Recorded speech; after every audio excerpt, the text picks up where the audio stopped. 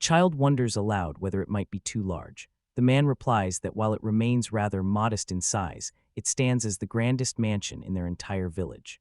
Never before had he encountered such a unique style, yet its construction was flawless. The servants gazed at the masterpiece before them, their faces glowing with delight. Witnessing this remarkable display of power, the hero realized his own worth. The sudden appearance of the building left everyone astonished. United, they set out to bring new prosperity to their village. Nearly a decade has passed since the hero left high school behind, leaving the quiet village for the bustling city. Each day now begins in packed, rattling train cars, pressed between strangers on the daily commute. Demands at work have only grown, swallowing up every spare moment and forcing all his free time to serve the endless cycle of responsibilities. Weekends bring no relief, and his cherished historical novels gather dust. Returning home, he reflects on the near miss with the last train. Noodles disappear bite by bite as a video plays in the background, yet the weariness of each day remains unchanged. Later, lying on the bed, a longing for the village idol stirs in his thoughts before sleep gently claims him. In the blink of an eye, his eyes fluttered open. Pillows cushioned him on an enormous bed, unfamiliar walls enclosing him in a mysterious room. An odd mix of sensations washed over him as he tried to make sense of his surroundings. Curiosity drew his attention to his hands, now noticeably smaller than before. Doubt crept in, had his entire body shrunk. Determined to uncover the truth, the hero moved to the window for a better look at his surroundings. The window offered a view of the house's courtyard, bordered neatly by a fence. At its center, a fountain stood quietly. Uncertainty clouded the hero's mind about his whereabouts, when suddenly someone addressed Mr. Van. At just 12 years old, Van's devoted maid warned him of the danger. Van listened, nodded his agreement, and offered a sincere apology. Taken aback, Till stood motionless, astonished by his unexpected response. The girl inquired gently whether the boy had truly forgotten all they once shared. Drawn to the garden outside, the boy found himself captivated by its enchanting scenery. Till watched with astonishment as Mr. Wang used such sophisticated words, remarkable for someone barely past his second birthday. Sitting on the bed, he realized he wasn't a toddler of 2, but a man nearly 30. The earlier words echoed in his mind, reminding him of his position as an employee at a Tokyo company. Confusion clouded his thoughts as he examined his body, bewildered by the strange situation unfolding around him. Confusion clouds his mind as he tries to grasp the origin of these newfound memories. Wondering if this truly is the same reincarnation, he hears the hero declare that she remains his maid. Relief and happiness light up the girl's face as she affirms her role. The boy introduced himself as Van Furcio. Till listened in awe as Mr. Van effortlessly pronounced the unfamiliar name, a testament to his remarkable intellect. Van revealed that his father, Chalpa, held the esteemed title of Marquis of Furcio, and that he shared his home with his brothers Marcia, Yardo, and Sesto. The girl found herself once more astonished. Though she had scarcely glimpsed Yardo and Sesto, Mr. Van already knew exactly who they were. Inside the grand dining hall of the Perdio family mansion, maids move briskly as they arrange the table and present an array of dishes for their distinguished master. Seated at the head of the long table is the family patriarch, Jalpa Pulati Ferdio, the Marquis himself, now in his 44th year. Close by, the eldest son, Marcia Alego Ferdio, observes the scene with the calm composure of a 14-year-old. Beside him sits Yardo Guy Ferdio, just 10, but already showing hints of determination beyond his years. Youngest among them, 8-year-old Sesto Air Ferdio clings to every detail with wide-eyed curiosity. Fascinated, they watch the maids skillfully cut, cool, and feed young Master Wang. Compliments flow easily as he eats his vegetables politely and sits still, not dropping a single morsel. The young hero manages everything admirably. Treated with the reverence reserved for a distinguished guest, he mistakenly believed he had wandered into a cabaret. In his mind, he was prepared to lavish 30,000 yen on each of them. Yet the moment called for restraint, and he knew he had to hold back his jokes. Memories from a previous life linger in his mind, even after his rebirth into this world.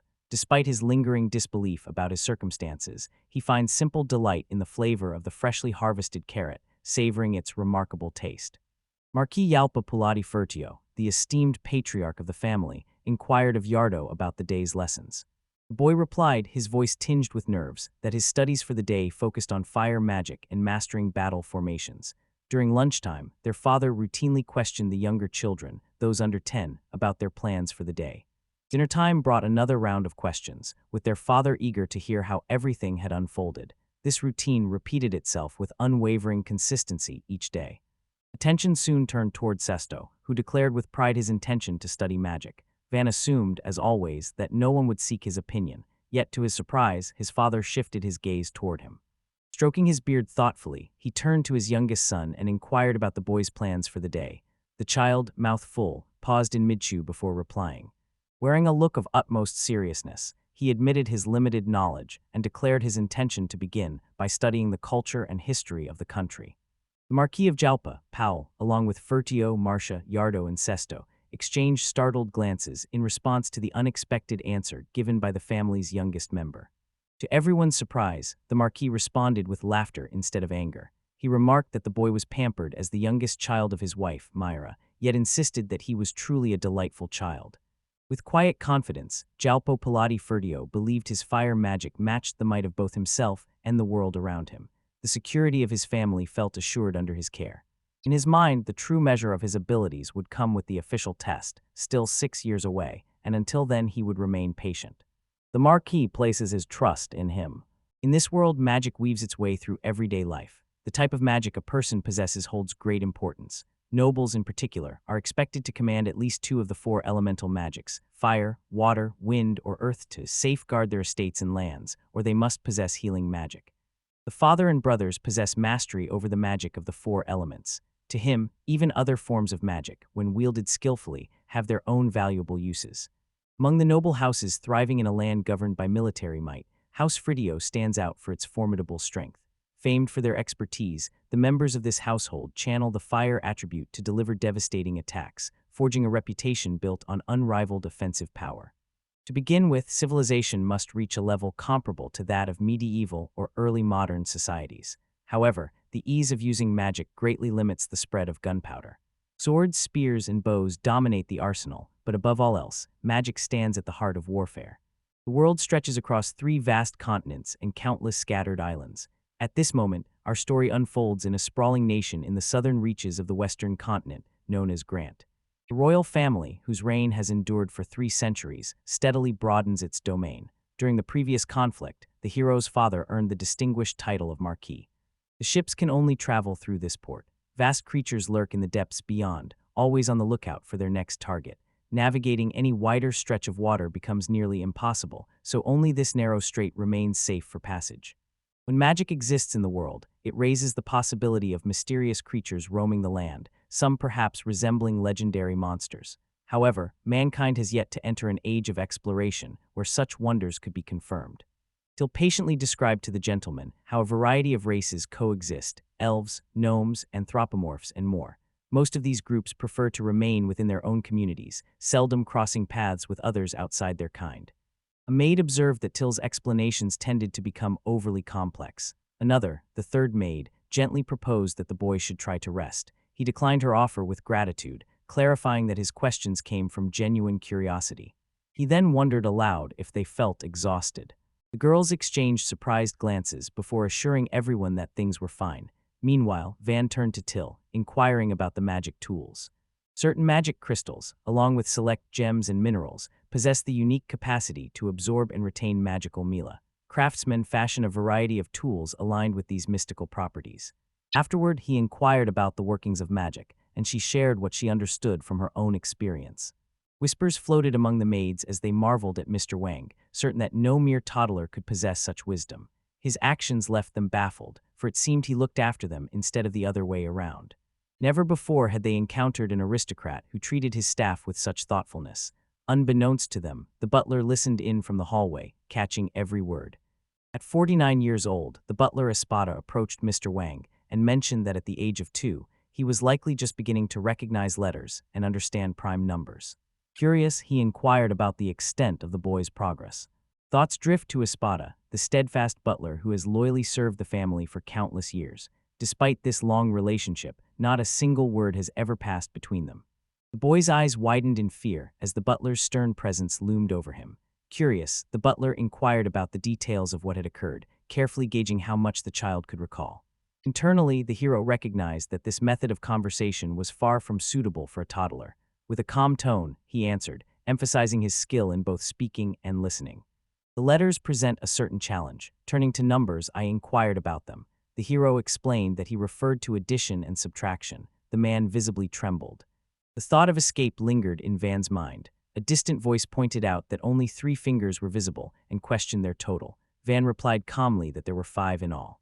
When asked about having 7 fingers across both hands but removing 2, the youth once again stated that 5 remained. The room grew heavy with silence until the butler quietly offered to study alongside him twice a week. A sense of torment weighed upon the protagonist. Lessons meant for much older minds overwhelmed the child. Flooded by an endless stream of information, these worries circled in the young one's thoughts. Despairs remained motionless, his face as unreadable as stone. Were he of a fiendish nature, one might mistake him for a Gallum or one of the undead. Undeterred, he endured the relentless torment of his lessons.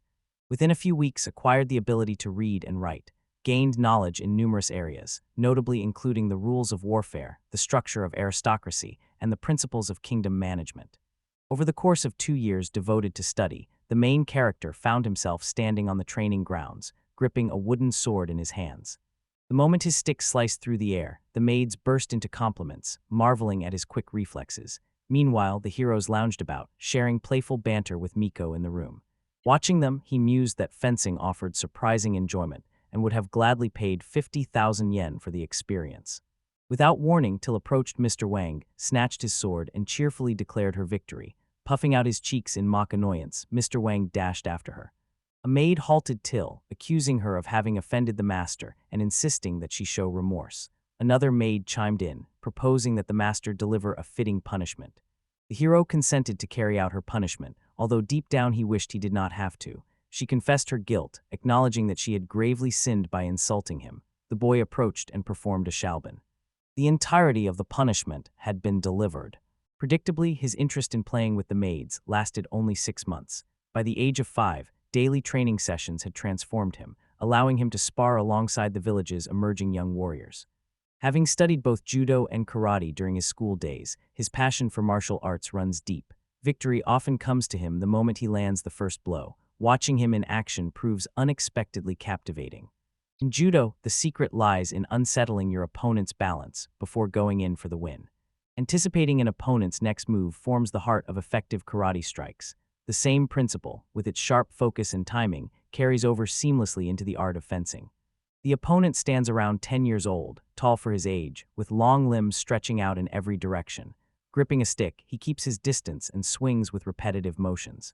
As a child, his attacks follow familiar patterns and reveal predictable habits in his movements. By carefully observing their actions time and again, victory becomes possible. With 3 decades of wisdom behind him, Van Won inspired joy and admiration in everyone as they celebrated the triumph of their hero. In contrast to Mr. Yardo and Sesto, conversation flows more naturally between him and the others. The two remain absorbed in their study of fire magic, showing little interest in fencing. Recently, Mr. Wang engaged him in a discussion, though someone couldn't help but find his behavior unusual. At 35, Dai, the vice chief of the knights, decided to pose a question to young Master Wang. The boy regarded the man before him as one of the Marquis family's most formidable figures. At the man's request, the boy held out his hands, uncertain of the purpose behind the command. Dai studied his own hands, noticing how smooth his skin felt, no calluses, only softness and well-kept nails. The gentleman's hands revealed a life untouched by hard labor. The young hero quietly promised that, once older, he would commit himself to more rigorous training. The man believed Wang had suffered defeat at the hands of his own students during their nighttime training, but evidence pointed to the contrary. The hero paused to reflect on how difficult studying could be. Resolving to work even harder whenever possible, he promised himself that his enthusiasm would not waver.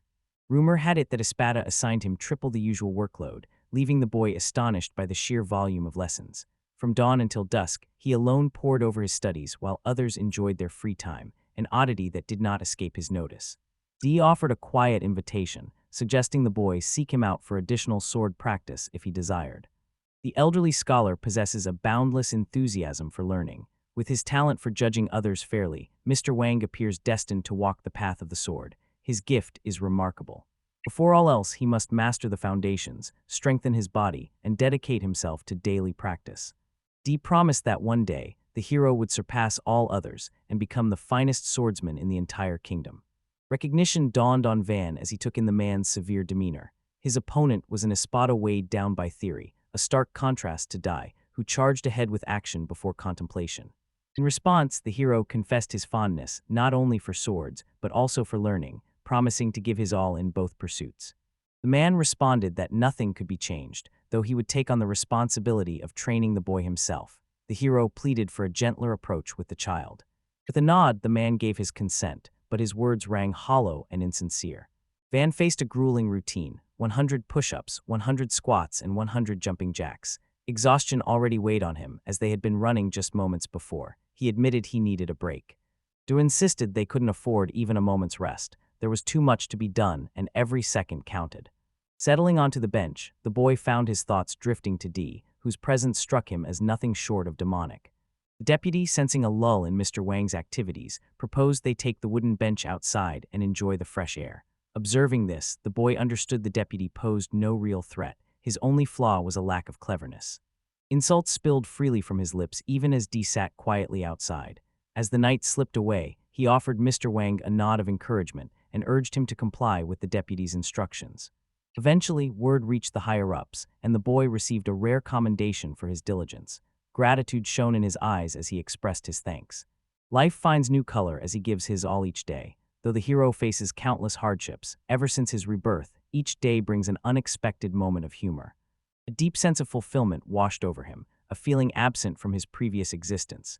In this world ruled by nobility, the hero set his sights on rising to the very top and savoring the happiness he once believed unattainable. 3 years slipped by, and for a long time, people hailed the hero as a child prodigy. Yet, whispers circulate. Some insist his reputation is undeserved and wonder if he feels any shame at falling so short. Gripping the sword tightly, Jalpopal Adafertio warned that unless the hero vanished from his family's life, he would have no choice but to eliminate him.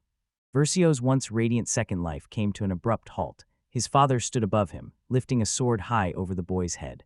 2 years earlier, when Mr. Wang was just 6, he rode in a carriage and gazed eagerly out the window. The endless stream of people outside fascinated him, their sheer numbers leaving him wide-eyed in awe. He watched them without the slightest hint of boredom. Suddenly, among the crowd, a knight led a man, capturing his full attention. A wave of sorrow washed over him, yet the sound of Till calling his name broke through his gloom. Recalling his wish to take a stroll, she brought up the idea and wondered aloud about their destination. The lively market soon became her suggestion. 6-year-old Van Ferdio carries remnants of another life within him. Reborn as the 4th son of a marquis, locals regard him as a prodigy. Each day unfolds with relentless lessons in both academics and swordsmanship, turning his childhood into a demanding routine.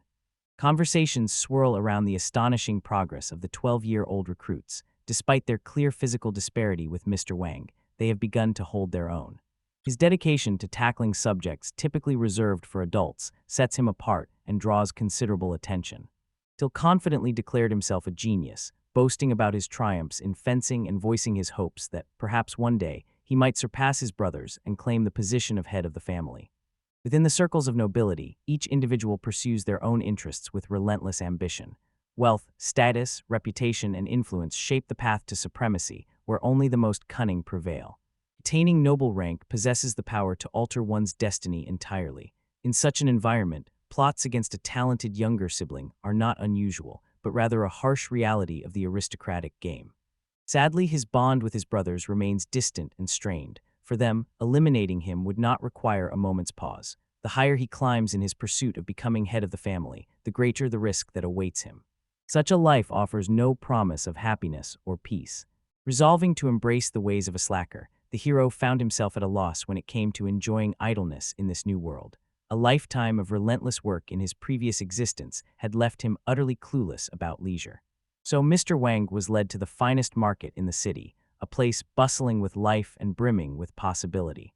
Shopping seemed like the logical first step. The market bustled with a lively crowd, weaving a tapestry of voices and colors. As the hero made his way through the busy stalls, 2 escorts moved beside him, watchful and attentive. The group arrived at Mary's Company, a business renowned for its branches scattered throughout the entire kingdom. The hero measured its size against that of a well-known American corporation. In the midst of his thoughts, a voice cut through the night, urging someone to move quickly. A young child stood there, eyes fixed on the stranger. Their intense gaze drew an edge to his voice as he demanded to know why he was the center of attention. Clearly, this situation was no spectacle meant for curious onlookers. The knights flanking him responded at once, hands flying to the hilts of their swords. A shiver ran through the man's body, betraying his unease. Wang stepped forward to halt their progress, turning to the man to inquire about the child's identity and the reason for his restraints. With a heavy heart, he explains that selling his son into servitude is the only way to relieve the crushing weight of his debts. This sacrifice, he believes, offers his child the best chance at a future. He'll clarify that the Servant Act recognized only two forms of servitude: labor imposed to repay debts and service required as punishment for a crime. Yet in reality, impoverished families had been forced for generations to sell their children into servitude, simply to survive. The man shifted the burden of death onto his own child, reshaping him into a mere servant. Wrapped in a dreadful appearance, the child moves in utter silence. In this world, such forms of service have grown so familiar that no one spares them a second glance. What once might have shocked the senses has now faded into the background of everyday life. In that instant, a woman emerged and inquired whether this was the Marquis's son, till nodded to confirm her suspicion. Displaying the hero's robe, she announced with admiration that this was none other than the renowned prodigy, Mr. Van Nefertio. Introducing herself as Rosalie, the girl welcomed him warmly to Mary's company. She assured him that whatever he might need, they would make all the necessary arrangements. Recognition dawned on the man as he grasped the boy's noble heritage, and a visible tremor ran through him. The hero guessed that fear of punishment for misusing the servant system weighed on the man's mind. Van addressed Rosalie, explaining that the visitor appeared intent on selling a child as a servant, and inquired about the price. The child accompanying the man seemed to be around 8 years old. Curious about magic, the girl inquired further. His response revealed that the boy possessed the abilities of a thief's magic. With a dismissive tone, she assessed his value at no more than 3 silver coins. Indicating a nearby shop, the man explained that each servant sold there could fetch over 5 silver coins. Those capable of working longer hours commanded even higher prices. Rosalie explained that any shop would only offer a price below the usual rate. For him, she would pay 3 silver coins. If he had been a girl, his value would have doubled. The reason was simple. A young boy was seen as being of little value and came with the added expense of upbringing. Darop Hard tumbled to the ground alongside the boy, grumbling about how he couldn't even squeeze any ordinary cash out of him. Ignoring all pleas, he hurled insults at his son, his words sharp and relentless. When others stepped forward to intervene, he barked at them to stay out of it, silencing their attempts to help. The girl warned the man to stop acting foolish, insisting that no one would want to buy him now. Doubts lingered in the air, as she hinted he might even be lying about the child.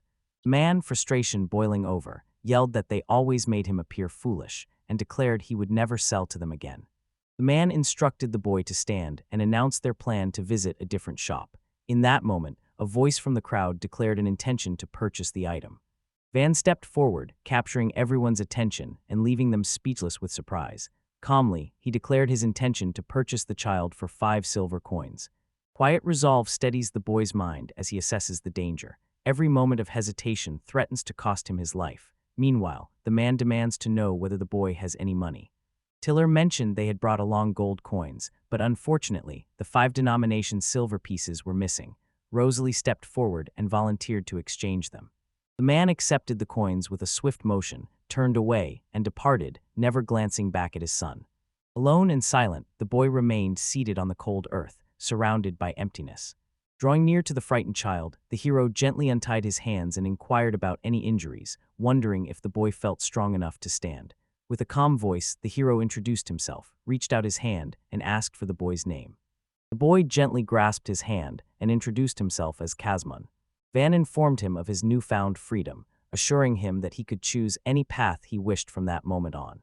Till inquired whether he had been purchased to serve. The reply came swiftly: no, that wasn't the case at all. Instead, he simply wanted to offer his assistance. In that moment, the hero recognized his own recklessness and admitted that someone like him should not be wandering the streets unattended. He proposed joining them on their return, confident that he would find tasks waiting for him at their destination. The knights remarked that Marquis was unlikely to let just anyone reside in the mansion unless it was in the capacity of a servant. The hero inquired whether everything met his expectations, and the child nodded in agreement.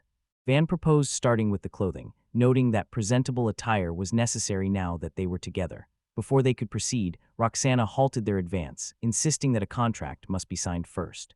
Extending her hand, she requested they do the same. Taking their hands in hers, she murmured an incantation, and the world around them shimmered with sudden light. Kazman revealed a mark on her skin. Curious, the hero inquired about its meaning. Calmly, she explained it signified a unique contract, one that would remain until the agreement was broken. As a contract mage, such marks defined her craft. For his first visit, she refused any payment, insisting it was on the house. Grateful yet uneasy, the hero expressed his thanks, but a sense of guilt lingered within him. Surprised by the aristocrat's gratitude, Roxana quickly regained her composure and invited them to browse the selection of clothes. The first order of business was to find clothes for Kazman. Taking the boy gently by the hand, the hero led him forward. Kazman's eyes widened in surprise at the gesture. Awkwardness colored the boy's cheeks as he found himself in an entirely new situation for the very first time. The woman commended the boy, clearly impressed by his thoughtful selection. In turn, the hero inquired which outfit she would find most comfortable if she were in his place. With a gentle smile, she replied that the one before them was crafted from excellent fabric. Roxana recommended a particularly popular servant's uniform, but the hero firmly declined, making it clear he had no intention of resembling a servant. Recognizing his feelings, she nodded in agreement. After that, they would likely select some underwear and a pair of shoes. Grateful, the girl expressed her thanks and mentioned they had shoes that matched his outfit perfectly. As these events unfolded, the boy reflected on the unpredictability of the day. On his very first outing, he had already purchased a servant. At last, a sense of calm settled in, bringing everything back to normal. Kazman stepped into the room and announced his search for someone to take the place of the Knights of D without hesitation. The hero passed him the liver, quietly requesting that he claim not to have seen him. The boy shook his head, a hint of suspicion in his eyes, as if he already saw through the deception. Van observed the boy's bare hands and inquired about the absence of gloves. The boy simply responded that he had no use for them. This led the hero to suspect that once she appeared, the boy's reaction would probably not be one of delight. Munching on the cookie, Kazman explained that it symbolized a bond with him, so there was no harm in letting others notice. Van, however, felt uneasy about making it so obvious. Meanwhile, the boy mentioned that he was wearing fingerless gloves. Resolving to wear it regardless, the servant moved with quiet determination. A voice called out D had arrived. Despite being told the master was absent, D remained unconvinced, having seen a witness enter the room only moments before. Doubt crept in, unsettling him as he questioned whether his feelings for the master were nothing more than a fleeting illusion. Noticing a dusting of crumbs scattered across the boy's cheek, the man inquired how they had gotten there. With swift movements, the boy brushed them away and, feigning innocence, wondered aloud what crumbs the man could possibly mean. Dai raised his voice, declaring that he had offered a bribe and demanding that his orders no longer be disregarded. In response, Kessman calmly affirmed his loyalty, stating he served Master Wang. The deputy acknowledged the bravery it took to speak so frankly. As a result, he offered to become his instructor in place of Mr. Wang, suggesting this was an honor he should appreciate. Seizing the boy's hand, he hurriedly led him forward. From the doorway, the hero watched and, with a hint of amusement, referred to his companion as a pitiable soul. Driven by the hope of blending in, he intentionally adopted a lazy demeanor, aiming to be seen as just another ordinary child rather than a prodigy. Whenever Kazmine showed signs of weariness, he quietly stepped in to take his place. Conversations buzz around the news of Mr. Wang turning 8, signaling that his magic test approaches. Known as a child prodigy, his potential draws eager anticipation for the outcome. Among the crowd, a boy voices his hope for Mr. Wang to rise as a lord, appreciating his kindness and frequent visits to their community. Ferdio's lineage brims with the power of fire and wind elemental magic. His sons wield these forces with confidence, and everyone is convinced that fire magic runs through Ferdio's as well. From the center of the room, a voice rises, declaring an inability to command any of the elements. His fathers and brothers gazes burn with disappointment as they see that Wang lacks even a trace of the 4 elements. Gifted with production magic, he became the target of his brother's ridicule. The ability to conjure objects from thin air, though intriguing, carried a reputation as one of the least impressive forms of magic. Magic, often referred to as alchemy, allows one to gather materials such as iron and copper and mold them into a desired form through focused imagination. Swords and accessories emerge from this process, yet crafting anything large surpasses the limits of this magical art. Fashioning weapons disguised as jewelry demands a significant amount of magical energy. In contrast, ordinary craftsmen and inventors can craft their creations effortlessly, relying on skill rather than mystical power. For 2 years, every effort focused on earning the title of child prodigy and avoiding any danger from his brothers. Yet the results of this test brought an unexpected twist. His thoughts linger on the possibility of magic tied to the 4 elements, or perhaps healing magic that aristocrats often possess. Within the Ferdio family, those who wield fire magic are held in especially high regard. The firstborn Marcia inherited the wind element from his maternal grandmother. Driven by ambition, he dedicates himself entirely to becoming the next head of the family. While the wind element is respected among aristocrats, the second and third brothers, both gifted with the more prestigious fire element, look down on Marcia and often ridicule him. Within the world of nobles, the specific type of magic one possesses holds immense significance. Van's father never regarded him as a prodigy. Both he and his wife Myra command the element of fire, yet their youngest child arrived with the gift of production magic, a source of quiet bewilderment for the family. Born at the cost of his mother's life, whose fragile body concealed remarkable magical powers, he inherited the weight of his father's expectations. As conversations faded among the group, the focus shifted. The leader urged everyone to ready their weapons and press on. Drawing his sword with a calm resolve, he remarked that no one should have ever expected something grand from him in the first place. Within the Marquis family, children gifted with production magic found themselves without a place or purpose. Steel sliced through the air as the man brought down his sword. With a sneer, he questioned whether the man felt any shame in being such a failure. Remaining with his family was no longer an option. If he didn't vanish voluntarily, removal would be forced upon him. The cold steel of the man's sword cut through the tension as he raised it to strike. The sight left Van stunned, uncertainty rooting him to the spot while his mind raced for a solution. Marcia quickly stepped in front of the boy, shielding him with her own body. The father inquired about the situation, and the young man explained that a certain area on their family's land posed challenges for development due to its isolated position in a distant village. The young man proposed entrusting her care to Van. At first, around 100 people lived there. Rather than making goods, they relied on the rich resources found among the Wolfbergs in the north. The village lies nestled beside the county of Ferdinand, while on its opposite flank stretches the hostile kingdom of Aranat. Though a considerable distance separates them, a fortress stands on that border, serving as a crucial defensive outpost. In essence, the village finds itself in a position to serve as a staging ground for expeditions into the territories governed by Count Ferdinand. The land came into his possession when he was granted the title of Marquis, and since then, Count Ferdinand, whose own holdings had been diminished, frequently dispatches his knights to conduct raids there. In other words, if Wang is stationed in this village, assigning knights to his county would pose no problem. The recently gained territory, however, remains uncertain in its allegiance to their family, especially if someone from the Marquis family is appointed there. Van's father declared that one day, Van would take charge of the village, free to depart the moment he felt prepared. True to her nature, Marcia met his expectations flawlessly. With newfound purpose for what once seemed worthless, the man departed. Meanwhile, the hero shifted his attention to his brother. Dropping to one knee, he offered a sincere apology to the younger companion. The constant demands from his father and brothers weighed heavily on him, all because he bore the wind element. For him, facing such a careless suggestion proved even more challenging. Taking offense in this situation seemed entirely justified. According to Wang, his brother's timely intervention had saved him. Without that help, he faced a grim fate, death, imprisonment, or perhaps something even more dreadful. He might have lost his tongue and been sold into servitude. Even in the bleakest moments, he refused to squander the chance his brother had entrusted to him. Marcia remarked on Van's brilliance, acknowledging his true genius. Curiosity flickered within him as he considered where the boy could have picked up such knowledge. The youngster's thoughts ran with a maturity that surpassed his own, revealing depths he had not anticipated. For quite some time, Espada had contented himself with boasting about his own achievements. The Marquis, intent on dispatching him to the border, will one day mourn that decision. Though Marcia's abilities are limited, she remains determined to do all she can. Hoping to offer even the smallest bit of support to the hero, the boy reached out his hand to his brother. Van responded with a gentle smile. With gratitude in his eyes, he offered his brother a warm thank you before clasping his hand in a firm handshake.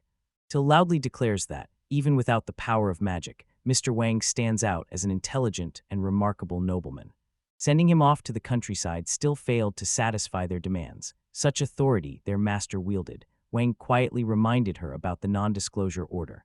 In spite of everything, anticipation for his departure now stirred within him. A sudden insight struck the boy. Beyond the confines of rigid aristocratic rules, a world of freedom awaited him. Thoughts often drift toward his future and the choices that await him. Holding the title of village owner may not demand any remarkable feats, and plenty of empty hours might stretch ahead. Determined to transform the village into a haven of comfort and happiness, he braced himself for a whirlwind of new responsibilities ahead. Beneath their lofty airs and grand speeches, aristocrats reveal themselves as remarkably ordinary. When confronted with real danger, they turn cowardly and swiftly submit to the demands of those in power, abandoning the needs and safety of the people without a second thought. A scar-faced man quietly discussed the arrangements for an escort assigned to a young nobleman. Some saw him as a decent fellow, while others suspected he was a stubborn noble who looked down on their sort. The girl explained that this was the common perception of adventurers. Still, they moved forward with the task. The man explained they accepted because remaining in the duchy left them few alternatives. Wang stepped forward, offering a warm greeting and expressing his gratitude for their company. Approaching the boy, the man with the scar gave his head a quick scratch and offered a warm greeting. The hero, eyes wide with admiration, remarked on how powerful the man appeared. Resembling a seasoned war hero, he carried a massive, unwieldy weapon that looked almost too heavy to lift. When asked about it, the man affirmed that such weight signified power. The greater the heft, the more formidable the weapon. The other adventurers gradually struck up conversations with the boy, laughter spreading as they enjoyed each other's company. Once the scale tipped to the left, the chief adventurer paused in contemplation.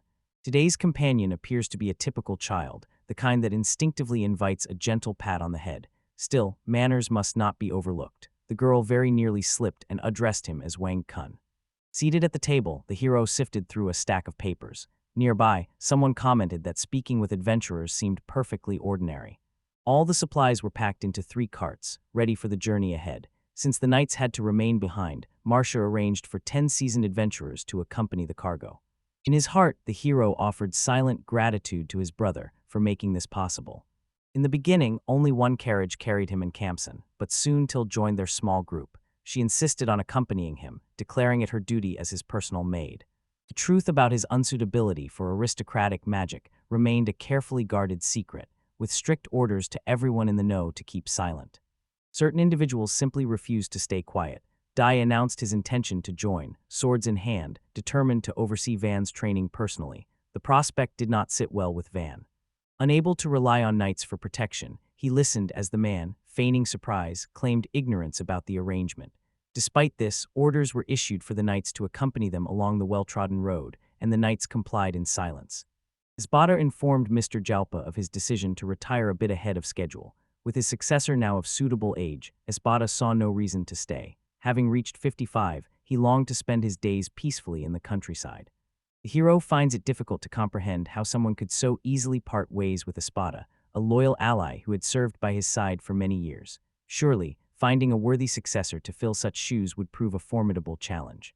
Climbing into the carriage, the man remarked that time would tell if he could glean any wisdom from the young gentleman, even at this stage in life. Silently, the boy wished he would hold his tongue.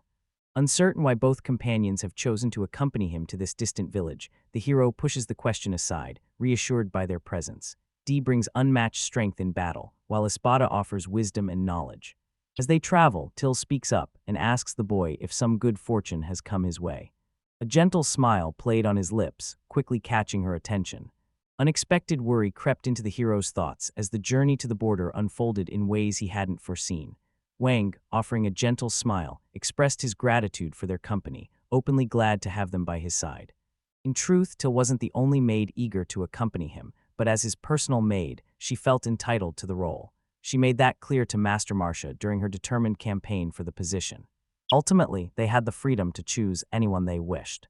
Mr. Marcia's days brim with obligations, leaving no spare moment for idle conversations with the maids. In contrast, Mr. Yardo and Mr. Sesto show little interest in the maids at all, yet Mr. Wang stands apart from the others, welcomes them warmly, offers treats on occasion, and lends a hand with tidying up. Swordplay became a shared pastime between them, forging a bond beyond mere training. The affection from all the maids fills his days with warmth and admiration. Van explained that the same offer extended to Casman. If he wasn't comfortable, he could remain behind. The service agreement was flexible, open to termination or alteration. Marcia could be asked to care for him if necessary. Camin declared his unwavering commitment, vowing to devote his entire existence to him and to remain a loyal and honest servant for all his days. Awkwardness settled over the hero as he tried to make sense of the conversation, wondering aloud if the other truly held such strong feelings. A sincere confession followed, affection and admiration poured out without hesitation. Crimson flooded the hero's cheeks, betraying the depth of his embarrassment. The carriage bears no trace of the Marquis family's coat of arms, a deliberate choice by the father, who wishes to conceal his departure from prying eyes. For now, he must act as if the carriage belongs to no one of importance. Over the past 2 years, the city had become a familiar place to him, making the departure feel bittersweet. As he prepared to leave, the daughter of a guard named Mr. Wang approached and offered a greeting. Curiosity shone in her eyes as she inquired about his destination. He felt a pang of confusion, unsure how she had learned of his plans. With a subtle gesture, her finger directed attention toward the carts marked with signs indicating Mr. Wang's departure. Mr. D issued this directive, believing it was disheartening for them to slip away like fugitives beneath the cover of night. Wanting to face their departure openly, he chose to inform everyone in the vicinity. Meanwhile, the hero recalled his father's caution to keep their leave a secret. It seemed likely that D remained unaware of this instruction. Most likely he dozes in the carriage at this very moment, unaware of the world passing by. Yet when he eventually awakens, news of the journey will reach him. Back then, Dai himself's voice rang out, announcing to all that the youngest son of Marquis Vinefurdio had departed. Realization settled over the boy. He needed to bring Mr. Van to a halt. Meanwhile, the townspeople slowly gathered around Mr. Van, their curiosity piqued as they inquired about his upcoming departure. The hero felt a quiet sense of delight at this unexpected show of interest.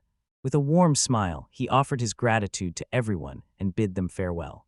Anxiety crept in, far stronger than he had anticipated. The farewell lingered with an unexpected heaviness, sorrow weaving through each moment. A gentle hand offered him a handkerchief, a small comfort amid the sadness. Tears streamed down Till's face as she sobbed uncontrollably. A skewer of sizzling fried meat was handed to the hero. Midway through the journey, he established his very first campsite, excluding the nights spent asleep in the familiar comfort of his car back in his own world.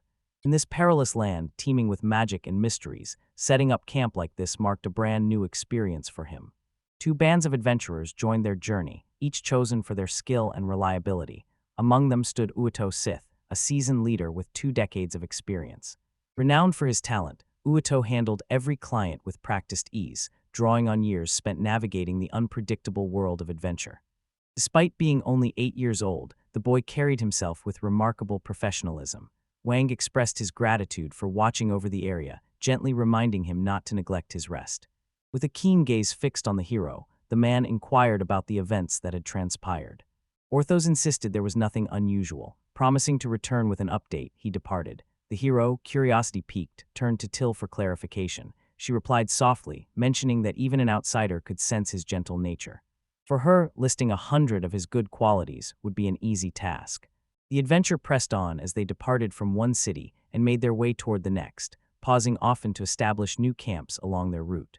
4 cities, both bustling hubs and quiet towns, awaited his arrival, but the weight of their luggage turned each journey into a slow, deliberate trek.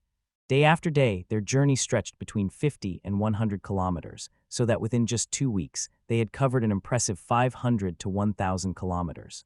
The sheer size of the Marquis' domain became strikingly clear. In comparison, such a distance in Japan would have meant passing through 3 or 4 prefectures, though the exact number remained uncertain. Till mentioned their arrival was imminent. The situation resembled a department head transitioning into a new division, with all eyes watching. Making a strong first impression became crucial. Without warning, the carriage jerked to a halt. Till leaned forward, peering outside to find out what had caused the sudden stop. According to the coachman, it appeared the village had fallen victim to an attack. Signs of destruction marked the village, revealing the aftermath of a sudden attack. The heroes stand frozen, disbelief and alarm etched across their faces. The group stepped down from the carriages and gathered in a loose circle, exchanging thoughts about their next course of action. Bands of marauders or ex-mercenaries often threatened the area, their existence a simple matter of survival. One side or the other must prevail. Over time, the rhythms of conflict became familiar, battles no longer foreign. A wooden fence encircled the sizable village, but its protection proved meager when faced with a volley of arrows. At the village entrance, warriors clad in sturdy armor stand in a resolute formation, forming a solid wall of defense. Positioned just behind them, magicians prepare their spells in silence. Within the village, the residents brace themselves, determined to shield their home from within, much like a turtle retreating into its shell for protection. Dai seeks the Lord's approval to enter the fray. Joined in purpose, they are certain to devise a plan.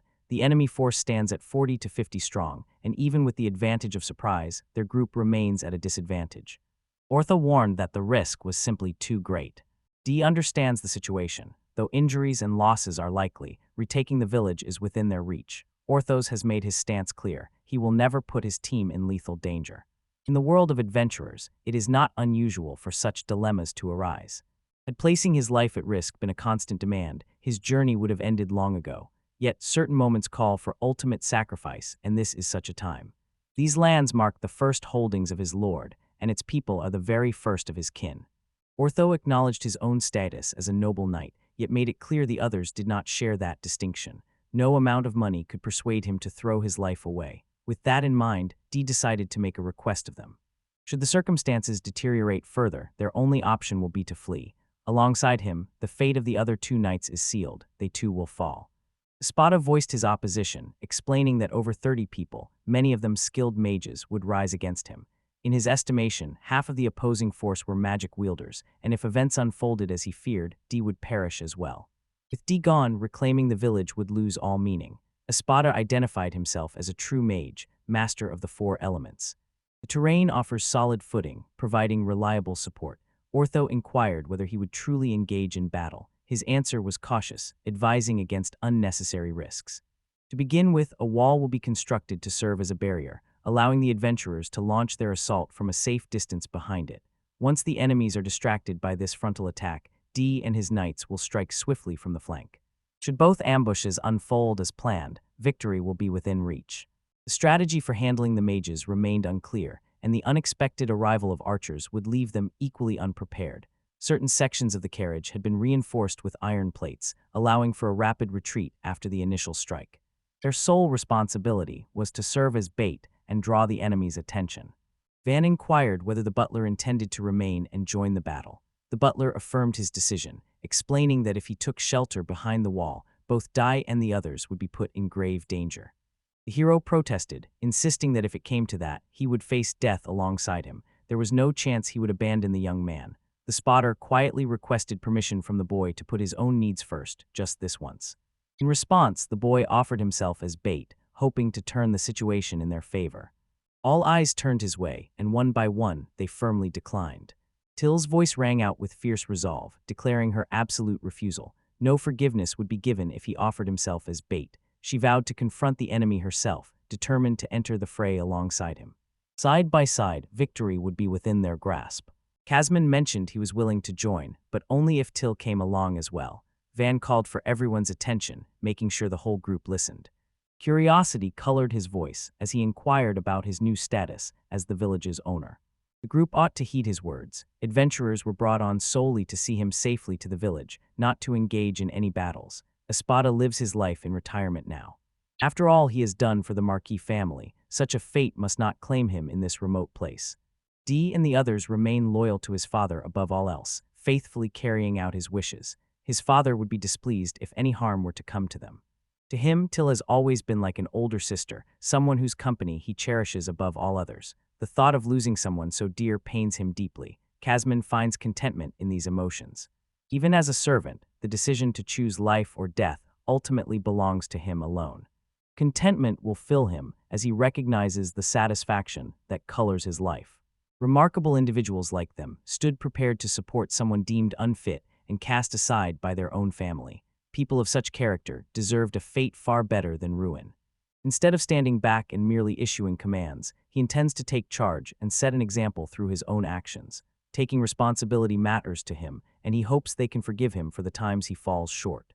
The initial plan involves advancing in the carriage, while attackers strike from multiple directions. Directing all efforts into long-range assaults would serve no purpose. Should every attempt fail, the only option left will be to escape. His life could be taken, his body abandoned, and it would not matter. Unfamiliar with their names, they will leave the Marquis undisturbed. Suddenly, an unexpected presence emerged at someone's side. Orthohabilis Hela Siri, known as Alburbhafin, declared that this occasion would demand a true test of courage. Only this time, their lives would hang in the balance. With unwavering determination, the child offered up his own life as a sacrifice.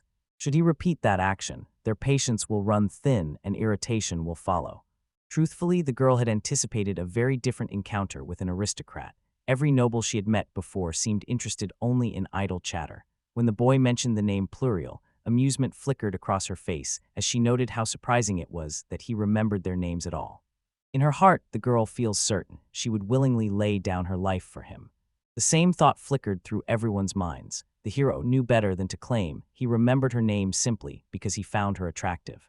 Beneath the flattened roof, the men declared themselves noble knights in service to the Marquis. Their loyalty to Lord Wang equaled devotion to the future successor. From that moment, they vowed to shield him with the same dedication reserved for safeguarding the family's destiny.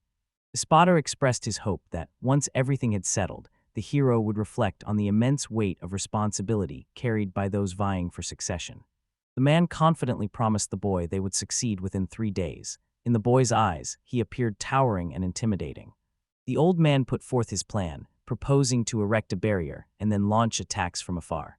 D leads his knights to strike from the left flank, while Orto's team advances from the right. Everyone capable of holding their ground will stay behind to defend this position. The knights charged forward, their weapons drawn for battle. Espada swiftly raised his hands, summoning a sturdy barrier to shield against their oncoming assault. The adventurers gaze at the unfolding scene, their faces etched with disbelief and astonishment. Surprise flashes across their faces as they realize sturdy walls have already taken shape.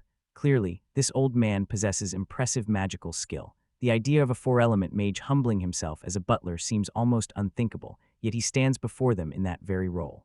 The man inquired about Ortha's decision to risk everything, pointing out that he could have simply turned down the young noble's request. Ortha replied that he still had much to accomplish and greatness to achieve. It was not yet his time to die. Given the choice, he would gladly crown him king. The past 2 weeks have entirely transformed his perspective on adventurers. The existence of such individuals among the aristocrats had never crossed his mind. Over time, Mr. Wang had become a familiar presence in his life, someone dependable whenever the master faced difficulties. Yet in that moment, uncertainty clouded his understanding. The master of the small village appeared to be a challenging charge to protect, yet he never hesitated to risk his life in fulfilling his responsibilities. His devotion extended beyond the land and its people, reaching the knights, the maid, the servant, and even safeguarding the lives of the aristocrats. A strategy unfolded in which everyone would survive, except for the 8-year-old child who would face death. Ortho regarded the hero with a look of bewilderment, finding his actions truly unusual, almost beyond understanding. Arms outstretched, till Casman pulled the hero into a warm embrace. Tears streamed down the girl's face as she insisted that everything was fine. The young man replied that if death was near, he would rather shield her and accept his fate. A deep sadness shadowed the hero's expression. To him, these companions felt more like true family than his own blood ever had. The boy gently patted their heads, his gaze filled with resolve as he mentioned the battle unfolding nearby.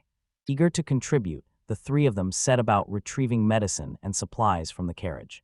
In the face of growing danger, reassurance came that help would be given. Till and Casman dried their tears and nodded in assent, their resolve quietly strengthening. The robbers relaxed, no longer watching their surroundings with sharp attention. In these tiny settlements, the absence of solid leadership allowed attacks like this to unfold swiftly.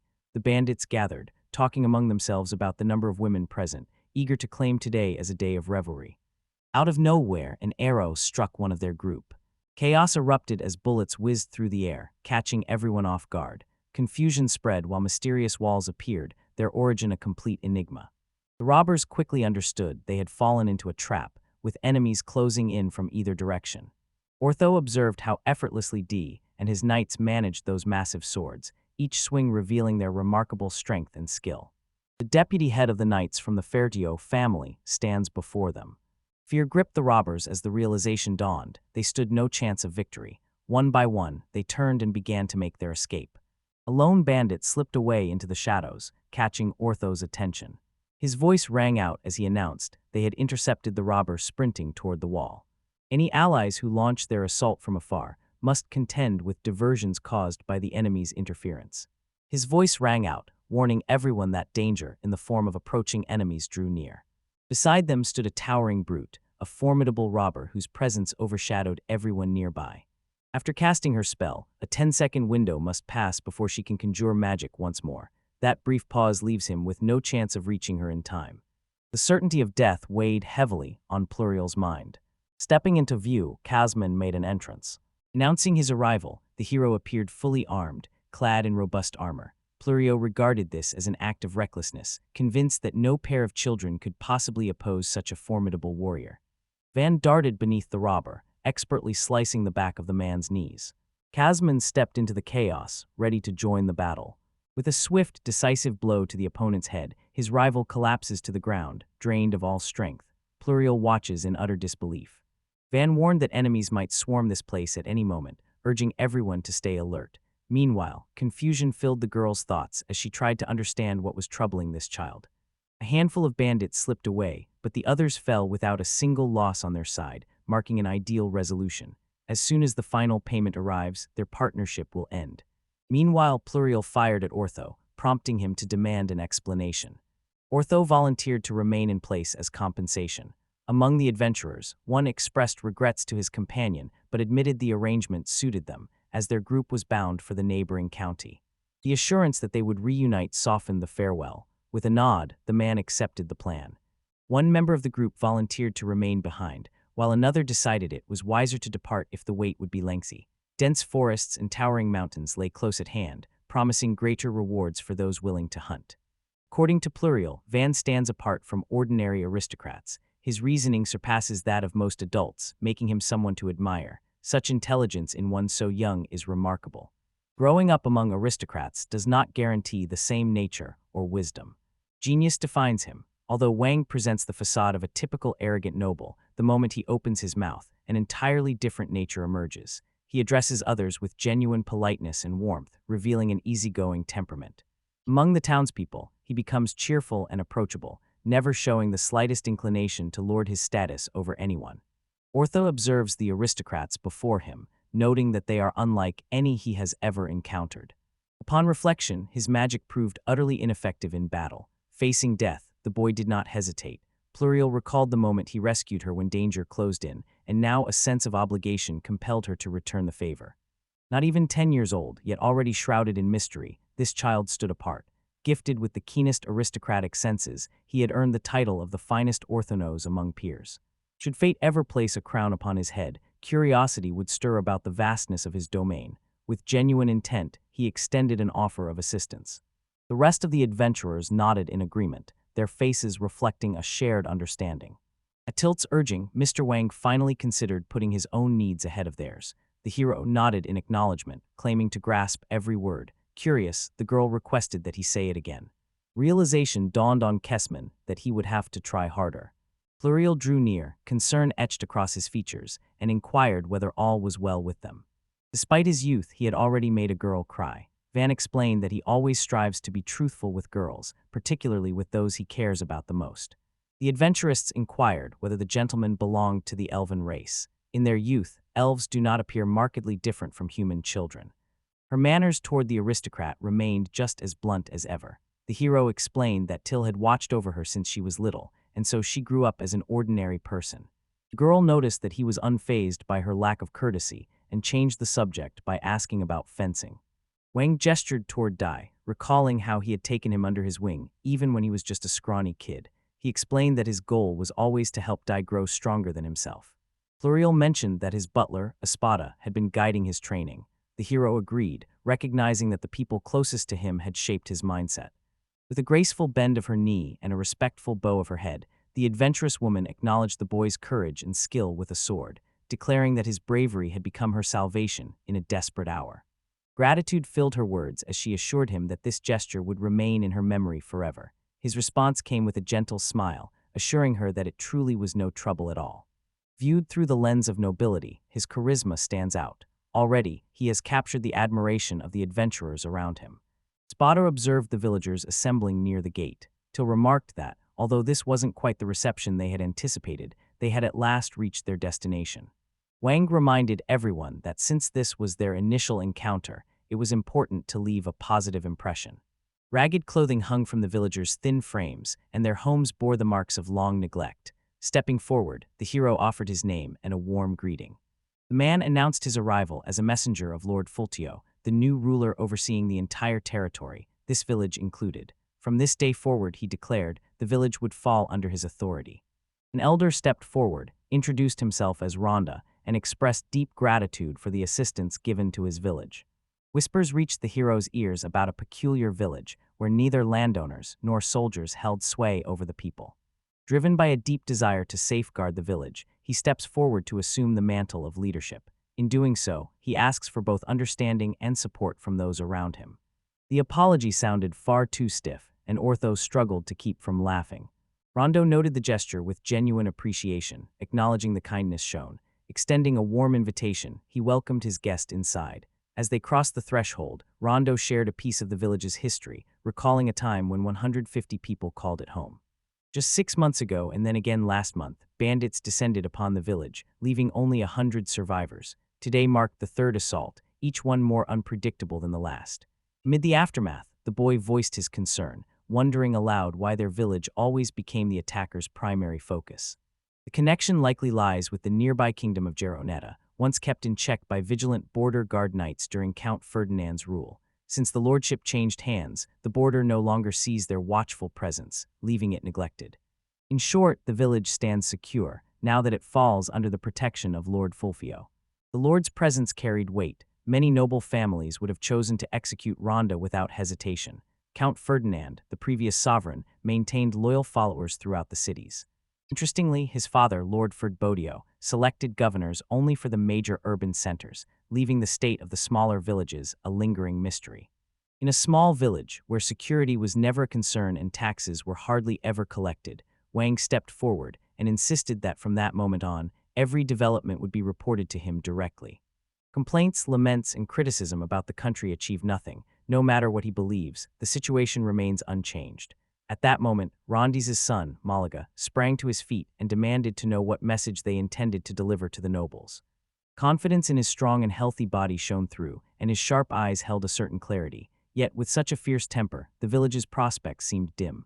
Quietly, the boy invited him to take a seat, stepping forward as the representative voice of the villagers.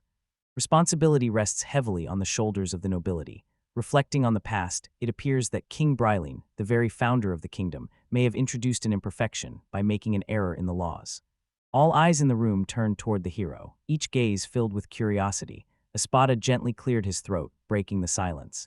Van realizes he faces no real danger, despite being destined to lead a village teetering on the edge of collapse. After all, this village is home to companions like them. Yet grumbling about the kingdom's laws and expectations leads nowhere. Instead, 3 concrete measures offer a way forward. The girl will soon be startled to learn that exactly 3 solutions exist for this dilemma. Begin by crafting something so indispensable that the kingdom cannot afford to overlook it. Next, secure a steady income through prestigious mercenary work. Finally, take charge of the village's restoration with your own hands. The girl admitted they had considered this option as well, but none of their ideas could be carried out without difficulty. Being situated in such an isolated area, any attempt to sell wood or stone faces insurmountable transportation expenses, erasing the prospect of profit. Moreover, with limited education among the villagers, crafting goods that could attract buyers proves a considerable challenge. In such a case, earning any profit would be impossible. As a result, rebuilding the village would serve no purpose. Despite this, they still made their way to the village. Aware of the challenges faced by the villagers, the hero arrived, well-educated and determined to pour every effort into protecting and growing the community. The room fell into a quiet hush. Sensing the moment, Espada stepped forward and politely introduced himself as the butler of House Ferdio. At the age of just 8, Master Wang was already handed the responsibility of overseeing the land. This remarkable feat led many to regard him as a prodigy. Though some believed his actions to be audacious, it was precisely this boldness that drew the deputy leader of the knightly order to form a genuine friendship with him. The villagers remained puzzled by the presence of such distinguished officials in their humble village, as if caught in a surreal dream. With curiosity tinged with skepticism, Malaga inquired whether their offer of help was genuine. When questioned about his mastery over the 4 elements, he calmly replied that he held none of them. As a result, they understood there would be no display of combat prowess from him. Gloom hung heavily over the residents. Wang stepped forward and suggested that their first priority should be to reinforce the walls, ensuring that no one would be able to breach them. The fence, though sturdy, is built from wood and therefore susceptible to fire, just like the houses nearby. Curious about the resilience of the stone, he questioned Espada, who explained that as long as the magic endures, the stone will stay solid. Once the enchantment fades, however, it will turn back into a simple clump of earth. The lumps can be used to reinforce the walls, regardless of their size. With a sense of assurance, he believes there will be enough time to build a sturdy barrier. A ditch would serve as an effective barrier against bandits. D assured everyone that handling this task was no problem for them, since digging trenches was already a familiar skill. The idea of setting traps was brought up, along with readying defenses from atop the wall. Bows and arrows would be useful, though stones might serve the villagers better due to their simplicity. The hero turned to Rhonda, asking her to assemble the villagers, so that together they could greet them and clearly lay out the plan. Standing tall before the gathered villagers, the hero announced that his words had reached their end. He promised to dedicate himself fully to the progress of the village and offered heartfelt gratitude for the unwavering support around him. Despite his youth, a formidable group of intelligent and powerful individuals stand behind him. Should bandits appear, they can unite to drive them away. Together, their determination will transform this place into a thriving village. Clad in formal attire, the hero now exuded the air of a seasoned politician. A resident approached the boy, ready to speak. Curious about the village tax, he inquired further. Up to this point, 30% of each harvest, along with monster hides and fangs, had to be handed over. The boy considered this demand excessive. In response, the rate was dropped to 10%, and if that still didn't cover the needs, he offered to make up the difference himself. Above all, maintaining a stable life is crucial. In some instances, individuals have resorted to selling their own children due to overwhelming debts. Easing their tax burden would likely bring them relief. The woman inquired whether it would be possible to place the nightly order. The hero calmly outlines the grim reality. Sending the message would require a full 2 weeks, with another week needed just to receive confirmation. 3 more weeks must pass for their plea to reach its destination under the cover of darkness. By then, any hope for timely assistance will have faded. Because of the vast distance, outside aid seems unlikely. A wave of discontent begins to ripple through the residents, their patience fraying as discouragement settles in. While the hero recognizes their frustration, the current reality is harsh. The Marquis lacks both the resources and the knights necessary to defend such a sprawling domain. Convincing any available knights would make little difference, as their numbers fall far short of what is required. A force of 200 men would be needed to provide effective protection. The costs would quickly add up. Food, horses, armor, and tools all demanded payment, while hiring mercenaries would prove even more expensive. At the hero's request, a spotted creature swiftly constructed a wall behind the old wooden fence. The townspeople looked on in astonishment, unable to hide their surprise. At this moment, their support is more crucial than ever. With their presence, the village not only stands a chance to endure, but also to emerge even stronger than before. With housing in short supply, they found themselves resting inside a wagon. Rhonda had hoped to offer his own house, but moving it onto the street simply wasn't possible. Until now, he had never found fault with possessing only production magic. Bitterness had never taken root in his heart. Life simply unfolded differently for those without elemental magic, and he had always accepted that fate. Despite his heartfelt efforts to reach out, distrust lingered in the villagers' eyes. Earning their confidence became essential if the village was to thrive and enjoy lasting happiness. Armed with his magic, he intends to shield the village and transform it into a welcoming home where everyone can thrive. Dee explains that self-defense alone isn't enough. The best scenario is to strike back when the enemy makes a move. Typically, defenders launch counterattacks from atop the high walls, firing magical arrows and bolts. Attacking from a lower wall, however, weakens their offensive capabilities. Rondo recalls how they once thrust their spears through openings in the forest fortress to strike at their foes. Dee observes that their adversaries now find themselves trapped in the same predicament, making it possible to pierce them with spears once more. Van brought up the idea of using a catapult. Espada calmly pointed out that catapults served as siege weapons and weren't suited for defensive tactics. Curiosity sparked. Rhonda inquired about the nature of a catapult. A catapult hurls massive boulders across the battlefield, although predicting their exact landing spot proves challenging, and reloading the machine demands significant time. Still, the imposing walls and lofty watchtowers of the fortress offer broad targets that crumble readily beneath such powerful strikes. Hurling a box packed with stones would greatly increase the area of destruction. Targeting the gate with such a weapon would make their assault far more powerful. By adding a bottle of oil and a torch to the mix, they could ignite the ground in an instant, intensifying the devastation. Spada inquired about the mastermind behind the creation of this mechanism. The hero confidently claimed responsibility, yet his companions remained skeptical, refusing to accept his claims about production magic. The true nature of his ability remains a mystery even to him. During his journey to the village, he practiced tirelessly, transforming stones, wood, and metal at will in an effort to gain control. The moment has now arrived to reveal the fruits of his dedicated training to everyone. The protagonist inquires whether it's now possible to take charge of the village, given that the rival group has already departed. He explained that his plans involved remaining in the village briefly, seeking to earn some money by hunting mythical beasts. He remarked on how spotless the place appeared.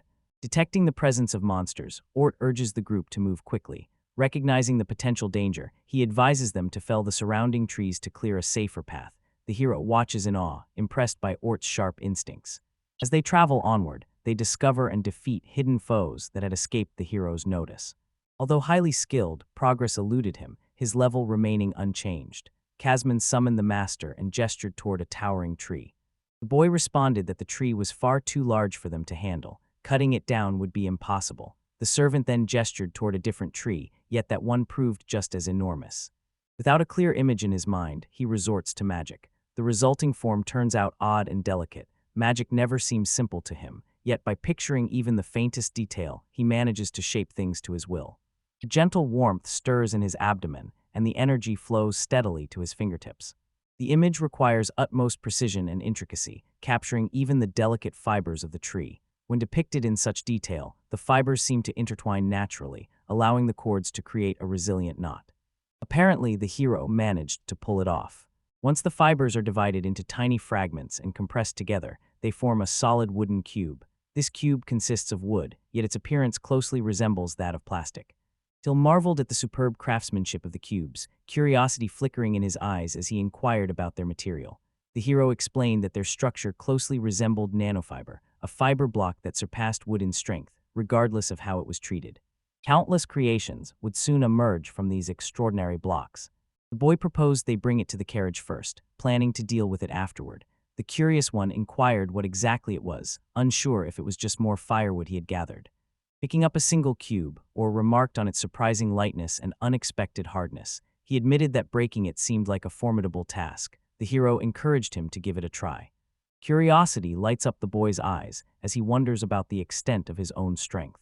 Drawing his sword with determination, the adventurer hurled the cube toward the stone with all his strength. The onlookers held their breath, their eyes fixed on the unfolding scene. The stone now bore a noticeable dent, while the cube itself showed only a faint scratch.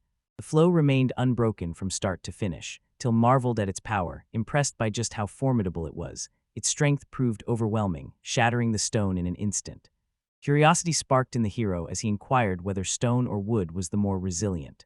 Werthow clarified, mentioning his earlier reference to stone shattering, yet this peculiar light block remained unscathed. Realizing its significance, the hero recognized he had just made an important discovery. As the carriage journey continued, Wang became aware that his magical energy had been depleted, a realization that carried weighty consequences. People often spoke of magic as something intricate yet guided by its own rules.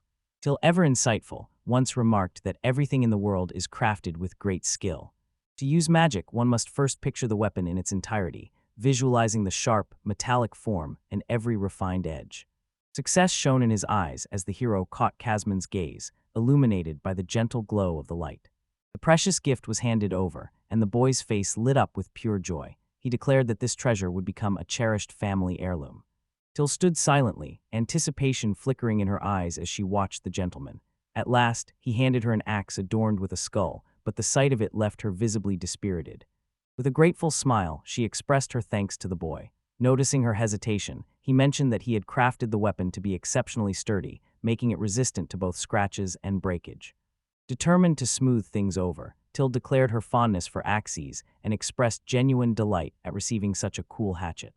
Relief washes over the boy as he sees her delight. In his thoughts, he offers a silent apology, promising to craft an ornament for her in the future. Though uncertain about the amount of magic power this would require, he wonders if the effort might refine his skills in production magic. Surveying the array of items he had crafted, the hero realized that each one held the potential for an unexpected use. At this location, construction of the wall commenced. Within half a day's time, its outline steadily became more defined. Ordo describes the butler as somewhat eccentric, yet undeniably a skilled mage. The hero feels pleased to see him regarded with the same respect as Espada. This mage not only excels as a butler, but also stood by the Marquis during challenging periods. The situation strikes the adventurer as unusual. Mages of such high caliber are typically recruited by the army. Among adventurers, someone with his abilities would surely belong to the highest ranks. Grateful for the decision to follow him, the hero admits that retirement had seemed certain, yet the pull of the future proved just as powerful as memories of the past. A wish lingers in his mind, hoping the spider enjoys a peaceful and happy old age. Espada stepped forward, standing by the Lord's side, remarking that he had witnessed his growth firsthand. With the mantle of Lord now upon him, he would need to shoulder every responsibility and bear the full weight that came with the title. Progress had stalled over the past 3 days. The focus now had to shift toward fortifying the village. Attention turned to reinforcing the gates, determined to make them stronger against any threat. The butler inquired whether the master could spare a moment to reinforce them. Without another word, he disappeared, only to reappear and offer his assistance with gathering the stones and stacking them into a neat pile. Van explained that his purpose for being here involved performing some kind of magic. The revelation caught Dai off guard, filling him with admiration for Van's abilities. Despite pouring his heart into every effort, magic remained beyond his reach. Observing closely, the boy recognized the material as wood and saw that shaping it followed the familiar methods used for crafting ordinary wooden blocks. The only source of concern was its heft. This factor would determine its effectiveness as a shield against their foes. At this moment, it represented their sole means of protection. The entire crowd stares in disbelief as the main character takes action, struggling to comprehend the scene unfolding before them. With a surge of power, the hero transformed the gate, which swelled to a massive size and now bore the grand coat of arms of the duchy. Amazement swept through the crowd as they gazed, mouths agape, at the magnificent sight. The boy requested Ortho to slice through the door with his sword, promising that success would bring restoration. With so much at stake, Ortho could not afford to hold back. The hero, eager to gauge the strength of the barrier, encouraged Ortho to unleash his full power. The adventurer launched the initial attack, breaking the silence with a decisive strike. Blow after relentless blow, he hammered on, forcing the others to shield their ears from the overpowering noise. The man came to an abrupt halt, frozen in disbelief. A faint scratch remained where he worked. Using wood proved less than ideal for this task. Curious onlookers often pressed him for his methods, puzzled by the toughness of the wood. A quiet sense of pride settled within him, knowing he had managed to offer his assistance, or at least he hoped he did. Morning light filtered through the carriage windows as the hero slowly awakened, surrounded by the gentle sway of the moving vehicle. The journey offered no luxury, forcing the travelers to rest in cramped spaces with nothing but a sleeping bag for comfort. Proper washing became a luxury they couldn't afford. Along the way, nights passed in camps or bundled up inside carts. Even after reaching the village, their carriage remained their only place to sleep. Once a nobleman, he now carried the spirit of an adventurer. As Till and Casman stepped out of the carriage, warm greetings were exchanged. While he manages to hold on, the others, including these two, are struggling far more. Fatigue weighs heavily on them, and their strength is nearly spent. This situation can't continue much longer. To defend the village, basic needs like food, clothing, and shelter must first be secured. With this in mind, the boy resolves to build a house. Casman received the command to fetch wooden blocks and nodded in agreement. Meanwhile, Rhonda glanced at the heap of stones, curiosity sparking in her eyes as she inquired about their purpose. Van expressed his intention to construct a house on this land and inquired about its safety, wondering if the location would be appropriate for such a purpose. The hero explained that this spot marked the heart of the village and that Van's mansion would fit perfectly in this location. A public square could easily be constructed nearby. During their leisure hours, organizing a festival becomes a possibility. His strength is undeniable, yet the question remains whether he can one day construct something more impressive than a simple house. Until Casman and Espada were settled in, and Dee along with the knights had suitable quarters, he focused on laying the support beams first. He planned to determine the final size later. Visualizing each beam as a wire pushed into the earth, he knew that thicker columns would offer greater stability. First come the floors and walls, laying the foundation for everything that follows. Only after that does the roof find its place. Interior partitions are added next. In his mind, the structure had felt manageable, but seeing it now, the sheer scale is striking. Every last block found its place, and the house now stands complete. Inside, a kitchen and a bathroom occupy one corner, a spacious bedroom stretches across another, and beside it lies a smaller room. Two tiny rooms remain, still waiting for purpose. Unless they are put to use, a certain spot might grow restless. For the time being, he will put up shutters on the windows. To learn more about quartz sand, you should consult the merchant. The hero inquired whether his size was excessive. One of the spotters commented that the building seemed too small. Yet, among all the homes in the neighborhood, this mansion was unmatched in size. Its appearance bore no trace of wood, instead boasting an impressive and elegant facade. Till found himself quietly admiring its grandeur. Casman remarked that Mr. Wang's sorcery rivaled the powers of royalty. Wang gently shook his head, conceding that magic held a certain fascination, yet his preference clearly leaned toward powerful offensive spells. The townspeople ought to feel as though their lord protects them with the strength of a stone fortress. Till confessed a preference for life in his city over the city ruled by Marquis Jalpa. To the hero, her words sounded guided entirely by personal sentiment. The spotter agreed that the hero's approach suits times of war, yet in peaceful days, people seek a leader dedicated to improving their everyday lives. No one comes to mind who could fill this role more fittingly than himself. Casman promised unwavering loyalty, vowing to follow him wherever he went. The hero managed a hesitant thank you, but before the moment could settle, a sudden shout pierced the air, questioning what was happening. With a calm assurance, the hero explained that the house before them was crafted with magic. The knight stood in stunned silence, astounded that just moments ago, nothing had stood on this very spot. According to Wang, gathering additional wood would allow them to construct homes for the entire group. At Dai's command, everyone hurried to haul wood, with carts at their disposal if needed. Every bundle had to arrive before noon. The knights sprang into action, their efficiency leaving the hero astonished. The familiar air of leisure had vanished, replaced by a brisk, determined energy.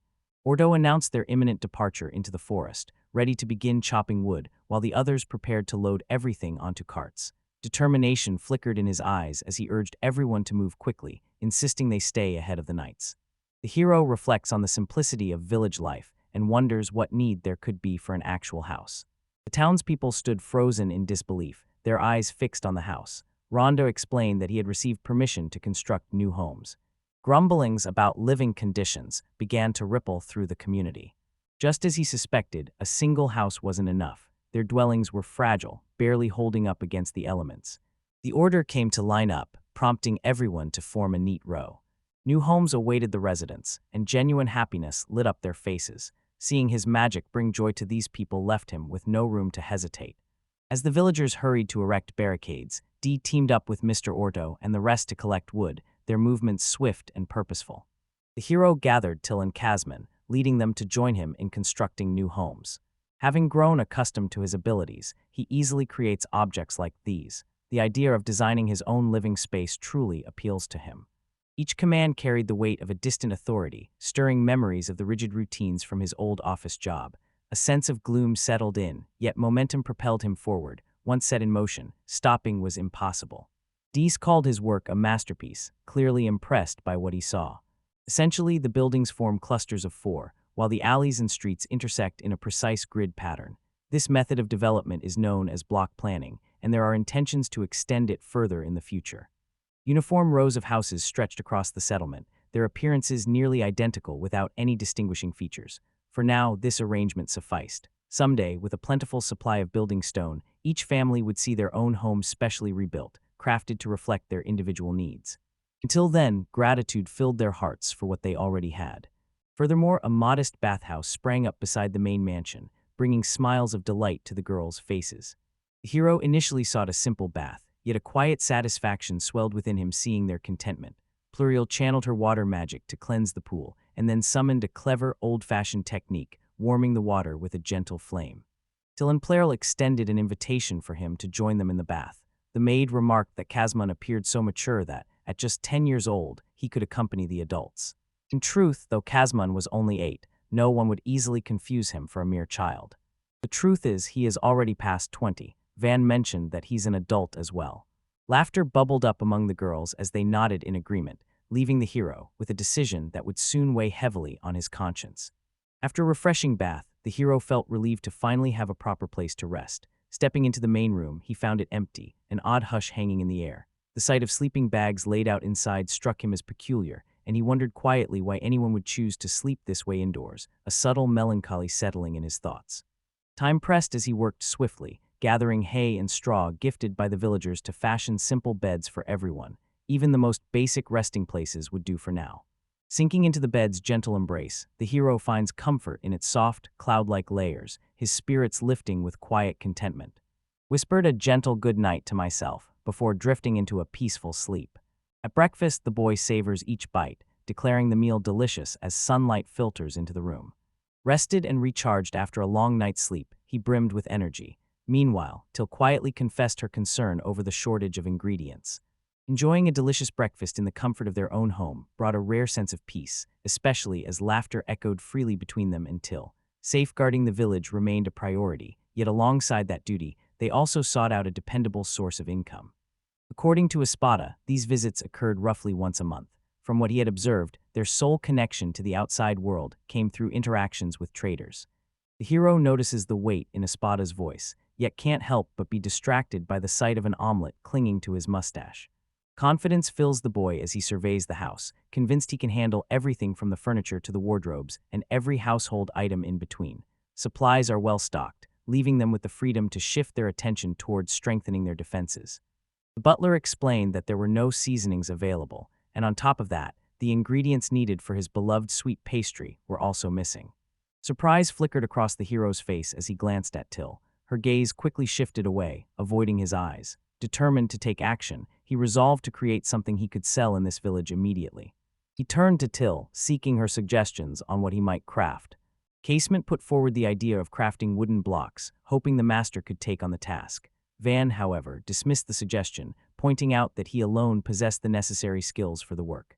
Undeterred, Till offered an alternative, venturing out on a hunt to gather useful materials. This proposal, too, failed to gain approval. Espada suggested selling the harvest as a potential solution. However, the unique circumstances of the village create obstacles, and such an approach would not generate immediate profits. A question arose regarding whether Mr. Wang had fallen in love. Kasara mentioned that he had already volunteered to test it and observe its function. Although assigned as a scout, his true expertise lay in disabling traps. Concern lingers in their minds, fearing that Mr. Wang's treasured gift might be damaged all too easily.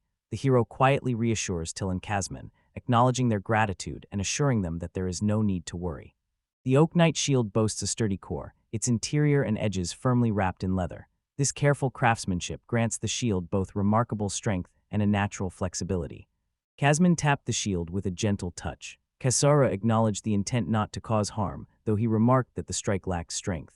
To everyone's astonishment, Kusa soared away from the protective shield, leaving those around him speechless with surprise.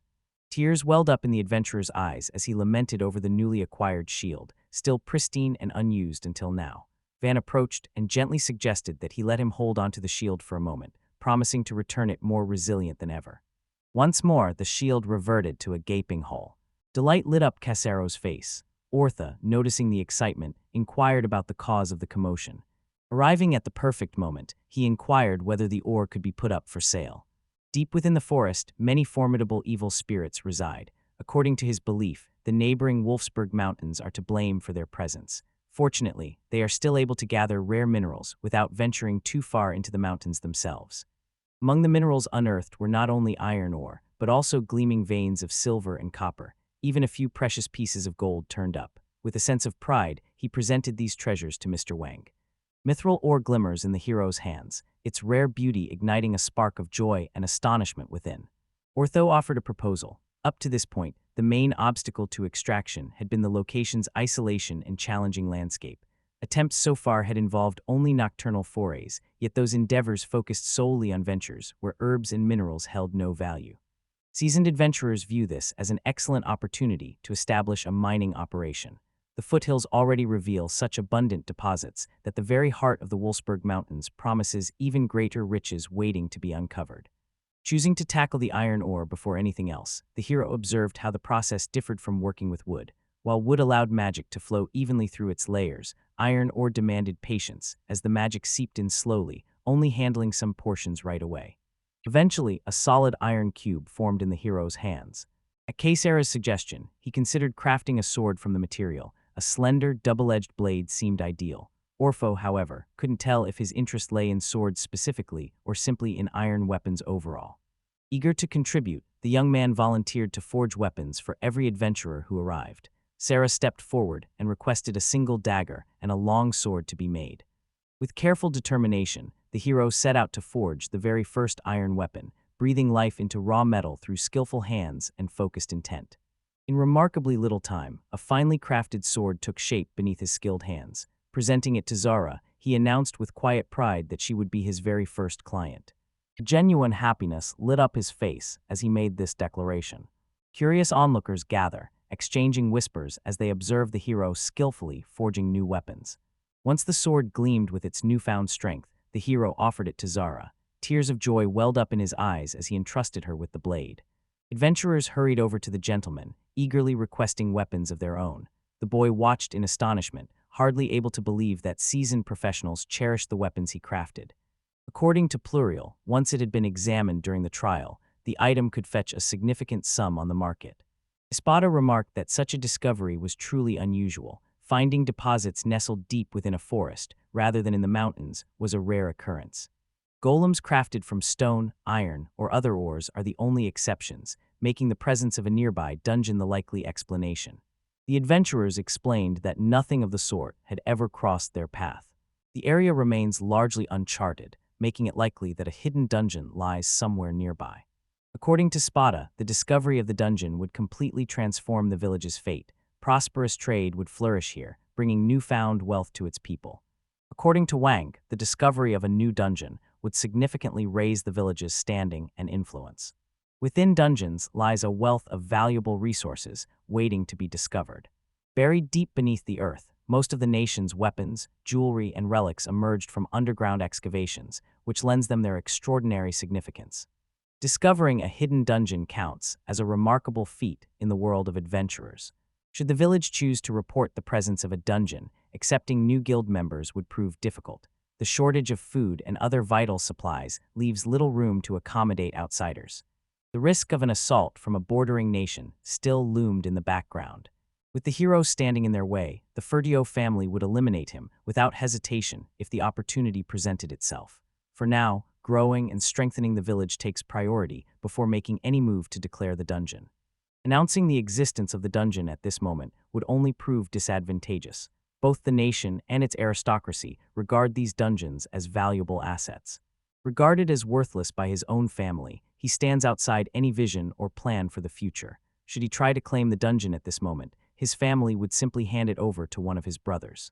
To prevent the village from slipping into someone else's hands, he decides that only strength will secure his claim. The housing situation remains under control. Attention now turns to securing funds and strengthening our defenses.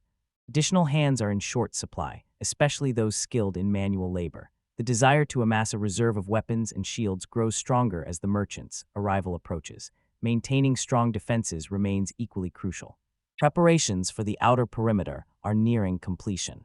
Meticulously placing each stone, he succeeded in crafting walls with the strength of solid concrete, their durability enhanced by a touch of magic. The initial structure lacked the necessary height and thickness, yet through patience and ingenuity, he soon overcame these challenges. Mounted along the wall, sturdy ballistas took their place, each crafted with leather components for added flexibility and strength. A massive shield at its forefront grants protection, enabling the machine to unleash powerful bolts while remaining safe from enemy retaliation. Around the village's borders, severed heads stood as grim sentinels, each one adorned with a ballista. Warm words of praise were offered to Casman, honoring the skill and dedication he had shown in his task. According to him, all he did was hand over some stones, yet the village underwent a remarkable transformation as if it required no effort at all. Claiming his duty as a lord, he explained that serving the village's welfare was his responsibility. Curious, he turned to Cosman, inquiring about his own ambitions. That was a question likely to be directed his way. His response was quiet but firm. He wished to keep him safe. Wang expressed his gratitude, gently cautioning Casman not to push himself too hard. Casman's unwavering sincerity and kindness toward him never failed to shine through. Determined to create something special, the hero set out to forge a suit of armor for his loyal dear knight. Only the finest protection would do, a shining armor capable of shielding his companion through every trial. For 3 days he toiled with unwavering focus, pouring all his skill and hope into the work. Espada observed that the place had outgrown the definition of a mere village. It now resembled a small fortress. With such imposing walls, bandits stood no chance of getting through. Had Jalpa understood the true extent of Lord Wang's influence, prosperity would have swiftly returned to the Marquis's household. Espada explained that, for the head of the house, martial prowess outweighed all other qualities. There was nothing left to debate. Debigan voiced his frustration, emphasizing that, given time, Van could surpass everyone in strength. Heated exchanges filled the air as each side flung their arguments back and forth. Casman stood frozen in disbelief, while the hero remained quiet, saying nothing. He spoke of how dwelling on the circumstances of one's birth or the talents one possesses leads nowhere. True strength, he insisted, lies in learning to adapt and making the most of the hand fate has dealt. Drawing on a familiar phrase he once heard, he shared it with the group, and their approving smiles suggested it resonated with them. Dilaf nodded in agreement, fully aligning with the master's decision. Sensing the newfound optimism among the group, the hero decided it was time to get to work. Freshly dug trenches stretched before them, still waiting to be filled. Water would soon transform these ditches into a formidable moat, both practical for defense and pleasing to the eye. Realization dawned upon the hero that a steady supply of water was crucial for survival, more precious than anything else. Just then, a cry pierced the air, warning of impending trouble. The bandits have arrived, advancing steadily from beyond the opposite wall. The hero instructed everyone to retreat behind the fortress walls, ordering the bridge to be drawn up and the gates securely locked. He instructed someone to look around and see if anyone remained outside. Watching the group respond to instructions, the boy realized they obeyed him, yet hesitation lingered in their eyes whenever conflict approached. Just like in the previous battle, fear lingered at the edge of his thoughts. Though unease crept into his heart, nobility demanded composure. A lord must never betray even a hint of fear. Stepping forward, he assumes command, aware of the fear in their eyes. This moment marks a crucial turning point for the village's future, and he understands the weight of what must be done. Determined to secure victory, he prepares for battle, fully aware that facing the challenge alone is impossible. To strengthen his chances, he turns to the townspeople, earnestly requesting their support. United in purpose, they stand as guardians over the village. United in purpose, the group vowed to stand side by side on the battlefield. Gratitude shone in the hero's eyes as heartfelt thanks were offered to every companion. Orders were issued for them to scale the watchtowers, assigning no fewer than 5 individuals to each direction.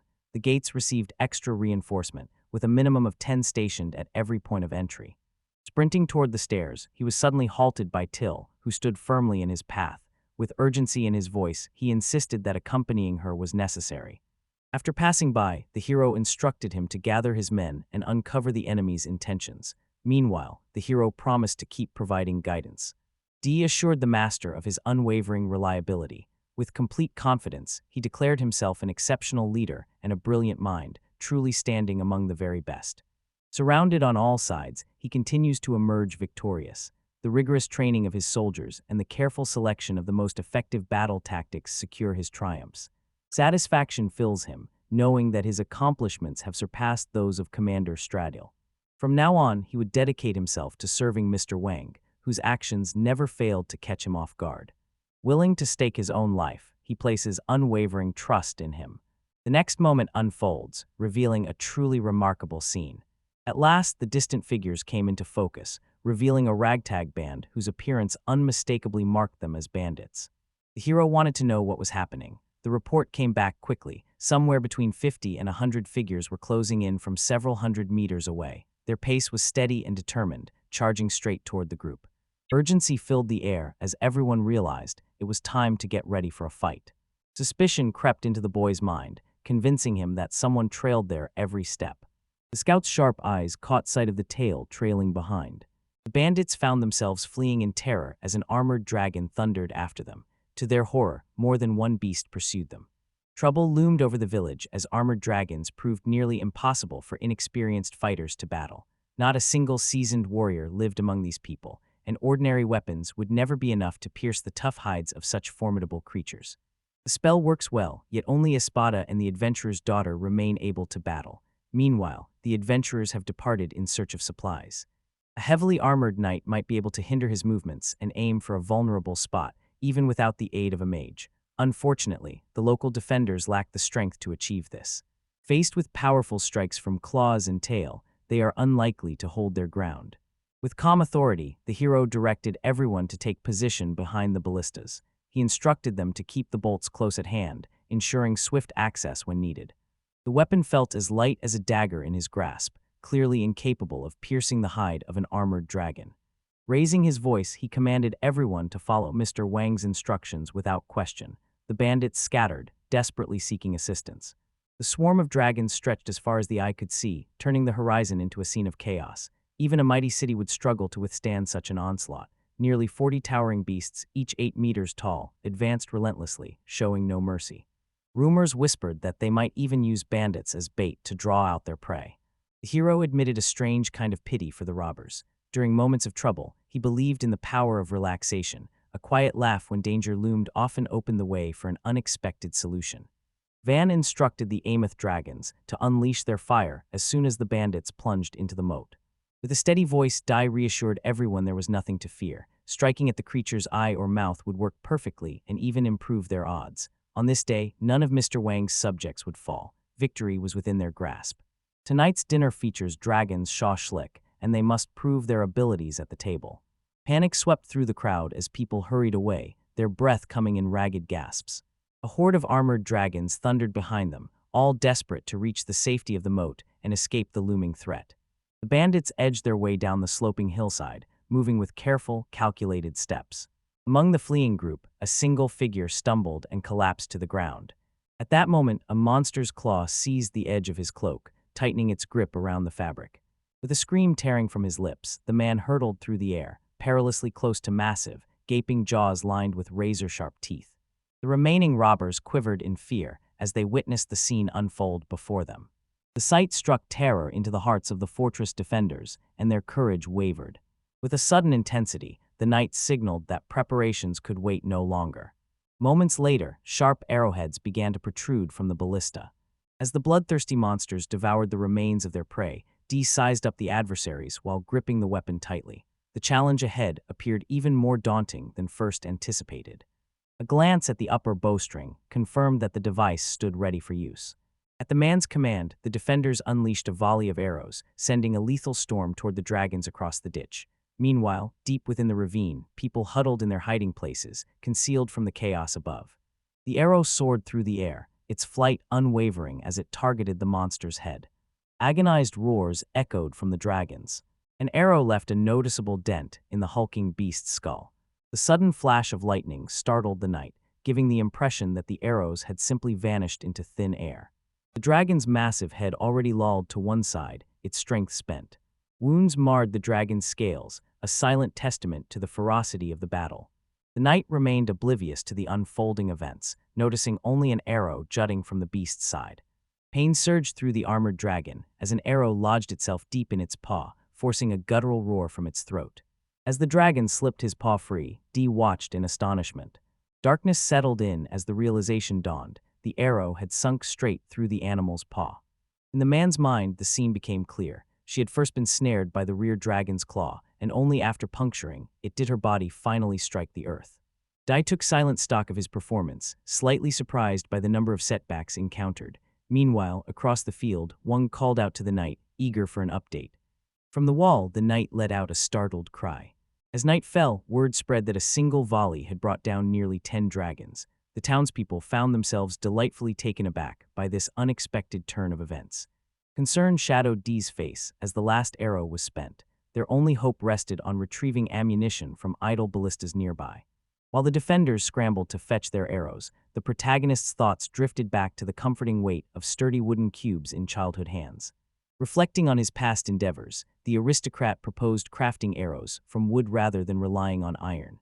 Dee commanded the crew to load the last of the iron-tipped arrows and ready the ballistas. Across the ramparts, every defender tightened their grip and set their sights on the advancing enemy. While deep in thought, the knight observed the men on the towers settling into their assigned posts.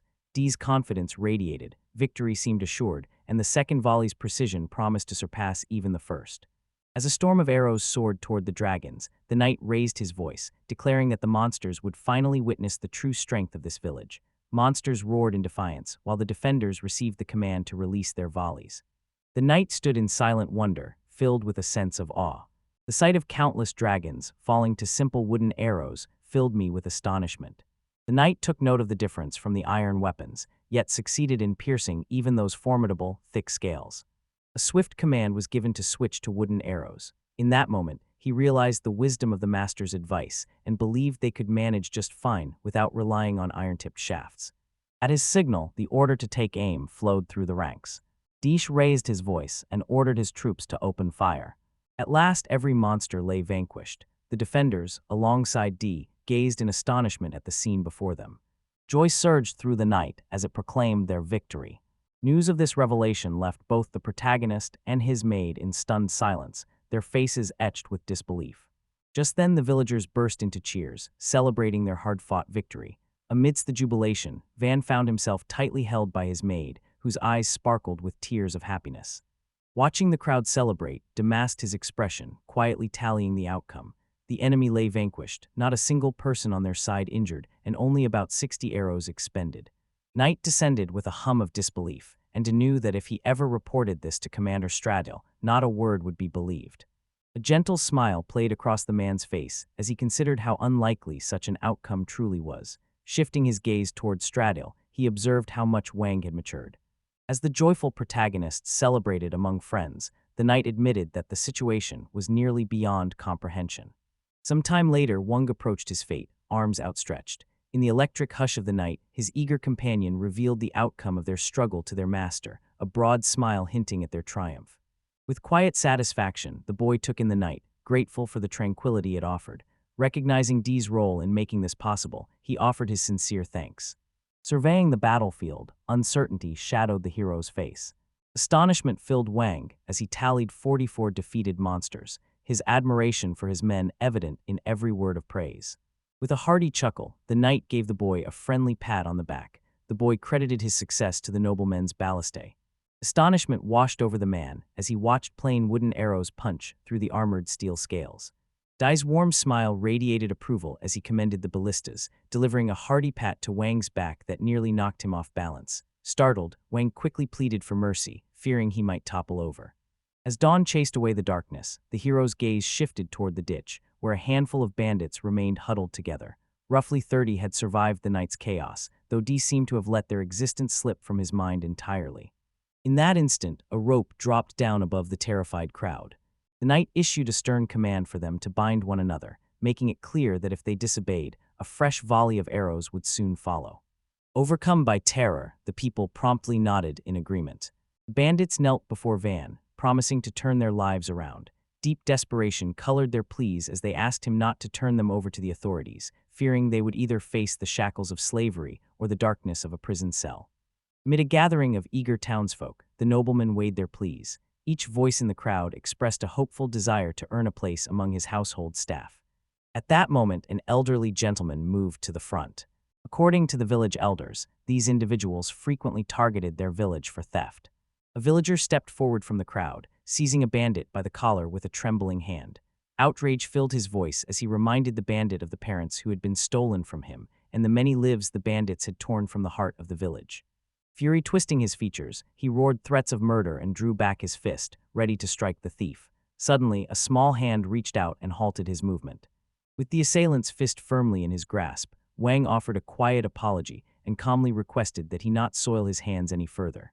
With quiet confidence, the main character assured everyone to trust him and promised to handle the situation himself.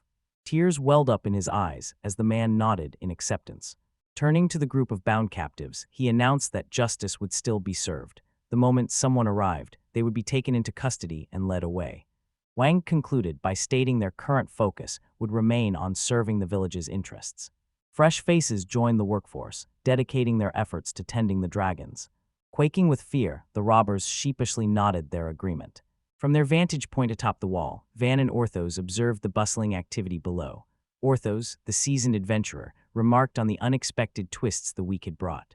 Van responded with an easygoing laugh, his mood undisturbed by the surprises. Pluriel observed that many of the swords gleamed in flawless condition, untouched by a single speck of magic. Meanwhile, another adventurer wondered aloud about the immense challenge of facing even a single dragon. The girl observed that, despite Master Wang's exceptional craftsmanship, a group of 30 wielding his swords could manage no more than 5 or 6 dragons. We explained that it was best to act, while memories remained vivid and details were still clear. Early the next morning, Uoto, Dee, Kamson, and several villagers gathered together, working side by side to carve up the carcasses. By switching to a different material, Wang enhanced the stripping knife's sharpness, making each cut far more precise. Every team managed to finish the assignment within 3 days. The following evening, standing before his grand estate, the nobleman delivered a speech to the gathered villagers, highlighting the progress and positive changes that had recently transformed the village. The protagonist arranges numerous bonfires, confidently declaring that financial worries are a thing of the past, and everyone can now savor mouth-watering meat without concern. Wang welcomed everyone to enjoy sake, setting the limit at 2 glasses each. Lifting his own mug, he offered heartfelt congratulations to the group for their remarkable victory. Mugs clinked together as the villagers toasted their master's good health, their laughter mingling with the evening air. Among them, the boys' friends joined in, sharing in the warmth of the celebration. Cheers erupted from the crowd, their satisfaction evident in every joyful face. Glasses clinked as they savored drinks they had long missed, reveling in the moment's rare delight. The savory aroma and tender texture of the meat delighted the main character, sparking genuine enjoyment with every bite. Ortho remarked on the exceptional taste of dragon meat, a sentiment that Van echoed with enthusiasm. The adventurers described to the noble how the dragon's tender meat owed its delicate texture to the sturdy shell that shielded it from harm. Orthos confirmed that the ballista arrows matched the strength of the weapons Wang had crafted for them. Unaware that the Lord had already equipped the adventurers with weapons, the knight simmered with irritation, feeling slighted for not being entrusted with the sword himself. The adventurers marveled at their new swords, each blade seeming tailor-made to their grip. Meanwhile, Dee and the villagers crowded around the protagonist, eagerly showering him with requests for their own custom weapons. The man refused any payment for the weapon, insisting that loyalty to his master was reward enough. As soon as Ordo requested equipment as well, Van lost his composure and hurriedly fled the scene. Warmth and friendliness from the villagers gradually replaced their suspicion toward the main character. Van found himself encircled by the bandits, their actions revealing a surprising sense of concern for his well-being.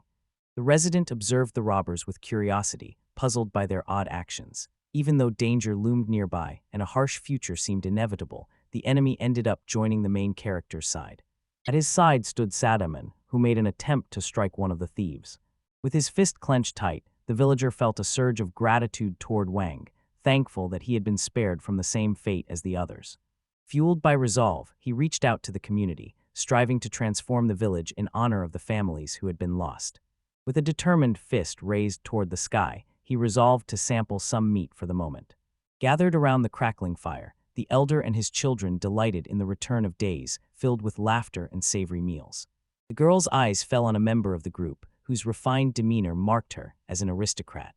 The son seemed to hesitate, caught off guard by this unexpected turn. At that moment, Espada, Till, and Kamson approached, stepping forward in defense of their master and easing the unease of those gathered. The girl quietly believed that Master Wang still had many astonishing feats ahead of him. Flames flickered as the villagers savored their meals, basking in the warmth around them. Meanwhile, Ortho quietly calculated with the adventurers, estimating that the dragon could fetch around 20 gold coins.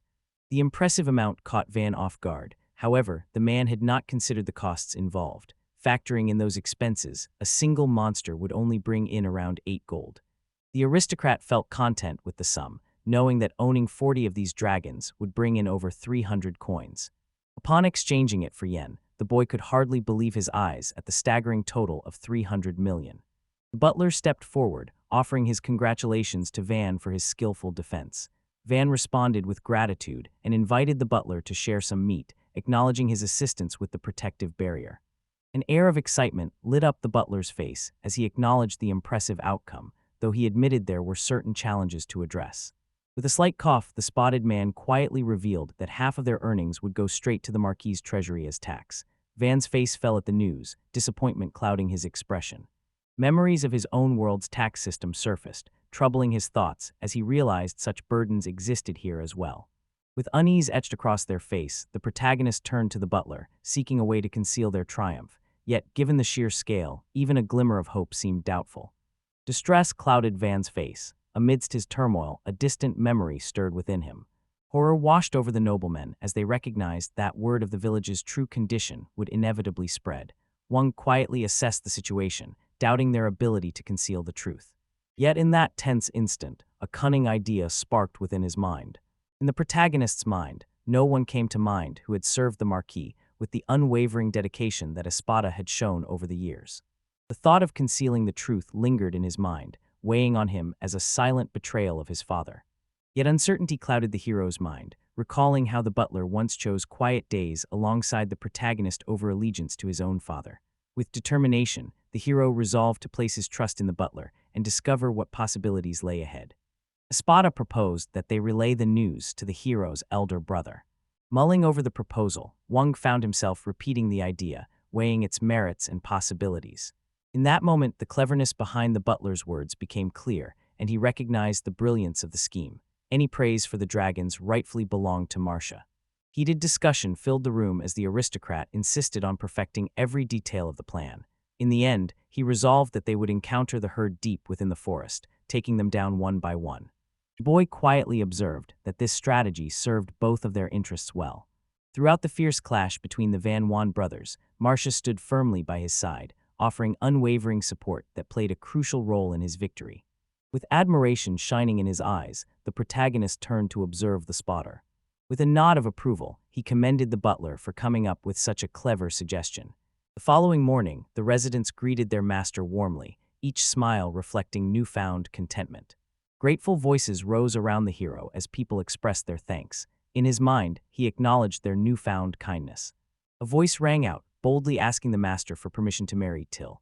The maid standing beside Van flushed with embarrassment and indignation, while the aristocrat responded with nothing more than a gentle, knowing smile. Without warning, the boy's demeanor shifted, and he clasped the girl's hand firmly.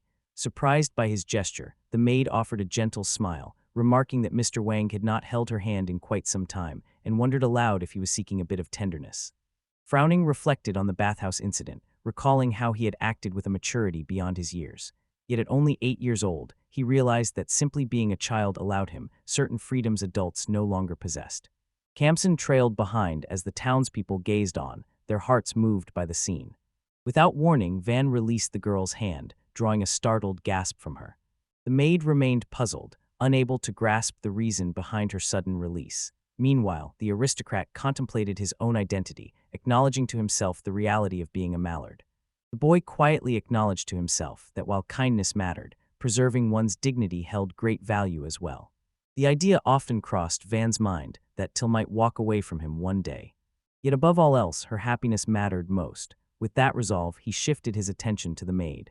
The aristocrat started to mention the possibility of a man who might capture her attention, but the girl swiftly cut him off. With a hand pressed to her chest, she answered earnestly, explaining that her desire to care for Vanya was so strong, she had never considered anything else. Her heart sincerely yearned to remain by his side. Flushed with embarrassment, the hero quietly reached out and took Till's hand once more. Accompanied by the girl, Kamsen ascended the steps. A voice unexpectedly called out to him from behind. Among the defenders stood a vigilant man who quickly spotted the traitors in their midst. Leaning over the wall, the boy strained to catch a glimpse of the two men below. The man nearby explained in a low voice that those were Mr. Bell and Mr. Lango. Far off in the distance, two tiny shapes emerged, a sight so faint that even their outlines blurred into the horizon. Astonishment flickered within him as he realized the defender could not only see them but discern their movements, a skill that surpassed ordinary perception. Van cast a sidelong glance at his companions, noting how their eyes, too, searched the far horizon with silent curiosity. To begin with, the aristocrats proposed lifting the bridge and readying the ballistae for defense. The protagonist justified his actions by pointing out the possibility of bandits lurking near the wagon. He emphasized that a cautious attitude was essential for safeguarding the village. Following this, he commanded his comrades to summon Ortho and prepare for death. Contemplating the tasks ahead, Wang realized the weight of responsibility resting on his shoulders. Determined not to let any chance slip by, he declared with conviction that his long-awaited opportunity had finally come. The cart trundled over the open field, its wooden wheels groaning with every rotation. The pair of carts inched forward, encircled by silent riders as they made their way toward the distant village. At the reins, the driver cast a wary glance around, unease flickering in his eyes. This journey, he realized, had taken a dangerous turn. Someone riding in the cart picked up the conversation, explaining how the journey had taken its toll on their vehicle. Much of the cargo had been ruined, and expenses for repairs, lodging, and the convoy kept piling up. Seated in quiet resignation, the man reflected on their disappointing fate. Even after returning to Hashimura, their earnings from sales remained meager, leaving them with little hope of purchasing goods elsewhere. The weight of this realization pushed the driver to tears, his voice breaking as he sorrowfully lamented the severe shortage they now faced. Among the group, a writer raised his voice and addressed the weeping man, inquiring whether he was Hashimura. The carts rolled to a halt before a towering gate, its sheer size prompting the writer to observe that nothing about this place matched the modest character of a village. Astonishment flickered across the man's face as he surveyed the scene and gave a silent nod of agreement. The writer raised doubts about their route, but the driver of the horses pushed back, confident until the unexpectedly modern village unsettled him. As their wagon passed by a stone wall, a voice from above called out, speculating they must be traders. Before the visitors stood a grand fortress, its towering walls rising above the landscape in silent, imposing majesty. Wang stepped out from the towering heights above, announcing his arrival. Calmly, he introduced himself as the master of the village and requested proof that the newcomers were truly merchants. Startled by the revelation, the man inside the carriage glanced at his brother and pointed out that this was none other than the famous fourth son of Marquis Featio, known far and wide for his extraordinary talents as a child prodigy. Surprise flickered across the bald rider's face. Meanwhile, the brother went on, explaining that their stronghold was actually the largest city in the area. He mentioned that they had spotted the rider a number of times, noting how frequently people interacted with him, and added that he had become rather well known among them. With unwavering certainty, the merchant declared that this was indeed the very child in question. Astonishment swept over the man as he realized the young boy, surely no older than 10, had somehow become the master of this long-abandoned village.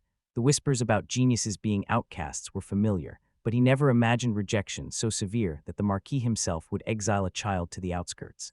Clearly, plans were afoot to transform this place into a fortress, yet the true reason behind such drastic measures remained a mystery to him. Rising from his seat at the reins, the man steering the horses offered his name and those of his companions. He introduced himself as Mary Bell, a merchant, and identified his brother Lango, who journeyed alongside him. Their party also included a guard, the seasoned adventurer Ear, leader of the B-rank Silver Spear group. The protagonist shifted towards Ordo and inquired if he recognized the stranger. Ordo acknowledged with a nod, explaining that their paths had indeed crossed before. With the aristocrat's approval, the gates slowly lifted. The merchants urged their carts forward and rolled through the entrance, their passage finally granted. The amazed brothers arrived to find their village transformed, its improvements evident at every turn. Their elder greeted them warmly, explaining that their coming had been long awaited. Rhonda greeted the guests warmly, her joy evident at their return. Mary Bell expressed her relief upon finding the village safe and sound. With gentle sincerity, they apologized for the delay, explaining that their journey had been interrupted midway. Wayne descended to where the merchants waited, greeting each of them warmly and offering his apologies for the delay. With a respectful gesture, he placed his hand over his chest, offered a polite greeting, and introduced himself once more. Nervous glances flickered toward the aristocrat as the brothers dipped into respectful bows and introduced themselves. Without delay, the protagonists steered the conversation to their pressing concern, requesting a swift sale of the dragon parts and the intact shell. The merchants, brimming with newfound confidence, quickly accepted the proposal. Amazement lingered among them as they realized they had accomplished what even seasoned adventurers dreaded, subduing such formidable beasts. Overcome with gratitude, the brothers wept tears of joy and whispered thanks for the unexpected blessing. Relief and happiness swept through the village, grateful for receiving such a precious resource. Meanwhile, the merchants recognized their earlier mistake about the supply. Sensing their change of heart, Van suggested they visit the warehouse together. In the shadowy expanse of the warehouse, a startled breath whispered through the gloom.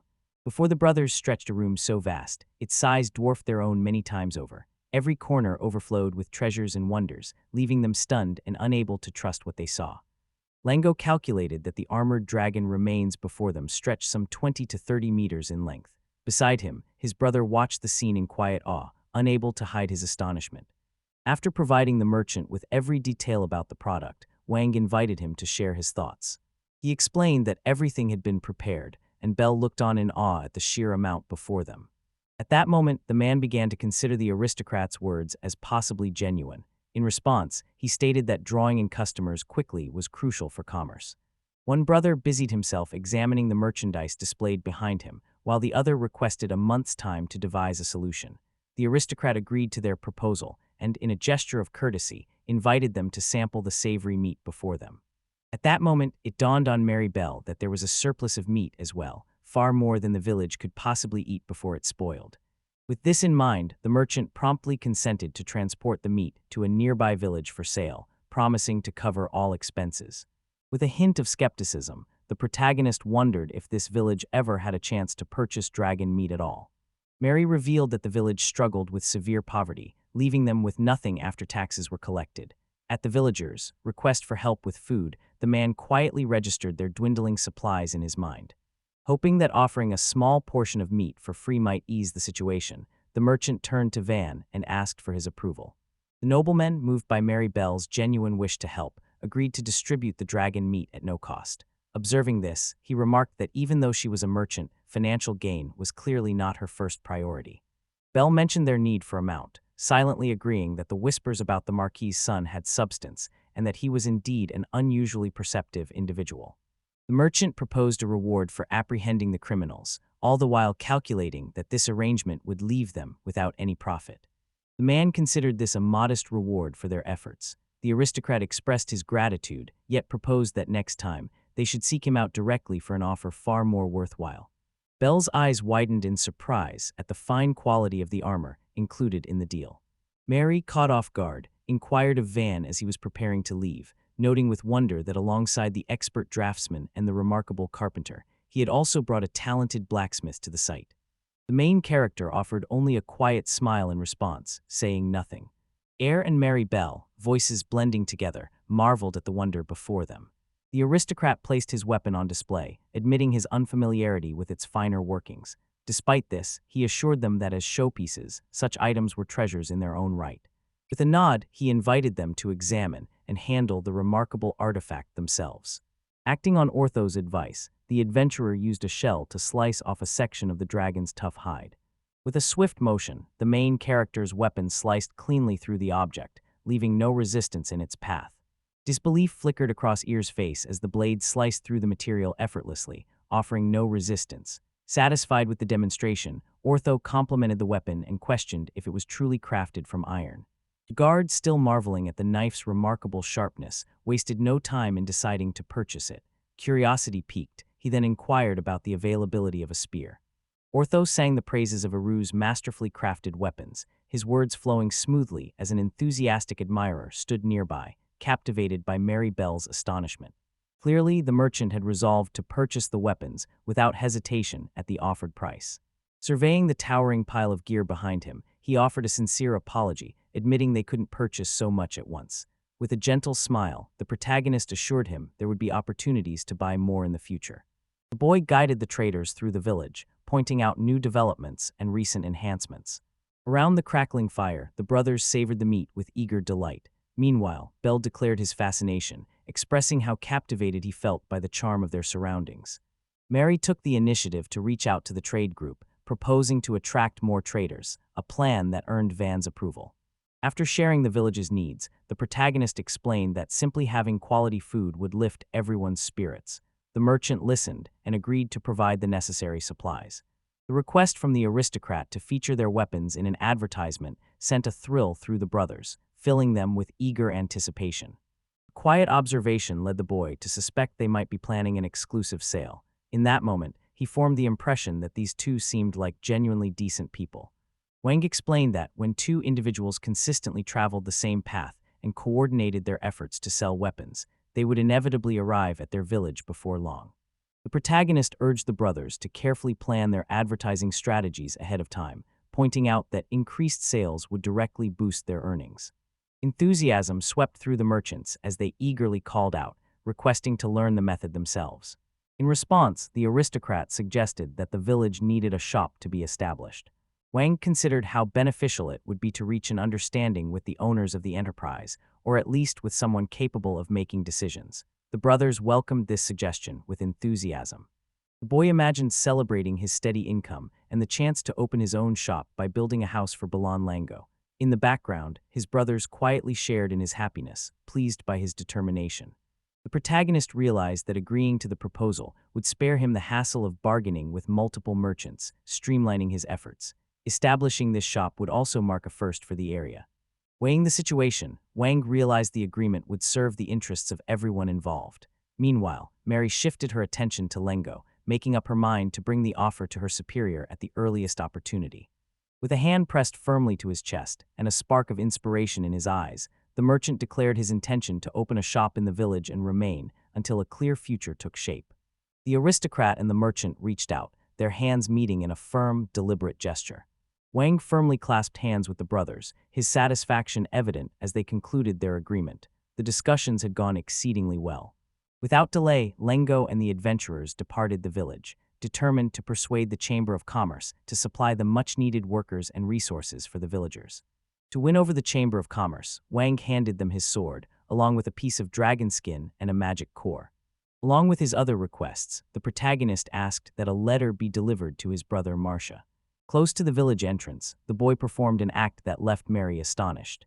To everyone's surprise, the aristocrat had constructed a magnificent shop for Belle. The merchant could hardly believe how swiftly the shop had been built, especially since only a short time had passed since their initial conversation about its design. As he marveled at the progress, Wang began outlining the details of the building's interior layout. With gentle patience, the protagonist explained that he had followed Mary's instructions as best he could. Should any error arise, he assured, correcting it would be simple. Belle watched with astonishment, marveling at the boy's remarkable ability. Grateful tears shimmered in the merchant's eyes as he expressed heartfelt thanks to the nobleman for his efforts. Quietly, Haven resolved that the merchandise would be prepared within 2 weeks, effectively bringing the dealings with Belle's shop to a temporary close. That afternoon, the aristocrat and his entourage made their way out of the village, heading toward the river. Walking closely beside him, Till could not help but fret over whether her master might be feeling weary. Assuring the anxious maid that all was well, the boy inquired about her own well-being. Brightening with a carefree smile, the girl replied that she was able to leave for the time being. Silent and focused, Kamsin moved forward, deftly parting the dense foliage with every confident step.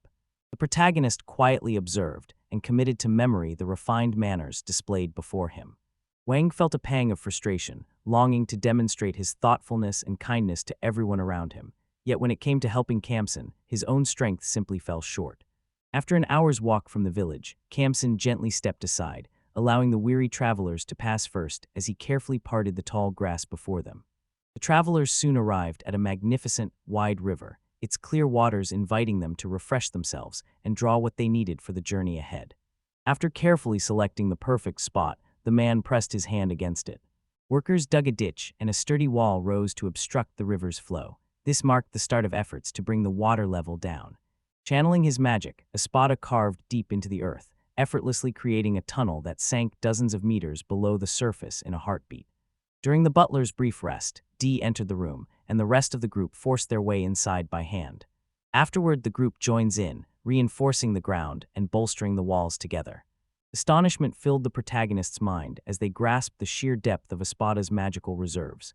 In that very instant, Dee let out a sudden, unanticipated noise. As the night deepened, quiet laughter slipped from his lips. Curiosity stirred in the boy, leaving him to ponder the reason behind this sudden amusement. The butler remarked that Dee, though already past 40, still stood at the height of his abilities. The aristocrat raised an eyebrow in mild surprise. Hearing this, the rest of the group buzzed with newfound enthusiasm. Till observed that the task demanded considerable effort because the river lay far from the village. Van concurred, remarking that regardless, they still required water. The protagonist admitted that the labor was demanding, yet found genuine joy in the shared pursuit of their objective. In quiet reflection, he recognized that beyond overcoming obstacles, a deeper satisfaction emerged, one that could never be fully appreciated in solitude. The boy imagined a future where better living conditions brought a sense of normalcy to the village, making it a more welcoming place for traders and newcomers alike. The aristocrat realized that securing this goal was essential for a comfortable life in these surroundings. Nearly 8 hours had passed when a weary, sweat-soaked worker called out that the village had come into view. This unexpected development left Van astonished, as he had estimated their journey would last at least a week. Despite everything, the main character declared the day's work complete. Espada and Dee exchanged looks of astonishment at this unexpected decision. The knight quietly remarked that, if they continued at their current speed, the village would be within reach in just a few hours. Despite this reassurance, the noblemen voiced their objections. The boy pointed toward Abe, Lowe, and Kamsin, whose exhausted faces showed they had reached their limit and could no longer go on. Disappointment settled over him as he realized that, after all this time, what had seemed like the perfect method for tempering fell short. Yet, he conceded that it was wiser not to overburden himself with too much effort. The tenacity of the knight left Wang filled with awe. The protagonist found these powers utterly overwhelming, a chill running down his spine at the mere thought of them. Fixing his gaze on the spot, he silently acknowledged just how terrifying it truly was. That day had revealed the concealed might of the elders and seasoned warriors. The following morning brought unexpected progress, as by midday the team had managed to dig all the way down to the village. With the excavation complete, preparations began to release the water. Clearing his throat, the boy stepped forward and delivered his speech. Gratitude filled his words as he acknowledged their efforts and shared the news that the water supply project had been successfully completed.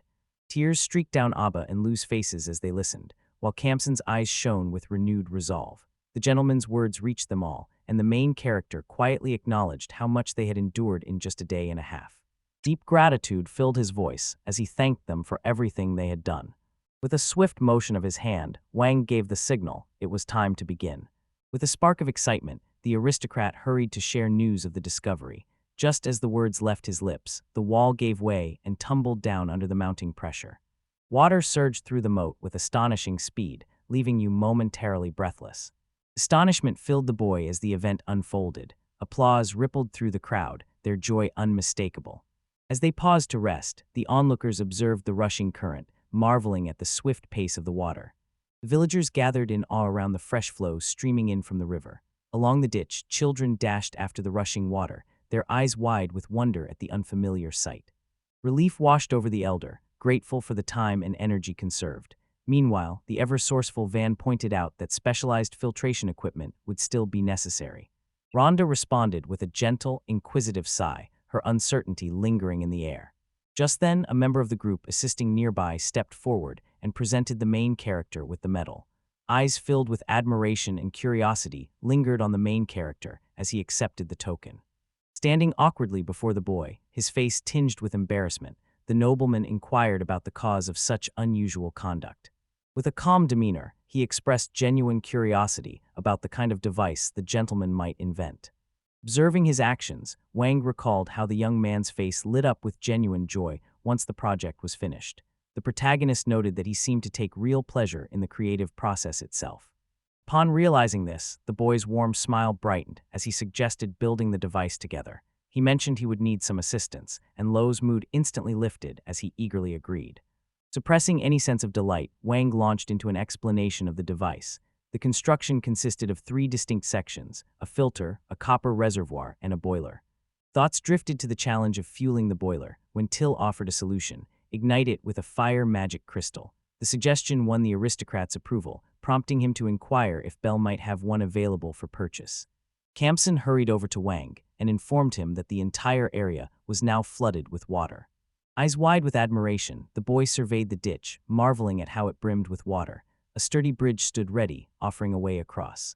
The protagonist addressed the spotter, seeking reassurance about the possibility of flooding should the water level unexpectedly rise. With a respectful nod, the butler acknowledged the accuracy of the gentleman's remark. According to the old man, the canal's width is adjusted based on how much water it carries, while embankments are constructed along stretches that are prone to frequent flooding. The spotter pressed on, noting that these dead-end routes demanded a good deal of creativity. Wang chimed in, observing that if blocked, the water would simply have no outlet.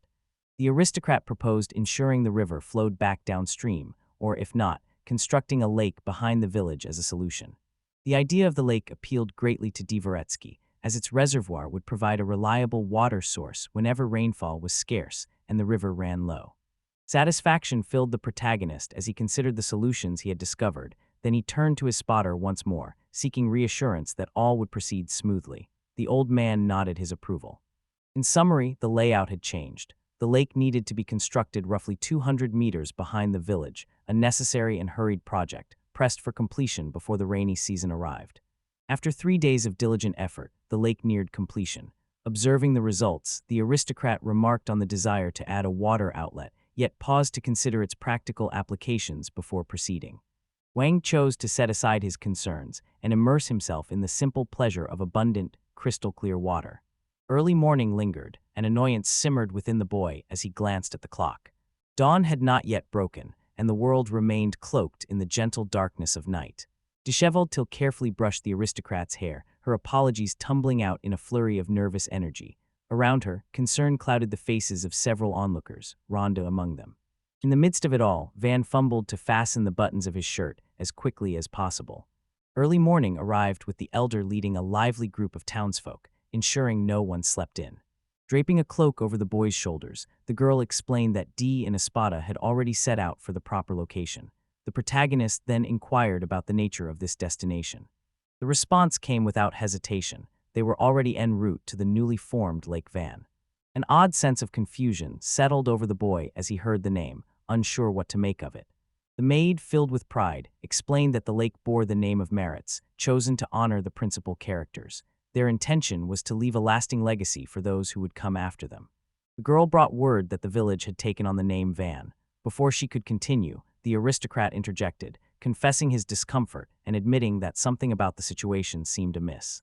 A resident urged the gentleman to move quickly. With those words, the man turned and quickly disappeared into the distance. Left behind, the boy's face clouded with disappointment, feeling abandoned. Accompanied by Till and Kamsen, Wang made his way quickly toward the lake. Wearied by constant escape, the main character eventually resolved to construct a passage from the opposite side. A gathering of townsfolk gazed out across the shimmering lake. Drawn by curiosity, the aristocrat hurried over, his voice tinged with excitement as he asked about the commotion. The townspeople, caught off guard, silently lifted their hands and directed his gaze toward the shimmering lake. An object slowly emerged atop the water, breaking the glassy surface. From beneath the waves, a sea creature with the graceful appearance of a mermaid rose into view. Confused, Wang asked in bewilderment what it could possibly be. Deep within the forest, along the banks of a scenic river, mystical beings with shimmering blue hair are said to reside. Known as the Abgallo, these beings possess the unique traits of both humans and mermaids, bridging two worlds within a single form. Unfamiliar with the name, the protagonist listened as Espada explained that this species seldom made appearances in the world. Van inquired whether the girl might be an Abgallo. Out of sight beneath the surface, the half-mermaid, half-human observed their interaction from the depths. Silently, the aristocrat pondered whether she retained the innocence of childhood, then beckoned to her from the riverbank, gently inquiring about her name. Only silence lingered, followed by a measured reply. Recognizing her confusion, the boy gave a gentle command for Till and Kamsen to fetch some meat and fruit. Without hesitation, the two set out to carry out his request. The main character realized that offering food would be the best way to express a desire for friendship. The creature lurking beneath the surface shuddered, sending ripples dancing across the water. Step by step, Abgala moved closer to Van, his presence growing more imposing with each stride. The townspeople gazed on, their faces etched with wonder. Vigilant defenders from the ranks of the aristocracy stood watch, their eyes scanning every shadow for signs of danger. With careful strokes, the girl made her way to the shore, her nose twitching as she caught the scent of food. Pausing with uncertainty, she quietly inquired whether she was allowed to have some. Startled by her words, the boy let out a loud gasp, which in turn frightened the little girl. At that very moment, Agala retreated to a safe distance. The protagonist quickly rushed after her, offering an apology and urging her to come back. Inwardly, he marveled at how swiftly she had moved. With a courteous gesture, Van presented her with meat and fruit, which the girl quietly took. Attention focused on the flavor, every nuance of the meat demanded recognition. Savoring the taste of the meat, the girl swiftly faced the defenders of the aristocrats, curiosity sparking in her eyes as if demanding answers. Ortha's eyes widened with surprise as Diet turned to look at her. The boy casually mentioned that the meat came from a dragon, shell and all, and offered to prepare it as dried meat if she preferred.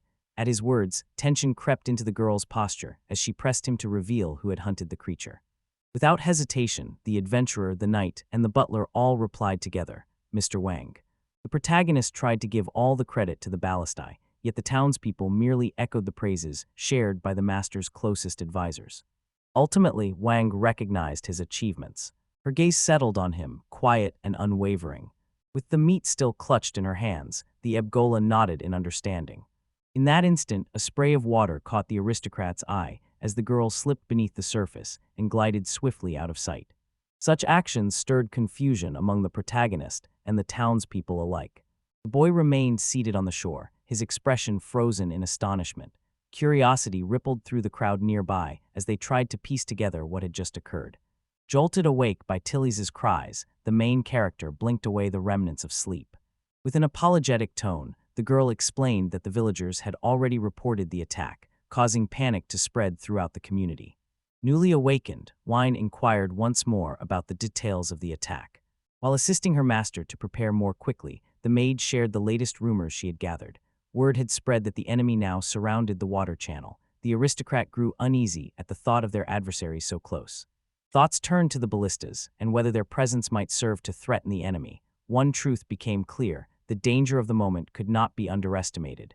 Restlessness lingered in the boy's heart as precious hours of peaceful sleep slipped away from him. With a burst of anger, the protagonist flung the doors wide, his mind seething with resolve never to grant them forgiveness. Along the ramparts, defenders busied themselves with fortifications, steeling their resolve and readying for the clash to come. Numerous obgolas jutted out from beneath the surface of the water, their forms partially revealed amidst rippling waves. With focused intensity, the boys and girls observed the figures on the fortress walls. Dee crouched low, sword drawn and poised for action. The obgala showed no signs of wanting to depart, their bodies rigid with tension. Eager anticipation gripped those manning the ballistas as energy crackled through the air. Wondering about their sudden appearance, Wang speculated whether the shell dragon might serve as their god. The boy remembered how, just yesterday, only a child stood in that place. Now, adults of all ages filled the space, their presence transforming the scene entirely. The Upgal turned to him and spoke directly. A powerful figure stood before him, a crown resting atop his head. Clearly, he sought a conversation with the young man. The protagonist finds himself frozen in place, caught in the paralyzing stare of the monstrous sea creature. Wishing to ensure his own safety, the aristocrat chose to surround himself with capable fighters. At that moment, a merchant stepped forward to speak with him. Brimming with excitement, Mary Bell proposed that the Abgalu had delivered an impressive array of rare raw materials. According to her, striking a deal with them promised an excellent opportunity for profit. With eagerness in his eyes, the man requested permission to accompany Van for a closer inspection. Van agreed without hesitation. The protagonist descended to the Abgali, accompanied by his loyal followers. The caller mentioned that his daughter wanted to thank them. The boy wondered aloud if he meant the girl they had met the previous day. Fierce determination marked the Abgal's words as he spoke of hearing rumors that Van had vanquished the dragon. The boy could not contain his excitement at the news. The man stood certain of his own identity, while the other Abgala behind him exchanged startled glances at this revelation. Awe swept over the sea creatures as wonder filled their eyes. Observing those around him, the aristocrat understood that the charged atmosphere had led them to recognize their own strength. The chief of Gala acknowledged the protagonist's courage. Following these events, Van received his blessing to marry Lotta Priola. Astonishment washed over the boy's face as unexpected events unfolded before him. Once more, his voice brimming with indignation, he demanded answers about the matter. Agitation rising within him, Wang set out to explain the circumstances more clearly. It turned out that Abgala is actually the Priali's father, or perhaps a fool by another name. Called Vesta, he started complimenting her looks, clearly puzzled by the protagonist's reluctance. Upon being asked about her whereabouts by the aristocrat, Vesta calmly gestured in her direction. In those moments, the girl enjoyed lively games alongside her friends. Still just a child, she realized that much of the world remained a mystery to her, and she wondered aloud when talk of marriage had ever entered the discussion. Vesta explained that La Dida's family had never interacted with humans before. In recent years, their once peaceful river transformed into a gathering spot for shelled dragons, resulting in the loss of many comrades. For this reason, the father seeks a capable and strong suitor for his daughter, someone able to offer his family a life of peace and security. Van understood that, to ensure everyone's safety, the chieftain's daughter needed to wed as stipulated in the contract. Memories of noble families arranging unions for political gain crossed his mind. He reassured Vesta that Priola would be free to choose her own partner someday. The protagonist vowed to stand by them and ensure their safety, undeterred by any circumstances. This unwavering commitment left a deep impression on the leader, causing him to pause and reflect. The leader of the Abgali chose to settle close to the groom, taking care to clarify the ownership of the nearby reservoir. In response, Wang suggested relocating to the lake outback, pointing out that the bridges there would make it less likely for passing merchants or visitors to disturb them. A wave of astonishment swept over the boy as the realization struck him that Vesta had just introduced him as her fiancé. Calling out to the retreating sea creatures, he insisted that he had never agreed to their proposed marriage. With a cheerful wave, Priola bid farewell, promising that their paths would cross once more. Meanwhile, the aristocrat stumbled over his words, awkwardly denying any role as her intended groom. Just then, a merchant walked over and struck up a conversation with Wang. The merchant requested that, should Wang come across any rare materials, he bring one back for him. Wang replied that he would, provided the opportunity arose. Spada observed how fortunate the protagonist was to have forged strong ties with the Abgalu. However, a subtle undercurrent colored the situation. The butler confessed his disbelief upon learning that Mr. Wang's bride was an Abgalu. Not even the most perceptive observer could foresee what kind of disturbance this revelation might spark. In response, the boy released a peculiar, resigned sigh. On the other hand, Till paused with uncertainty, considering that if this truly was the master's decision, then, yet the rest of her thought faded into silence. The old man observed that, even in the face of rejection, Van's rebellion did not succeed. Upon the tranquil surface of the lake, sea creatures lay in complete repose, undisturbed by the world around them. Nearby, adults lounged peacefully along the shoreline, while children played and splashed energetically in the shallow waves. The realization that others had taken over the lake left the protagonist feeling hollow. Musing aloud, he considered whether it was his responsibility as the land's owner to watch over these newcomers. Reflecting on the matter, the aristocrat commissioned the construction of 2 buildings designed like boathouses, creating a comfortable space for leisure and relaxation. Sea creatures found these houses especially appealing, drawn to their inviting shelters nestled beneath the waves. Van found satisfaction in the growing popularity of the place. Espada observed with some curiosity that such buildings were unheard of back in the Scuderia. The old man believed the boy possessed a depth of wisdom that surpassed his own. He pointed out how the protagonist had absorbed countless lessons without even noticing. Soon after, he smoothly shifted the conversation, stating it was time to advance to the next stage. With grand ambition, the aristocrat set plans in motion to construct a stately gate and a sturdy drawbridge in the backyard. Over time, the locals started exchanging smiles and stories with the Abgalu, eventually offering them portions of their meals. In gratitude, the sea creatures presented them with a collection of rare ores, which they then delivered to Belle. A wave of relief washed over the main character as the connection was finally made, bringing a quiet sense of joy. Wang set out to construct a second wall, one that would not only strengthen the village's defenses, but also provide a safe haven for the sea creatures nearby. In the aristocrat's office, a serious discussion of strategy unfolded between him and his loyal Spada. The butler suggested erecting fortifications suitable for a city of 10,000 people. Uncertain, the boy paused, but Spada calmly pointed out that, at the current pace of the village's growth, even those defenses would soon prove inadequate. The old man explained that constructing a wall would require stationing a large force to guard it. In response, the butler suggested creating a city for an equally sized population, yet on a slightly more modest scale. The aristocrat found himself enchanted by the simplicity of village life and decided to make an offer no higher than 2,000. My objection was immediate.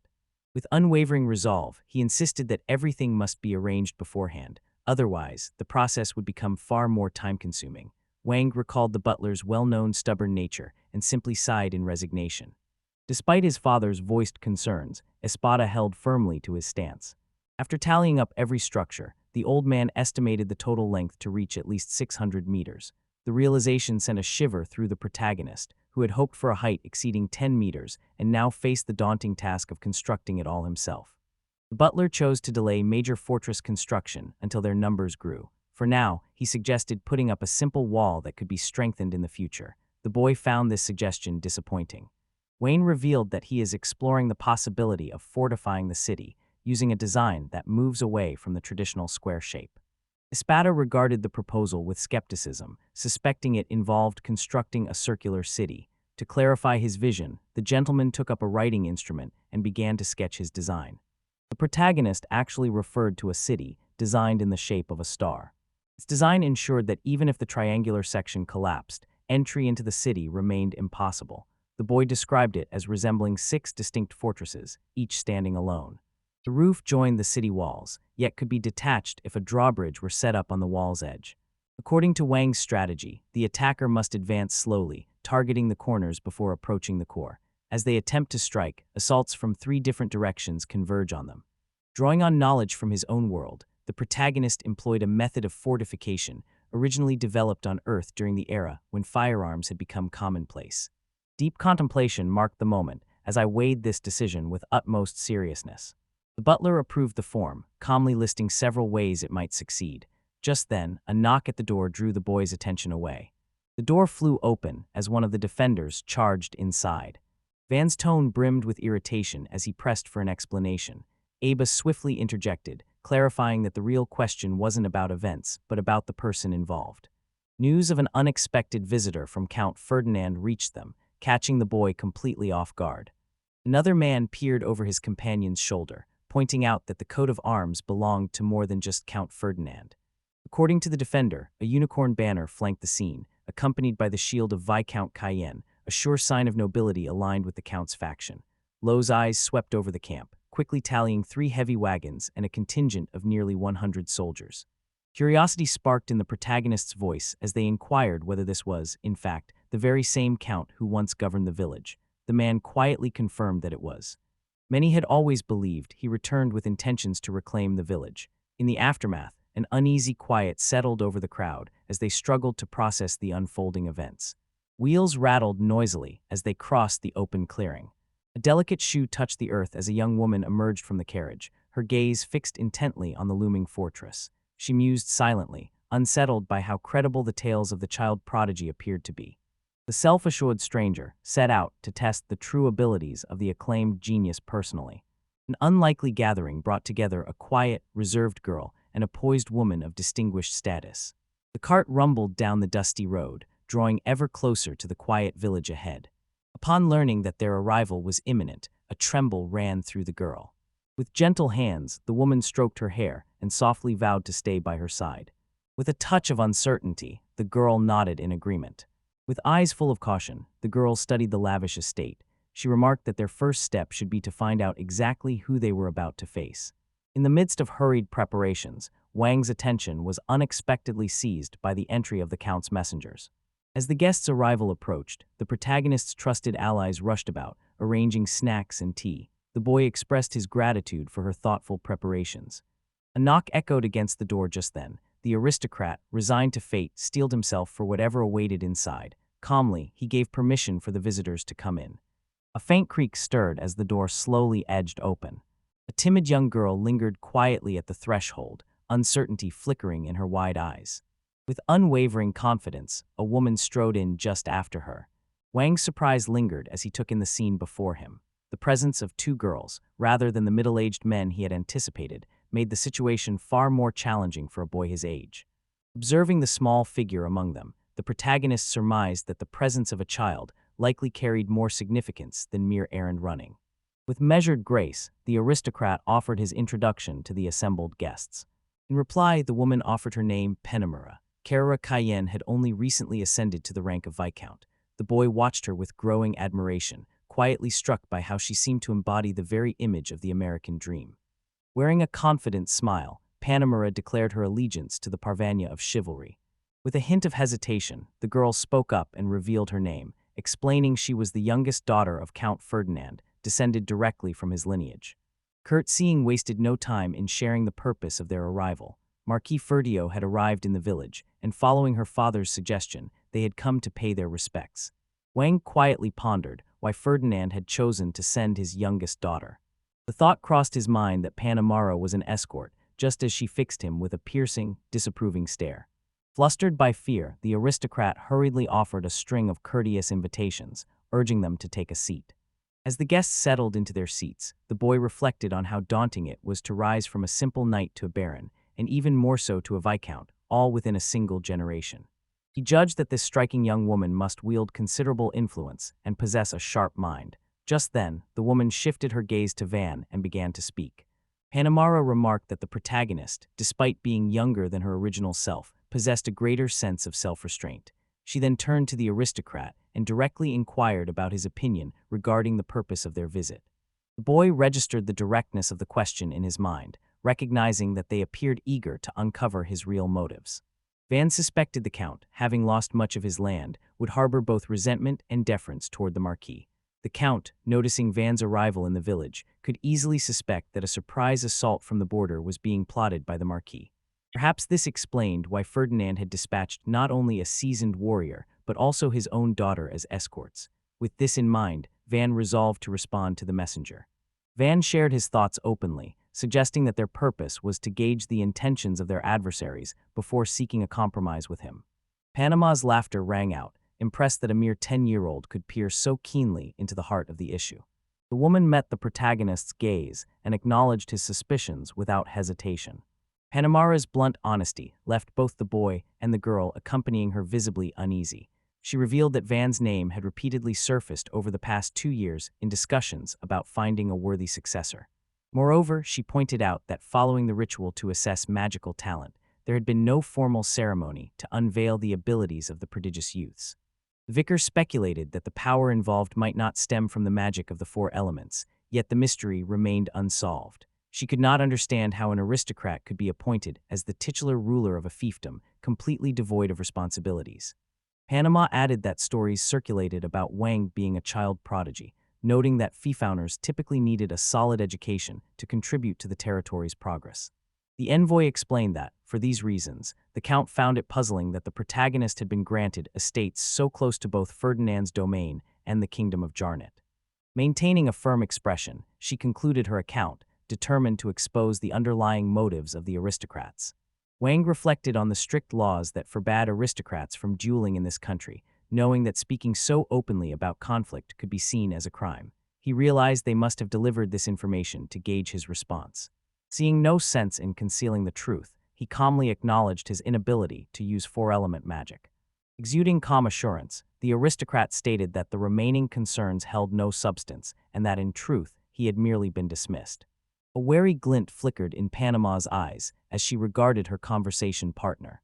The messenger regarded his words with skepticism, clearly finding the notion completely unreasonable.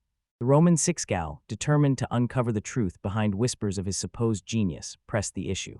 Van, in response, inquired about the specifics of her claim. Panamara mentioned that she had heard the village consisted of merely 100 humble huts. Within just a month or two, the main character had raised an impressive fortress wall, and the buildings had been rebuilt with materials no one had ever seen before. The woman went on to mention an accomplished butler in their service, along with a master skilled in the art of the night. As the Viscount studied the map, it became clear that the sight of the route filled her with an uncontrollable, trembling excitement. Seeking to soothe the anxious girl, she gently took her hand and offered a thoughtful suggestion.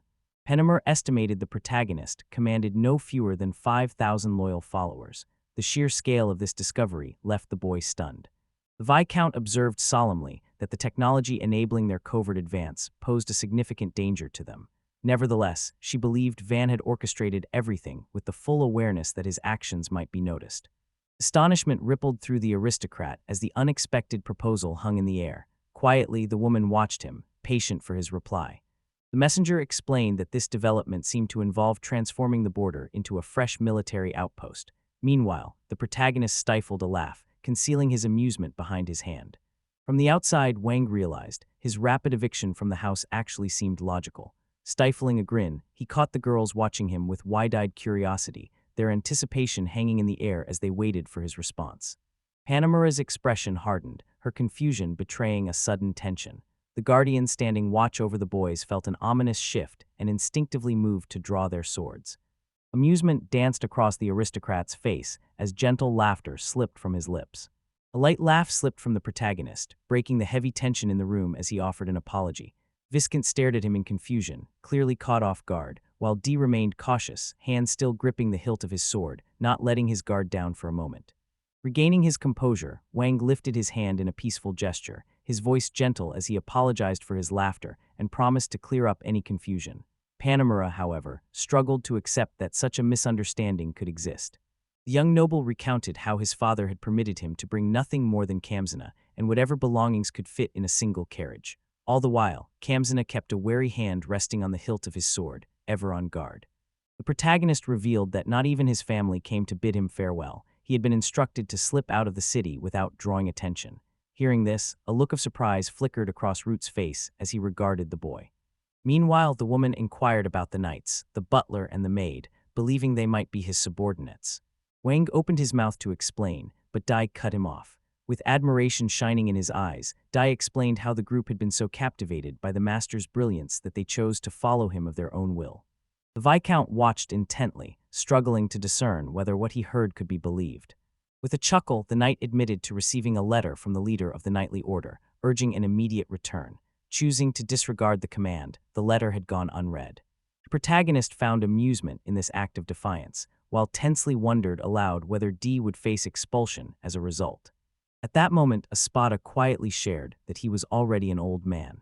The butler continued his tale, mentioning how the boy's journey to the village offered the perfect moment for him to step down from his duties. To fill his days, he decided to dedicate himself to teaching the master everything he knew. Meanwhile, the aristocrat mused to himself that this pastime seemed rather inconvenient. Additionally, she mentioned his ability to speak with those from humble backgrounds as equals. Inspired by his kindness, the girl wishes to remain in his service for as long as she can. With a shy smile, Wang expressed his gratitude to those who had willingly journeyed to this distant place, drawn by genuine loyalty to the exiled community. Though the Roman six count's nerves had settled somewhat, curiosity lingered in her eyes as she considered the remarkable changes sweeping through the village. She pondered how a noble might put such a transformation into words. Rising to his feet, the boy declared his intention to witness everything firsthand. Penamura, curious, inquired about his destination. With a hand on the door, the protagonist calmly announced his intention to step outside and begin construction on a new outer fortress wall. The messenger shifted uneasily, clearly unsettled by this unexpected plan. Stepping into the open air, thoughts shifted between caution and wonder, marveling at how many nights had quietly passed by. Meanwhile, the Viscountess issued instructions to her attendants. Astonishment swept through the residents as they gathered along the street, their eyes fixed on the procession of unfamiliar night visitors moving past. At that moment, the main character requests that the workers fetch some wooden blocks.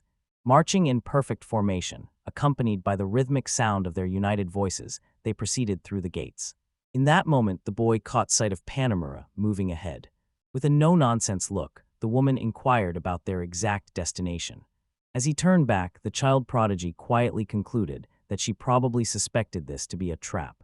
Van glanced toward a spotter and inquired about their location. With a quick check of the map, the butler assured him they were in the right place, though he mentioned the corners would be slightly farther apart than expected.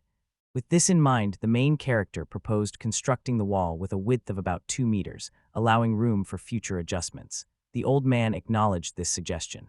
With a firm tone, he announced the construction of a fortress wall, leaving the girls stunned by the unexpected declaration. Just then, the sound of something shifting reached their ears. The commotion was traced back to Espada, whose actions had shifted the stone from its place. Astonishment spread across the faces of both the Root and the Viscount, but none more so than Piedmer, who could hardly believe that the elderly man before them was once a renowned first-class magician commanding all 4 elements. As the boy ran his fingers over the stone, the woman observed with uncertainty, contemplating that without its magic, the wall should weaken and crumble, yet her thought trailed off unfinished. In that instant, Wang called upon his magic, contemplating the countless materials that might be woven into the fabric of this wall. Resolving to one day create flawless concrete, he noted the lack of proper materials. For now, they settled on a temporary solution as the new wall steadily rose beside them. Penamura found herself baffled by the main character's unexpected actions. Soon after, carts filled with wooden cubes rolled in, and the boy carried on with his explanation. The woman inquired whether these cubes served as building materials for houses, and Van assured her that they did. The nobleman spoke on, unfazed by the girl's astonished gaze. In his mind, he methodically listed the next steps, applying a layer of metal and envisioning the gates, focusing on their form and resilience before beginning any construction. With wide eyes, the envoys and their followers observed the aristocrats at work, utterly captivated by the spectacle before them. Amidst the dense fog, the main character calmly declared completion. The wind caught his cloak, sending it rippling behind him. As the fog slowly dissipated, a boy appeared before the towering gate. With a warm smile, he assured his guests that their assumptions were correct. Astonishment swept over the knights standing behind the woman. With eager anticipation, a Root looked to Van, curious to discover the nature of his magical powers. Curiosity flickered in Pinamura's eyes as her mind filled with unanswered questions. With anger flaring in his eyes, the Viscount demanded to know the stranger's identity. With a gentle smile, the protagonist explained that his abilities were limited to production magic, allowing him to create objects but nothing more. The nobleman explained that this type of magic held the reputation of being the most useless in society, appearing to serve little purpose beyond affecting a simple root. The root took notice when Juan spoke of his magic being dismissed as useless, finding his words surprisingly impactful. A mountain of stuffed animals and dolls filled the space. With her father constantly occupied and her mother showing little affection or involvement, the girl found herself left in the care of a nanny. With good reason, Harut had earned a reputation for being utterly useless. Her shy disposition, meticulous habits, and struggles with her studies left her without any remarkable talents at first. The sole skill she possessed revealed itself in the art of crafting enchanted dolls. Though her own body lacked the grace required for dancing, she found remarkable freedom manipulating the doll, guiding its movements with an agility she herself did not possess. Eager to make her mother proud, the girl practiced her newfound talent. Determined to earn her parents' approval, Harut devoted herself to mastering her magical abilities. In her dreams, she glided across the floor alongside a doll her own size, their movements perfectly in sync. Yet events unfolded in a way the girl had never anticipated. All her hard work was met with nothing but a stinging slap from her mother, who unleashed her anger by shouting and branding her as a child with no talent. Her mother seized her by the hair, sending a sharp jolt of pain through her scalp. Confused and frightened, she searched her memory, unable to grasp what offense had provoked such anger. The mother hurled the girl out the door, casting her aside without hesitation. As she made her way onward, lingering thoughts revealed the true cause of their outrage. In the eyes of high society, puppet magic was seen as wicked and abhorrent, a stain upon one's reputation. Tears streamed down the girl's face as the final glimmer of hope, magic itself, faded away, leaving her dreams unfulfilled. After the incident, loneliness became Arut's only companion. Those around her lost interest, and her mother ceased all visits. Isolated from the world, the girl chose to remain hidden in her room. With nothing but her toys for company, she lingered in quiet inactivity day after day. Overwhelmed by a sense of helplessness, Ferdinand's daughter sank into despair, convinced her efforts were in vain. Each time her mother's harsh words echoed in her mind, fresh tears welled up in the girl's eyes. Overwhelmed by everything, a scream tore from her lips as despair settled heavily on her shoulders. When she turned 10, her father called for her for the very first time. Harut spoke with a hint of unease, mentioning how much time had passed since their last meeting. Ferdinand agreed with her observation, and Penamura, present in the council office, echoed their sentiments. The Viscount turned to Ferdinand, questioning the certainty of her candidacy. The Count, objecting to the notion of dealing so directly with someone lacking a title, insisted that proper protocols be followed. Meanwhile, his daughter lingered hesitantly in the office, unsure of her place in this unfolding situation. Curiosity stirred in Arut's mind as he tried to figure out the identity of this mysterious woman. Penamura acknowledged the Count's words, explaining that their arrival would be determined by the decisions of the opposing party. The Viscount shifted his attention to Ferdinand's daughter. With a graceful tilt, Penamura moved closer to Harut, offering a polite introduction and inquiring gently whether word of her upcoming marriage had reached her. Harut, caught off guard and unsure, withdrew slightly, uncertainty flickering in her eyes. Tears welled up in her eyes as she pleaded, insisting no one had told her about any of this. The vicar remarked that the marriage could proceed if the groom proved himself worthy. In response, Harut, overwhelmed by hopelessness, quietly implied that her presence was unnecessary. Convinced of her own worthlessness, the girl believed they were casting her aside. The woman voiced her disapproval. Penamura mentioned that all her siblings had already found partners, leaving her as the only one still single. A radiant smile lit up the Viscount's face as she gently tousled the girl's pale hair, remarking how fortunate she would be if the man proved to be kind. The girl stood stunned by the woman's unexpected gesture, unable to form a single word in response. Dan's daughter reminisced about the strong yet tender hand that once rested reassuringly upon her. Gazing at the woman who greeted her with a joyful yet bashful smile, she realized she had finally encountered someone who genuinely cared about her. The following 3-day carriage journey became the brightest chapter in Harut's life. Warmth radiated from Mrs. Penamura, who, despite frequent flashes of irritation, extended kindness to her throughout the trip. Frequently displaying bouts of aggression, the Viscount nonetheless maintained a gentle and considerate demeanor. Each time the girl called herself useless, the lady responded by holding her close, offering comfort after gently sharing her words of wisdom. Penamura frequently initiated conversations by gently running her fingers over the root's head, setting a familiar and tender tone. The moment joyful tears streamed down the girl's face, the Viscount simply reached out and gently patted her head, showing no sign of displeasure. Gently holding Mrs. Penamura's hands, warmth filled her heart as she reflected on the depth of her affection. A gentle smile played on her lips as she clasped the Viscount's hand, marveling at its warmth and the quiet magic that seemed to flow from his touch. Despite her words, the woman spoke in jest. As the carriage neared the village, a sudden, rebellious thought filled her mind. She wanted nothing to do with marriage and wished only to remain by Penomura's side. So the girl chose to keep her distance, observing the boy quietly and pretending they were complete strangers without a single thing in common. The route quickly revealed Van's unique qualities, setting him apart from everyone else. In stark contrast to the girl, the protagonist displayed a quiet confidence that drew attention. Surrounded by loyal attendants, the aristocrat commanded respect with every word and gesture, leaving her deeply impressed. Even though he was younger than she was, his talent and confidence set him apart. Harut felt certain that he would fulfill every hope his parents had for him. Curiosity about his good fortune lingered in her mind, persisting until he opened up about the bond he shared with his parents. In that moment, the girl noticed he received the same treatment as she did, yet the reason for any difference between them remained a mystery to her. As Arut listened to Van and observed him closely, a subtle shift began to take place within her heart. A deep curiosity blossomed within her toward the boy. Pondering her choices, the girl realized that if she had continued her training, instead of halting at her mother's urging, her fate might have closely resembled Van's. Ferdinand's daughter paused to compose herself, then reached a quiet resolution.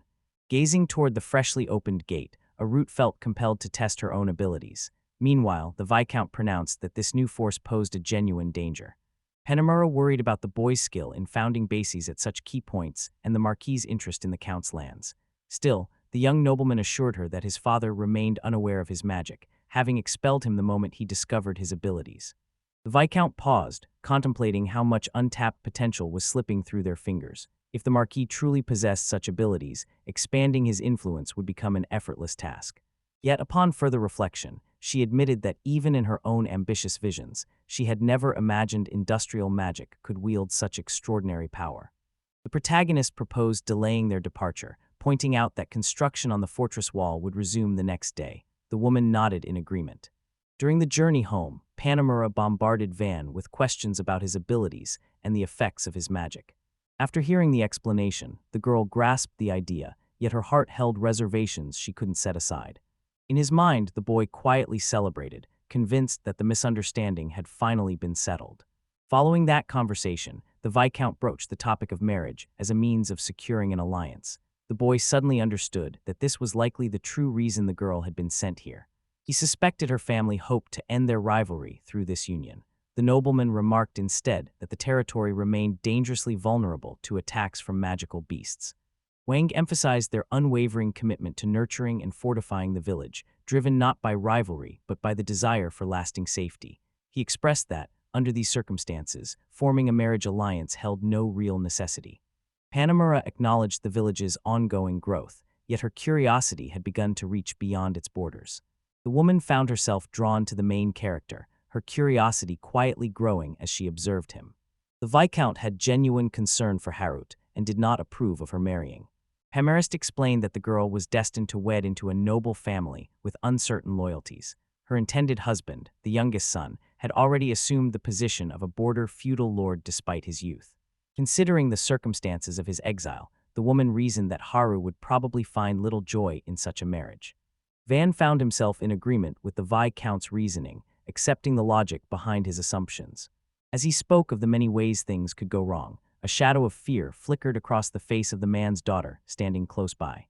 Penomura realized that this was exactly the reason behind her journey, as she pondered ways to avoid arranging a marriage for the girl.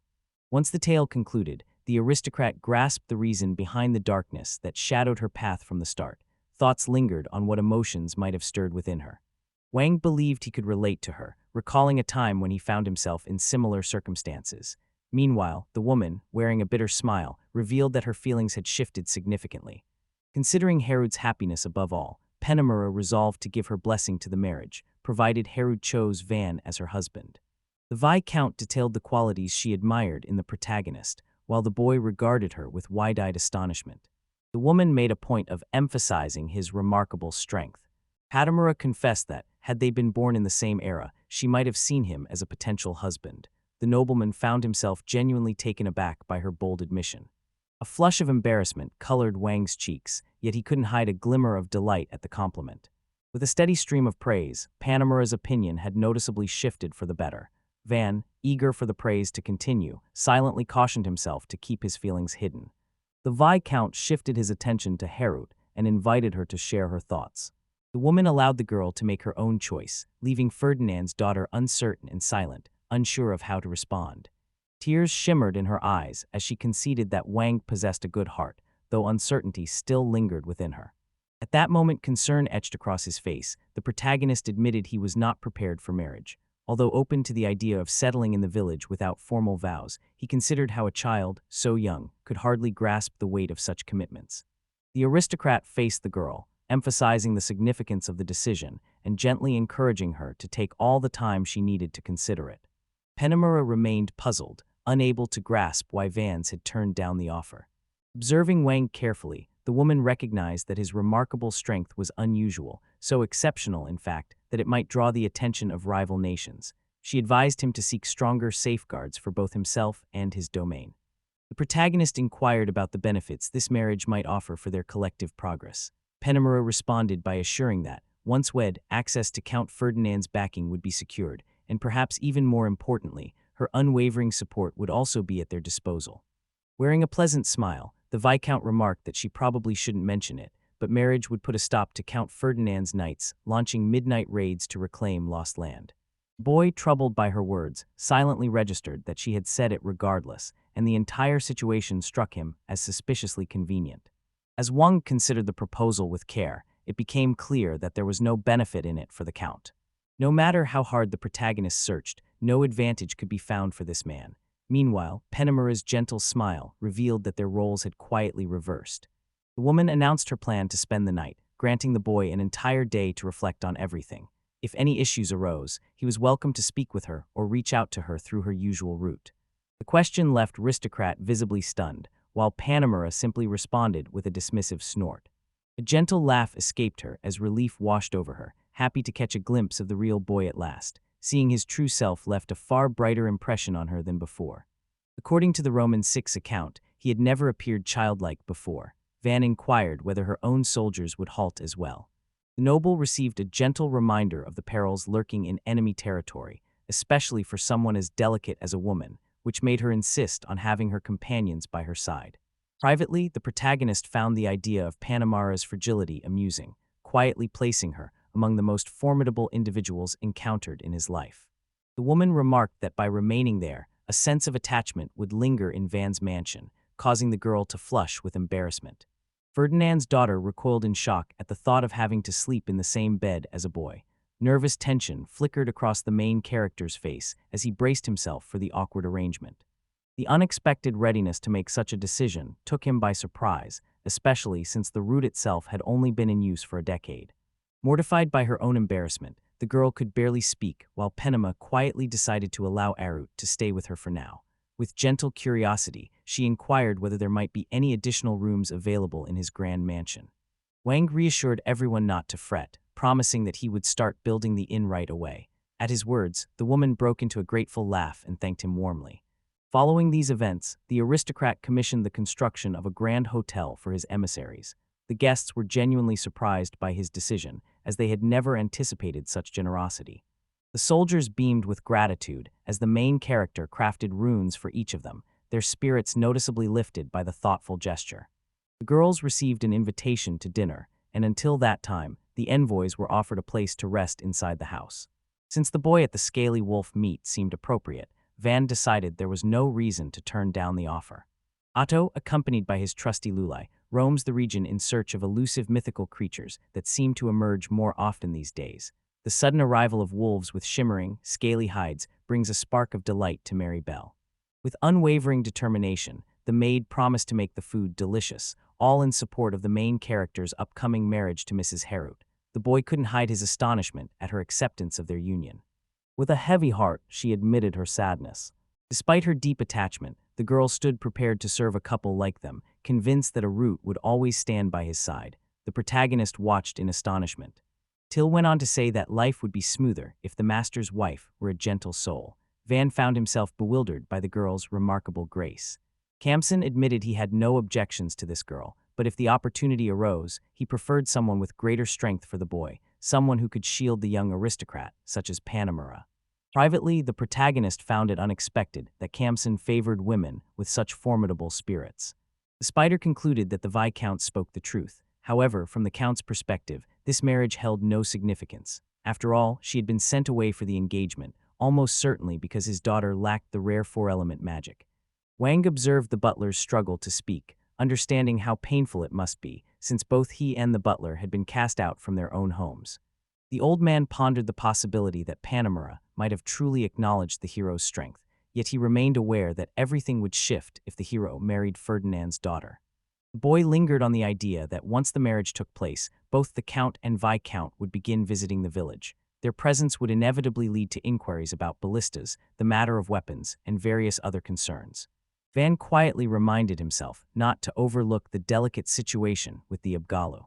The butler mentioned that a conversation with his father was inevitable, since matters with Ferdinand had fallen through. Considering the circumstances, the Marquis might decide to sever the relationship entirely, which could prove pivotal. Wang then asked if there was any likelihood his father would set his sights on the Count's lands.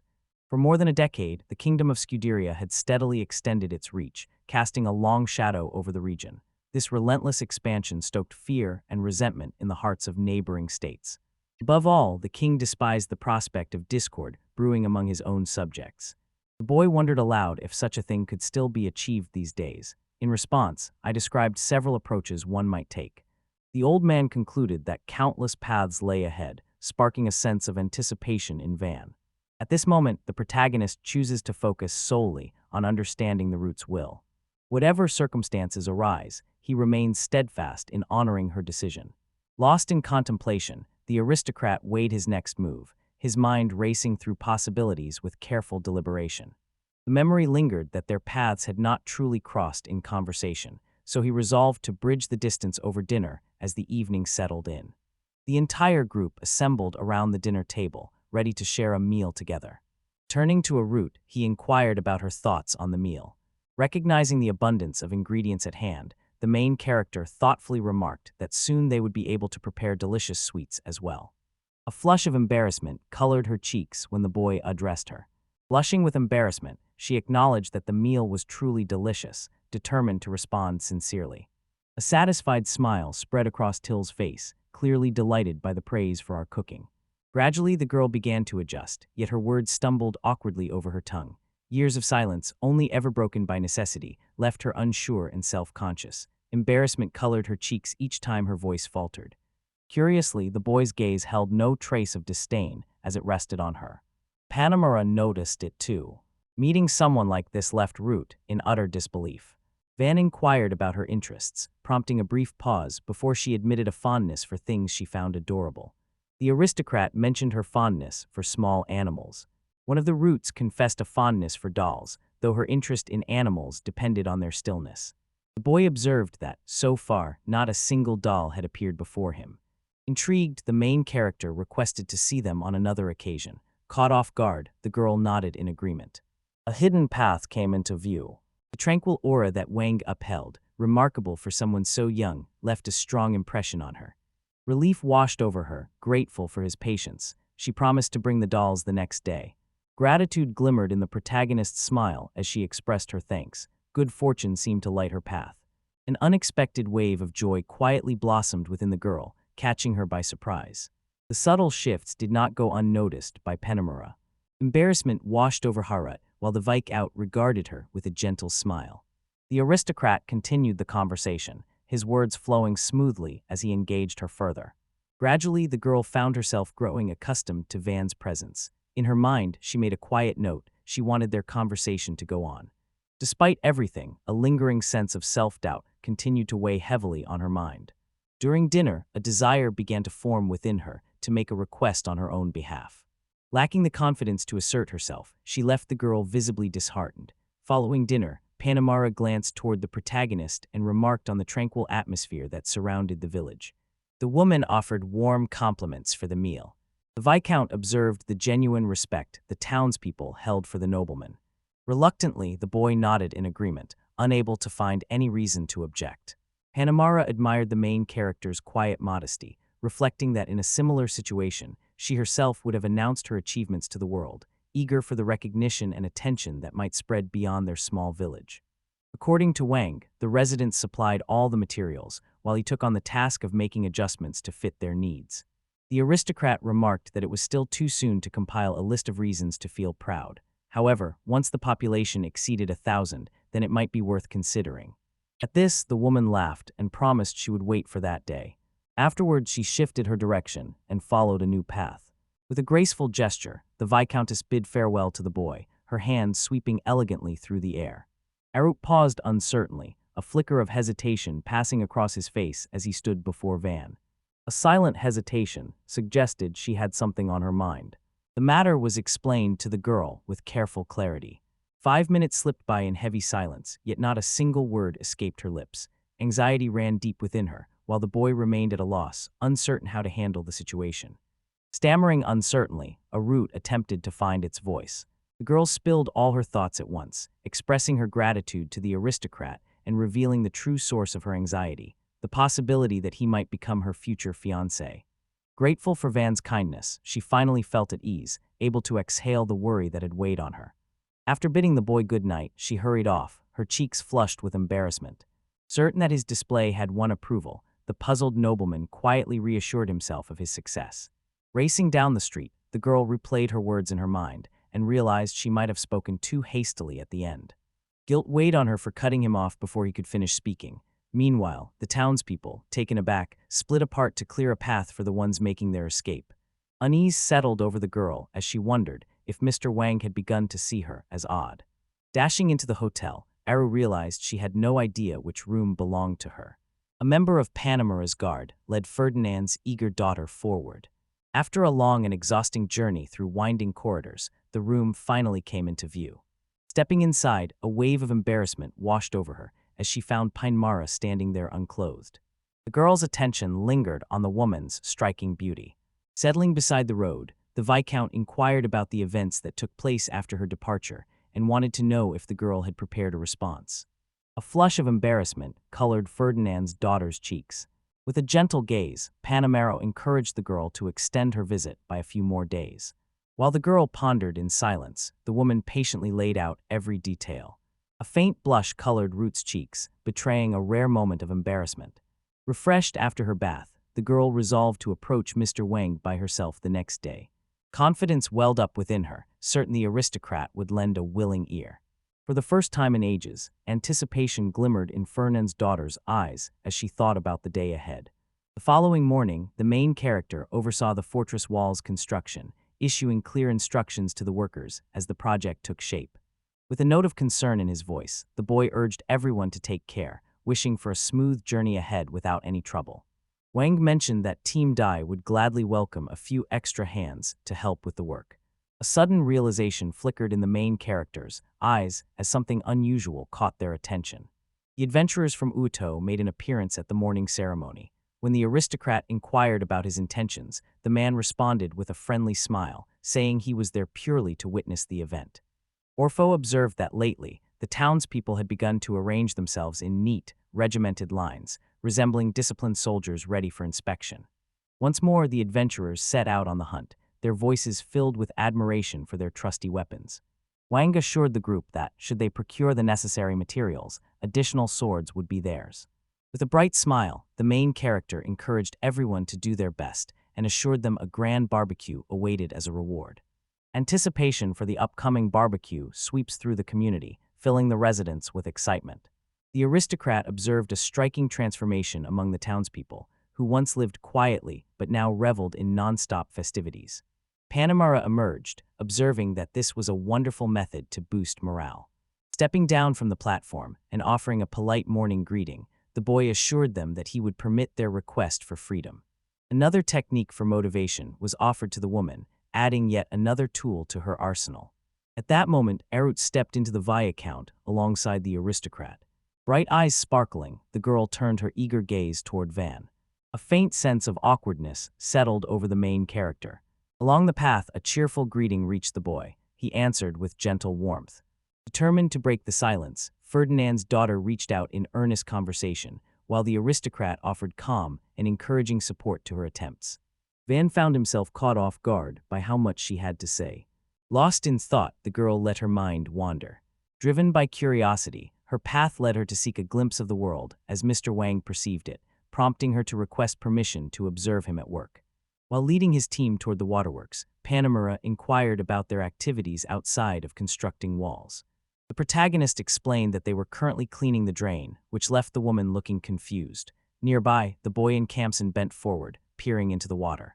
The workings of the pipeline came to life in his explanation, accompanied by a stern warning. Neglecting regular cleaning would turn it into a breeding ground for disease, threatening public health with possible outbreaks. The boy described how the water always finds its way back to the river in the end. A sudden glimmer in the water revealed the swift flick of a tail. Two young Abgalu emerged from the water, eager to lend their strength in transporting the water across. Astonishment spread across the faces of the messengers. Curiosity flickered in Panemura's eyes as the unusual sea creatures drifted closer, their presence a mystery. Beside him, Arut gazed in fascination, encountering such beings for the very first time. The Abgalu children greeted the lady with cheerful enthusiasm. Alongside them stood Priola, proudly announcing, as she often did, that she was Van's bride. An uncomfortable silence settled over the boy as the words sank in, leaving him unsure how to respond.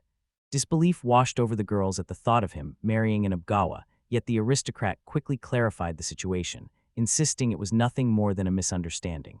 Once more, the main character firmly clarified to Priol that no engagement bound them together. The girl, deeply hurt, turned and swam away while the remaining children watched in stunned silence, appalled by what he had done. Lara found the news of the impending advance to be a harsh and merciless blow. Yet once more, the nobleman enticed them with a fresh supply of fruit, swiftly silencing their protests. The boy confided in the Abgali about the difficulties they faced retrieving the waterproof slabs from beneath the water's surface. At once, the sea creatures came to lend their aid. Eventually, the main character requested that they be shut. Seizing on the boy's suggestion to make this a daily habit, Wang eagerly embraced the chance. Panemura inquired about the Abgolas, and the boy explained that they had blended in with the local people. Gathering the materials, he mentioned they were heading to the city walls, which were still under construction. The Viscount observed that people regard them as a ghostly race. Aruth added his own thoughts about the Abgala. True to the reputation of Espada, the construction site buzzed with activity, each worker moving swiftly as part of a well-oiled machine. Wan provided an update on the construction's progress, highlighting the impressive pace at which the work was advancing. Without hesitation, the main character devised a clever fix for the troublesome corners. At the boy's command, construction of the wall began, while a careful observer recorded every move. The aristocrat observed with respect, as the butler instantly grasped the raw directive and prepared to act without hesitation. Wang pondered his next move, weighing each possibility with careful consideration. Panemura drew near and inquired about the fortress. Opting for a practical approach, the woman stepped forward and volunteered her assistance. Without sparing a glance or lending an ear to the protagonist's words, the Viscount departed, her soldiers marching at her side. Suddenly, a root inched its way toward him. Concern stirred in the boy's heart as he realized they might have left her by herself. Upon his inquiry, the girl gave an awkward nod in response. At that point, your aristocrat set out to strengthen the ties between you. Ferdinand's daughter followed Van as he introduced her to the ballistas. Her eyes widened in amazement as she beheld the massive weapon before them. The boy patiently described the object, detailing its purpose and the way it functioned. The wall now stretched broader than before, and the ballista towering above it had grown in size as well. Two neat rows displayed arrows, each as thick and sturdy as a man's hand. Eager to break new ground yet wary of stumbling in front of others, the main character chose a reliable path and set out to build a trident-tested ballista. With that, let it catch everyone off guard. Determined to see the weapon's capabilities, the boy chose to put it to the test with Kamsen. Aimed at the forest, the ballista unleashed a fierce volley of arrows that tore through the trees, splintering many in their path. Gazing into the distance, the aristocrat acknowledged the strength of the strike with a nod of approval, till an Arut stood in astonishment, truly impressed. The sheer power of the bow left the group in awe, its strength far exceeding their expectations. Drawn by the sudden commotion, Panemura hurried over to their side, concern etched across her face. Van explained what was happening, prompting the Viscount to stare in astonishment at the massive weapon before them.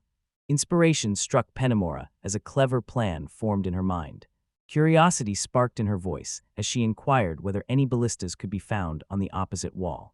The Viscount launched into detailed inquiries, seeking precise information about the production process and the quantities involved. In Wang's mind, the entire situation played out like a relentless interrogation.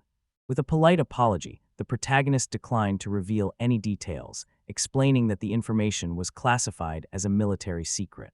The woman's mood soured as disappointment washed over her after the rejection. At that moment, Penomura expressed her intention to purchase some ballistas. Once more, the aristocrat declined with measured courtesy, yet conceded that he would cooperate if presented with evidence confirming their allegiance. The Viscount struggled to uncover any proof, yet it became impossible not to notice how the boy continued to surprise her at every turn. Gazing back on her journey, she marveled at the impressive results she had accomplished. Panemura observed with quiet satisfaction as Erut, once timid and withdrawn, started to take matters into her own hands. The change, she realized, owed much to Van's influence. After carefully considering every detail, the woman solemnly vowed to join him in a true partnership, one founded on complete equality. Determined to demonstrate her resolve, the Viscount declared that she would dispatch a letter to the capital before the day was out. The announcement left her soldiers visibly stunned. Pressing on, Panemura vowed to earn recognition within the titled ranks of the royal nobility as a steadfast ally of Van. Any act of treachery would bring ruin to her status as an aristocrat. The protagonist quietly observed the unfolding scene, certain that the aristocrats would find the situation baffling. For him, however, this was a rare and valuable chance, as his own ties to the noble class were nearly non-existent. With a respectful bow, the boy graciously accepted the offer extended to him. Following the exchange, the Viscount's soldiers and Wang's trusted aides lowered themselves in a respectful bow. Surveying the area carefully, Root searched for the next course of action. Flushed with embarrassment, she chose to bow as well. The protagonist made a silent mental note, reminding himself there was no need to return the gesture. With a triumphant smile, the woman lifted her hand in celebration of her very first collaboration. In exchange for the ballista, she pledged 100 of her finest soldiers for a full 2 weeks. The chosen troops assembled in perfect rows, standing at attention and awaiting their orders. Upon her return, any sign of imperfection met with her immediate refusal. A sense of quiet satisfaction welled up in Wang as he considered the possibilities that would unfold with the help of skilled individuals. With careful precision, he explained every aspect of the transportation process. With a brief look shared between them, Kempson and Till silently agreed. Stepping forward, Kempson addressed the Viscount, suggesting she carry at least one arrow crafted by the master. The reasoning behind his advice, however, remained a mystery to her. The boy offered her the sword, crafted by the protagonist's own hands.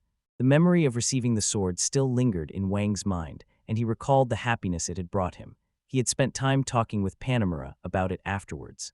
Curiosity stirred within the protagonist, eager to discover fresh facets of Kempson's personality, especially after the recent revelation of his admiration for Panemura. Panemura observed that the sword lost some of its effectiveness when facing an opponent clad in armor and carrying shields. Curious about this, Kempson requested a spare sword to experiment with. Drawing her spare sword with practiced ease, the woman prepared for what lay ahead. The Viscount, brimming with excitement, declared that witnessing even a single scratch on the blade would be remarkable. Following his words, Kempson drew his sword, offering an apology before proceeding. With a swift, almost effortless motion, the boy delivered his strike. Gazing at the undamaged blade, Panemura assumed the strike had merely glanced off. In that instant, the sword fractured in two. The remaining half of the Viscount's reserve splintered and collapsed. Astonishment spread among the soldiers as the scene unfolded before them. While the woman flung out her guesses in vain, no answer came to her. Kempson found quiet satisfaction in her struggle. Wang disclosed the truth, explaining that the issue lay in the production process rather than the quality of the materials. Panemura inquired whether the ballista arrows shared this impressive trait. The protagonist answered, explaining that these arrows possessed enough power to pierce through 2 or even 3 dragons clad in armor. The soldiers and the Viscount stared in disbelief, unable to hide their surprise. Faces pale and eyes wide, the group stared in terror at the menacing ballista before them. Impressed by the demonstration, Panemura resolved to purchase the arrows without hesitation over the cost. Van expressed his gratitude with a warm thank you. Darkness descended as night quietly blanketed the world. As she moved along the path, cheerful townsfolk, intoxicated with celebration, gathered around, imploring him to look after their master. Flushing with embarrassment, the girl quietly listened as he praised her, calling her a perfect match for the main character. Awkwardness settled over her as she listened to the drunken men quarrel. Just then, Wang brought his hands together in a sharp, commanding clap. The crowd that had been troubling the guests soon dispersed at his command. Laughter erupted among the men, their behavior slipping into disrespect. The protagonist quietly acknowledged that dealing with drunken troublemakers is a universal ordeal. Their punishment came quickly, a strict ban on seconds, much to their disappointment. The noble plans to welcome the embers and invite them to join for a meal at the Lord's table. Annoyed grumbling from the drunken crowd echoed behind them, drawing an irritated glare from Till. At once, a hush swept over the men. Seated at the table, Kemzel and Van delved into a thoughtful conversation about the construction timeline, weighing how much time the project would require before reaching completion. Upon being asked which section of the wall had been completed, the main character replied that the entire wall was done. The girl couldn't hide her astonishment. The boy observed a deviation from the typical construction sequence and schedule. Memories surfaced of the royal capital, a project that had demanded 3 full years to complete. The nobleman realized that, even with a sizable workforce, the task ahead could stretch on endlessly. Most of the labor fell to slaves and prisoners, while those gifted in all 4 elements took their powers to the front lines of battle.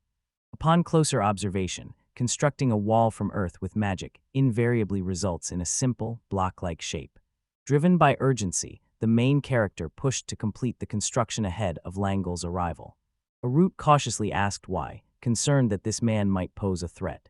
A gentle smile spread across the boy's face in response. His intention to create a genuine surprise was unmistakable. The adventure slipped away in an instant, vanishing before anyone could grasp it. Shadows trailed their every step, an invisible presence lingering just out of sight. Penamura's subordinates demonstrate remarkable resourcefulness, consistently providing valuable support. The fortress wall's foundation struggled to withstand the relentless advance of Espada's magic, unable to maintain its pace against such overwhelming power. With careful precision, they added the final details. Once dinner ended, Espada and Dee whisked the main character away for another round of studying. Within a span of just 2 weeks, the construction of both fortress walls reached completion. Advanced double-barreled ballistas have made their debut on the battlefield. Panamura observed how much assistance they had already provided. Countless times, Van managed to catch her off guard. The protagonist silently admired the Viscount's poise, struggling to keep the observation from slipping out verbally. In a swift motion, his hand flew up to stifle any sound escaping his lips. The boy shared his upcoming goals and aspirations for personal growth with her. Deep within, Penamura longed for what the aristocrat possessed, for owning a territory had always been her heart's desire. Van listened as she vowed to secure land as a reward for her valor in the upcoming battle, promising she would not have to pay for it herself. At that moment, a crowd began to rush in their direction. The forest echoed with a dreadful rumble as the creature crashed through, splintering trees in its path.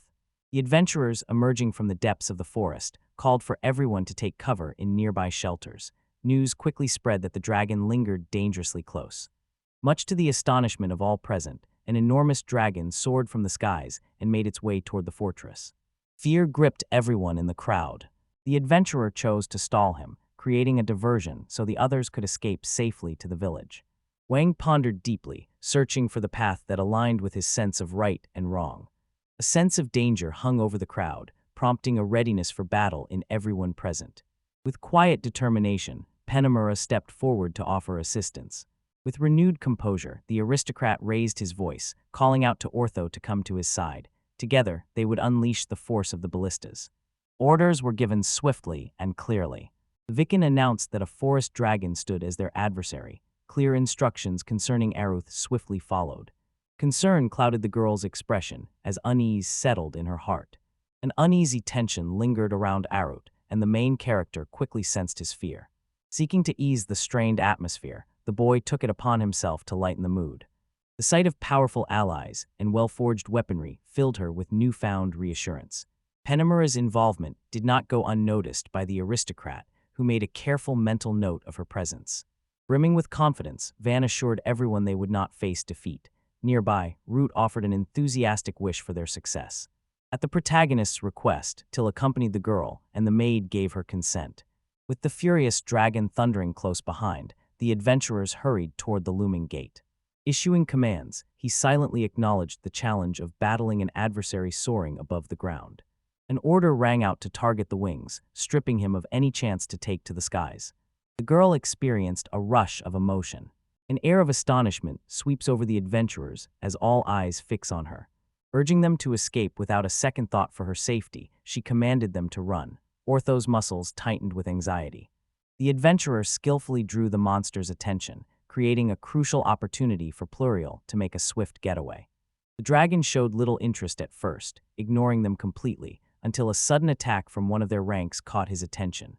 Fueled by anger, he sprang into action and took off in pursuit of the man. Eyes glistening with tears, he pleaded with his comrades to escape. The adventurers gathered around, attentive to his words. Meanwhile, Keisaro's disappointment grew as he realized he had been left behind. With unwavering confidence in his own speed, Ortho issued the command. Tears welled up in the man's eyes as his indignation refused to subside. With a determined tone, Zara assured the boss she would remind him, pushing back against his stubbornness. Observing their exchange, Van quietly wished this clash was nothing more than harmless banter. At the main character's command, everyone took aim and prepared to fire. With a stern warning, he declared that slowing their pace would result in Zara becoming a meal. The adventurer's expression darkened at this threat, clear displeasure flickering in their eyes. Penamura confidently claimed she had the power to bring him to a halt. The Viscount readied himself for battle, his gaze sharpening as he prepared to strike. Wang suspected there was a purpose behind the Count entrusting such significant duties to someone so young. The protagonist watched her in action and realized her remarkable skill was to be expected. Overhead, a fiery whirlwind began to swirl, igniting the sky with its intensity. A blazing spear of fire soared from her hand, hurtling straight toward the creature. The dragon slipped out of the way with swift, fluid motion. Massive clawed paws thudded against the earth, each step leaving deep impressions in the soil as the beast advanced through the dim forest shadows. In that instant, the defenders unleashed their ballistas, sending bolts arcing through the air. Their aim proved true as their strike found its mark on the wing. Van observed that the creature possessed sharp eyesight, allowing it to anticipate and evade a large number of incoming strikes. The injuries would sap the dragon's strength, forcing it to move more sluggishly. At the protagonist's command, preparations for a second shot began immediately. A relentless barrage of arrows pours down from the ballistas above. With a burst of anger, the monster growled and swiftly veered out of harm's way. With a hint of disappointment, the aristocrat observed that the second shot failed to make any impact. A wave of relief washed over the adventurers as they dashed through the gate. Amid their fleeting celebration, the boys spoke up, urging everyone to remember the looming threat that had yet to be overcome. Panamura called forth the fire spear once more, its blazing tip forming in his grasp. According to her, this measure would only delay the danger, so she urged everyone to seek shelter in the village. With swift agility, the dragon slipped past the flames once more. With a swift motion, Panamura redirected her assault toward the monster as it bounced back. Awe filled Wang's eyes as a relentless wave of flames surged toward the enemy lines. Flames danced across the dragon's scales as it bellowed in pain, struggling to break free from the inferno that held it captive. The sheer might of fire magic did not escape the main character's attention. Resting her weight on one knee, the woman steadied herself, composure evident in her posture. Without wasting a moment, Panamura hurried back to the village and swiftly began rallying the villagers to prepare for a counterattack. As the nobleman oversaw the evacuation efforts, the creature had already prepared itself for action. With a powerful leap, the monster landed atop the fortress walls. Because of his injuries, Wai could do nothing more than hurry after them as best he could. Thoughts swirled in the boy's mind. Encountering the armored dragons had left them overconfident, too sure of themselves. Magical creatures of such rarity demanded caution. At that moment, a figure suddenly dashed ahead. Dee initially chose to settle things with his fists, but the protagonist swiftly persuaded him to reconsider and seek another path. With resolute determination, Espada advanced toward the dragon, his expression unwavering. Wang stepped forward, attempting to halt the butler's advance, yet the butler moved steadily onward, undeterred, heading straight for the dragon. Wang reached out to halt the butler, yet the determined servant strode on, undeterred, heading straight for the dragon. The aristocrat's irritation grew with every stubborn attempt he made.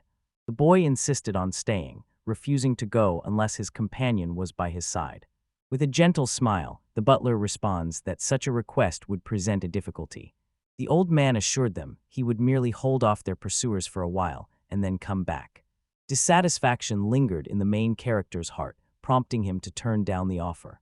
The dragon surged forward, closing the distance between them just as a column of earth erupted from the ground. The strike landed squarely on the monster's hide.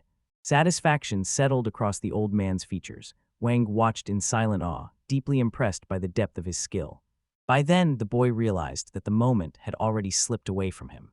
Desperate to quicken the pace, the main character exhausted every method to spur the butler into action. Observing the old man's struggle to keep up, Kamsen quickly offered his assistance. With a swift decision, Wang left the butler in Kamsen's care and hurried on ahead. The noble gazed intently at the looming fortress ahead. The village remained a distant speck on the horizon, each determined stride barely closing the gap. Wang considered ways to assist those whose energy was fading, determined to find a solution for their exhaustion. At the same time, Panemura and his squad settled into their carefully chosen positions. Without slowing his pace, Wang pressed forward, issuing commands as he ran. While moving forward, he offered words of encouragement to the marksmen. The Viscount turned to him and quietly sought his advice on what steps she ought to take next. Astonishment filled the boy as he noticed Panemura quietly awaiting his command. The protagonist requests that the woman use her magic to hold the dragon in place and then unleash a barrage of ballistas upon it. With a warm smile, the Viscount admitted no better plan came to mind. A sense of delight filled her as she realized this marked her very first lesson in magic, while Van merely offered a sheepish apology. From beneath the jagged rocks, the dragon slowly revealed itself, scales shimmering in the dim light. The monster lunged ahead, surging with unstoppable force. Wang mulled over strategies to somehow stretch out the time needed for the evacuation. In that instant, a cloak swept past his eyes. Di stood among his knights, determined to stall for as long as possible. Wang marveled at the bravery displayed by the trio. An eerie silence settled over the land as the looming figure of the monster drew near, its presence sending ripples of dread through the hearts of all who watched. The dragon caught sight of him and unleashed a roar that tore through the night, its cry echoing like a living scream. In the darkness, a swift strike severed the monster's paw, sending its claws scattering into the shadows. The dragon unleashed a thunderous roar and swung its mighty tail toward the intruder, yet the attacker's assistant stood poised, shields raised and ready to deflect the blow. The monster set its sights on innocent people, choosing them as its prey. Espada exchanged a quick, knowing look with Wang before the mage launched an attack on the monster. With careful precision, the butler gently lowered the stone over the dragon once more, shielding the knights from danger and granting them a reprieve. This time the monster abruptly halted its assault. Anxiety etched across his face. Wang urged Espada and Kamsen to pick up the pace. The butler and Kamsen departed in haste, their footsteps fading swiftly into the distance. The rose withered away as the command to withdraw echoed across the battlefield. Wang watched in astonishment as, barely hindered by their wounds, they pushed forward with unexpected speed. Without warning, the dragon lunged after the knights, its massive form casting a shadow as it pursued them across the field. Once within range, the protagonist issued a command to Panemura. A blazing spear hurtled through the air, zeroing in on the looming monster. The dragon swiftly shielded itself with its powerful wings, turning aside the blow. Flames devoured everything in their path, consuming the world in a relentless blaze. The aristocrat issued a command, directing a barrage of fire to be unleashed from the western edge of the village. The creature shrugged off the lingering flames from the earlier assault, its hide showing no trace of the fire's touch. Arrows streaked through the air in relentless waves, striking the dragon from every direction. While the majority of arrows fell harmlessly away, the few that struck their mark inflicted serious harm. Biding his time, Wang signaled the group to unleash their attack, and the dragon answered with a guttural cry of agony. All eyes turned to the monster, hearts filled with hope. The monster tumbled down, crashing to the ground below. Though careful to shield his head, the protagonist felt the arrow pierce straight through his torso. The injuries inflicted were surely fatal. As a precaution, the aristocrat commanded his troops to ready additional volleys. Panemura watched him, tension evident in her gaze. The wine and cabbage diet has been reviewed. Darkness crept slowly toward the resting dragon. All eyes followed D, their faces tense with worry, as he moved steadily closer to the hulking beast. Sword outstretched, the knight noticed an unblinking eye staring back at him. The creature's jagged maw stretched wide, poised to swallow D whole. The man slipped away just in time, evading the snapping jaws. With the final blow, the night brought the monster's reign of terror to an end. The mighty dragon lay vanquished, its once fearsome presence reduced to nothing more than a fading memory. Celebrations spread among the knights as they basked in the glory of their recent triumph. After carefully weighing the threat, Wang stepped aside. With unwavering confidence, the protagonist strode toward the looming fortress. News of the enemy's defeat reached the defenders through his words. Cheers erupted from the crowd as the townsfolk celebrated their hard-won triumph. At last, the central figures of the battle allow themselves a moment of relief, their tense shoulders relaxing as the immediate danger passes. Joy swept through the community as news of the victory spread. With concern etched across his face, Aaron stepped forward and quietly inquired about Van's well-being. With a gentle smile, he assured them he felt well, yet pointed out the individuals who genuinely required attention. Weariness weighed heavily on the boy, draining his strength. Panamara drew near, closing the distance between them. Admiration filled her voice as she acknowledged his talent for guiding others.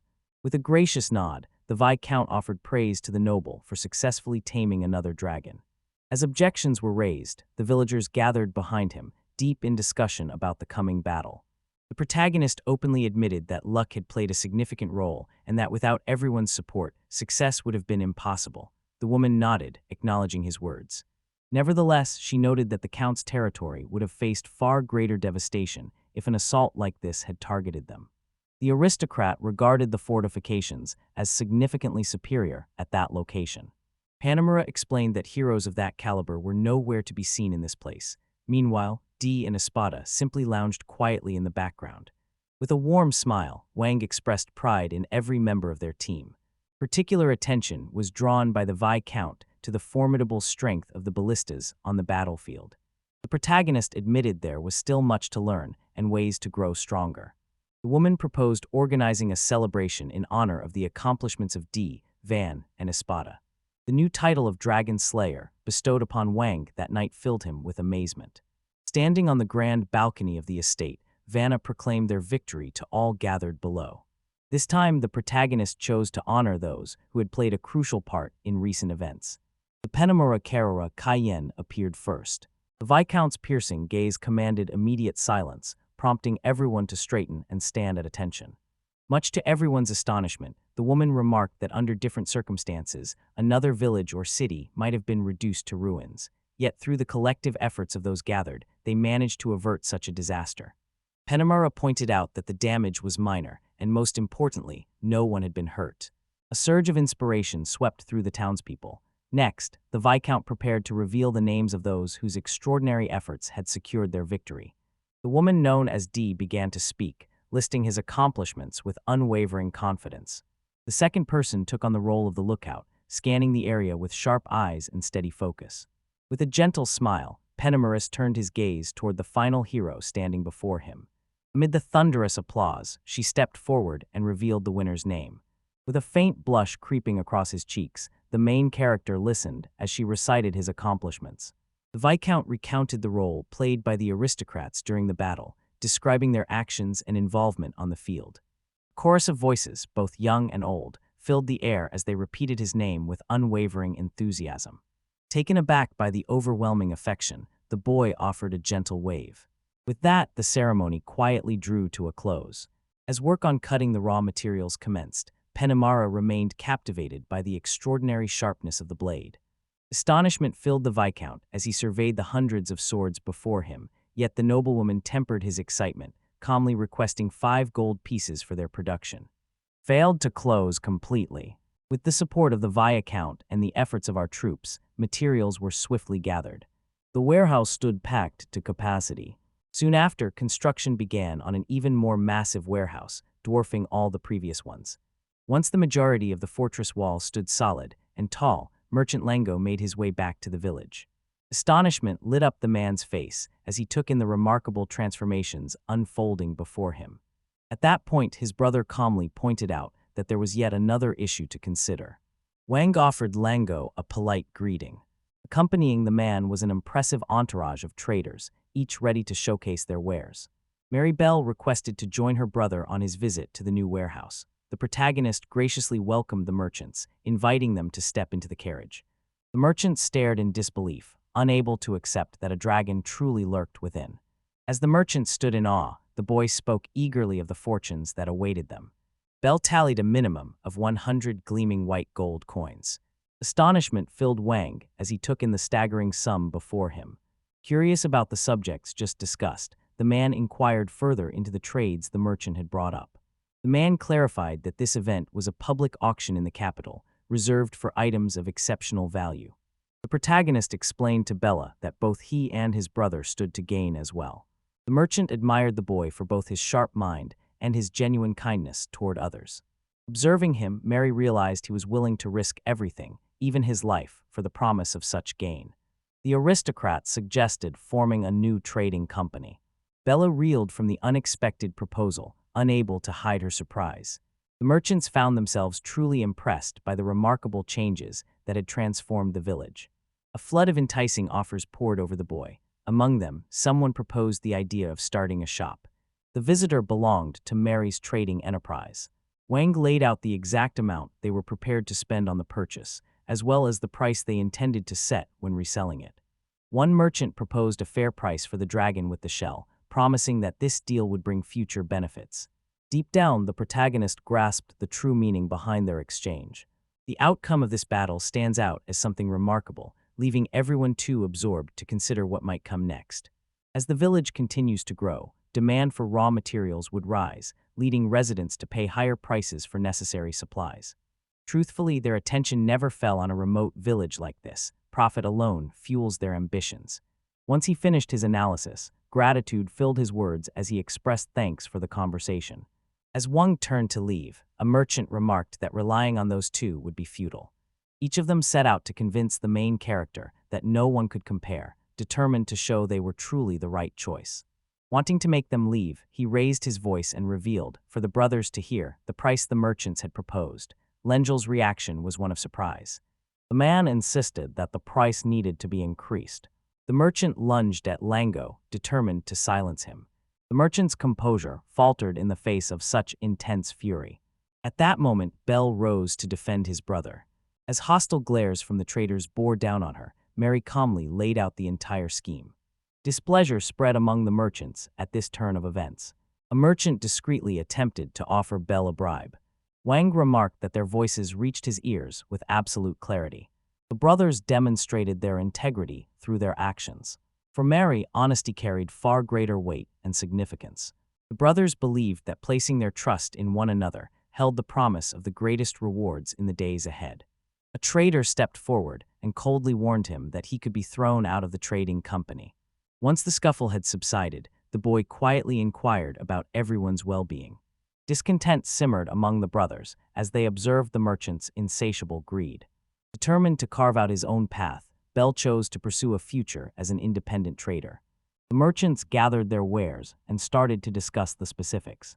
Establishing a trading company required the backing of an aristocrat, whose endorsement came at a price, the promise of substantial profits in return. Nobles of this kind often acquire wealth effortlessly, without lifting a finger.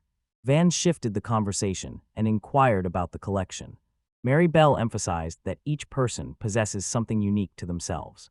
Curiosity sparked among the brothers when the protagonist inquired about who had suggested Mary's company. A recommendation from the reigning Berlin royal family accompanied Mary, signaling high authority. The boy quietly realized this spelled trouble. Looming in the distance, an elegant structure adorned with grand columns marks the headquarters of a formidable trading company. Wang considers that the stature of a trading company rises and expands in direct proportion to the noble rank of its patron. The hero observes how this trading company enjoys a privileged reception, gaining both a polished reputation and support from a local aristocrat. Meanwhile, Wang perches on a weathered wooden bench, legs crossed, quietly skeptical of these customs. Propping his chin on his right hand, the boy remarked that giving special treatment to a favorite seemed unfair for a king. Standing across from the van, the manager and his brother discussed the prospects of Mary's business, confident it could establish a store in any city given the right opportunities. Noblemen and influential lords are drawn in as customers, enticed by the unique materials, slaves, and other valuable acquisitions secured by the knightly order. Rumors swirl that Mary Triumph, the company's chairman, once held the position of the king's personal concubine. In the background, a woman adorned with a hat covered in roses appears.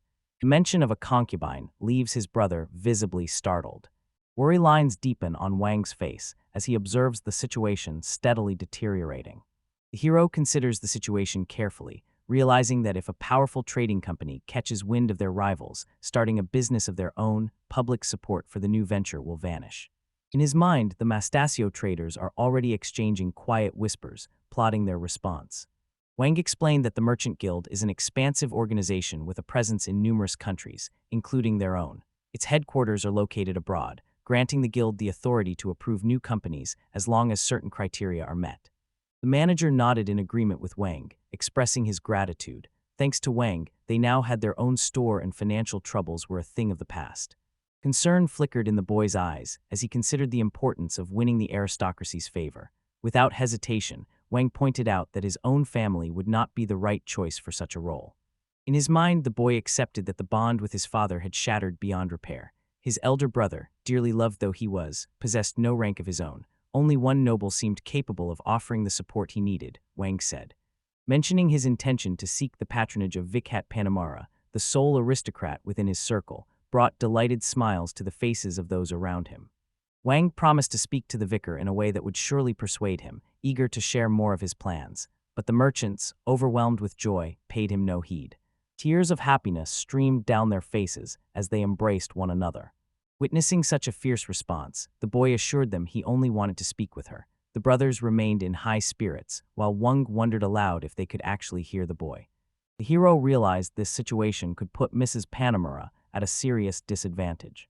Wang approached the Viscount in person to seek her opinion, and she calmly assured him that she had no objections. Astonishment washed over the boy's face, leaving him speechless, a sight that drew cheerful laughter from Mrs. Panamara. A gentle smile played on her lips as she started to share the reasons behind her choice. In the distance, the rhythmic clash of swords echoed through the air as knights honed their skills on the training grounds. The girl explained that her status as a rising aristocrat would remain unaffected. However, if she endorsed the establishment of an enterprise, even a fragile one, led by merely two individuals, and especially if significant pressure was involved, this could undermine the royal family's authority. Reflecting on her statement, Wang acknowledged the matter truly concerned the dignity of the royal lineage. The notion struck him as a veiled act of hostility, and he suspected these feelings stemmed from his humble origins as a commoner. Mrs. Panamara realized that, lacking both a cunning thief's reputation and official recognition, her path to advancement required boldness. To become the topic of conversation among the townsfolk, she would need to act in a manner so audacious that no one could ignore her. The Roman Viscount recognized the clear benefits of this offer. Reflecting on her own situation, she considered that soon enough, some rising figure with a private force of 100 would head toward the royal capital after slaying the dragon. Mrs. Panamara observed that this incident was bound to spark conversation far and wide. The boy realized, with quiet astonishment, that the very idea of such powerful, dragon-slaying equipment existing in a humble border village would defy everyone's expectations. Delight lit up Wang's face as he realized the advantage. If he let everyone believe the Viscountess was responsible, his family's scrutiny would pass him by. The girl, however, regarded him with a hint of perplexity, noting how oddly his mind worked. The defeat of a dragon stands as an extraordinary event. News of such a victory, along with speculation, inevitably travels to the upper echelons of society. There, nobles discover every detail. The resources used, the strategy for bringing the beast down, the number of participants, the location, and the destruction left behind. Gaining entry into exclusive circles or earning a royal commendation rests entirely on the outcome of this heroic deed. Mrs. Panamara pointed out that, regardless of whether she was named the Dragon Slayer, a thorough investigation would inevitably uncover Van's involvement. Hearing this, the boy's expression turned sour. Frustration weighed heavily on Van, unsettled by the chaos and inconvenience surrounding him. Banished from his home once, now the prospect of being summoned back hung over him. A fondness for improving the village tugged at his thoughts. The girl remarked that he fretted, just like a runaway child yearning for comfort. Only then did it dawn on her that Van truly was still a child. With a conspiratorial glance, Mrs. Panera bent closer and murmured that, should the boy inquire, she would reveal the secret to ensuring he was never sent back. The prospect immediately caught Van's attention. With an eager spark in his eyes, he wondered aloud if such a thing could truly be done. The Viscount assured him, his tone light and confident, that it was the simplest of tasks. With a confident grin, she advised the boy to earn a title, explaining that it would give him independence and the chance to start a new family. The suggestion took Wang by surprise. To the hero, the girl's explanation seemed almost routine, as if she were merely describing the purchase of an apartment. Panamera suggested letting the story stand, as if the dragon's defeat was owed to the baby, crediting her own actions only to the advantage gained from the delay. Wang raised his voice in protest, convinced that such a move would upend the situation once more and draw considerable attention. Leaning in abruptly, the Viscount inquired about the boy's discontent. Startled by the swift motion, the boy's face tightened with fear. Excitement flickered in Wang's mind as he realized the confirmation of a title might bring unexpected complications. Images of his family's faces filled his mind. Uncertain about his father's response, he braced himself for hostility from the second and third sons, fully expecting their aggression. The boy pictured his older brother's expression in his mind and considered how uncomfortable it would be if he achieved noble status before Marcia, with whom he had grown quite close. Noticing Vance's downcast expression, Panamera pressed on with her thoughts. She explained that earning the nickname of Dragon Slayer at just 8 years old would almost certainly come with an official title. Unease crept over the hero as he listened to the Viscount's proposition. The girl assured him that generous funds awaited him, along with the backing of a budding trading venture she pledged to support from the ground up. The offer brimmed with advantages, yet she recognized the source of his anxiety. Mrs. Panamera recounted her story, revealing that the moment she was granted her title, both enemies and so-called allies multiplied around her, each eager to exploit her newfound status. Memory stirred a sinister smile across her lips. With a chilling confidence, the girl announced she had reduced them all to ashes. In her palm, a magical flame flickered with intensity. Van, taken aback, raised his voice as he demanded to know what she meant by ashes. Panama chuckled, suggesting that when facing foes, ballistas would be the ideal weapon. If enough people found themselves punished, resistance against Van would quickly disappear. Hearing this grim strategy for survival sent a chill through the boy. With measured words, the hero pointed out that assigning all the credit to him would leave the vicar with no opportunity to further his own standing. With a mischievous grin, the girl leaned in and teased, questioning whether she had truly heard the boy express concern for her. Panamera Carrera Cayenne, her own life hardly seemed the kind that could trouble an 8-year-old's mind. Across from her, the vicar's expression hardened, his features sharp and ferocious like a wolf ready to pounce. Facing her, Van resembled a helpless rabbit, his body trembling as he insisted that he had no concerns about the girl whatsoever. Still overwhelmed by his rabbit-like instincts, the boy confessed his anxiety for his own safety and pleaded with the Vike not to make a meal of him. A burst of laughter escaped her lips as she remarked that his response was just as amusing as ever. A broad, confident smile spread across Mrs. Panamera's face as she assured Wang that he had nothing to fear. She had no plans to devour him for at least the next 5 years. The girl went on to say that, so Van could keep getting stronger, she would grant him the dragon's feet this time. The boy was left utterly bewildered, unsure if she truly meant what she said.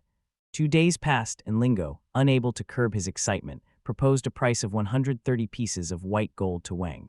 A warm smile crossed the boy's face as he accepted the offer. The 2 individuals standing before Wang exchanged looks of amazement. With that, the agreement was sealed.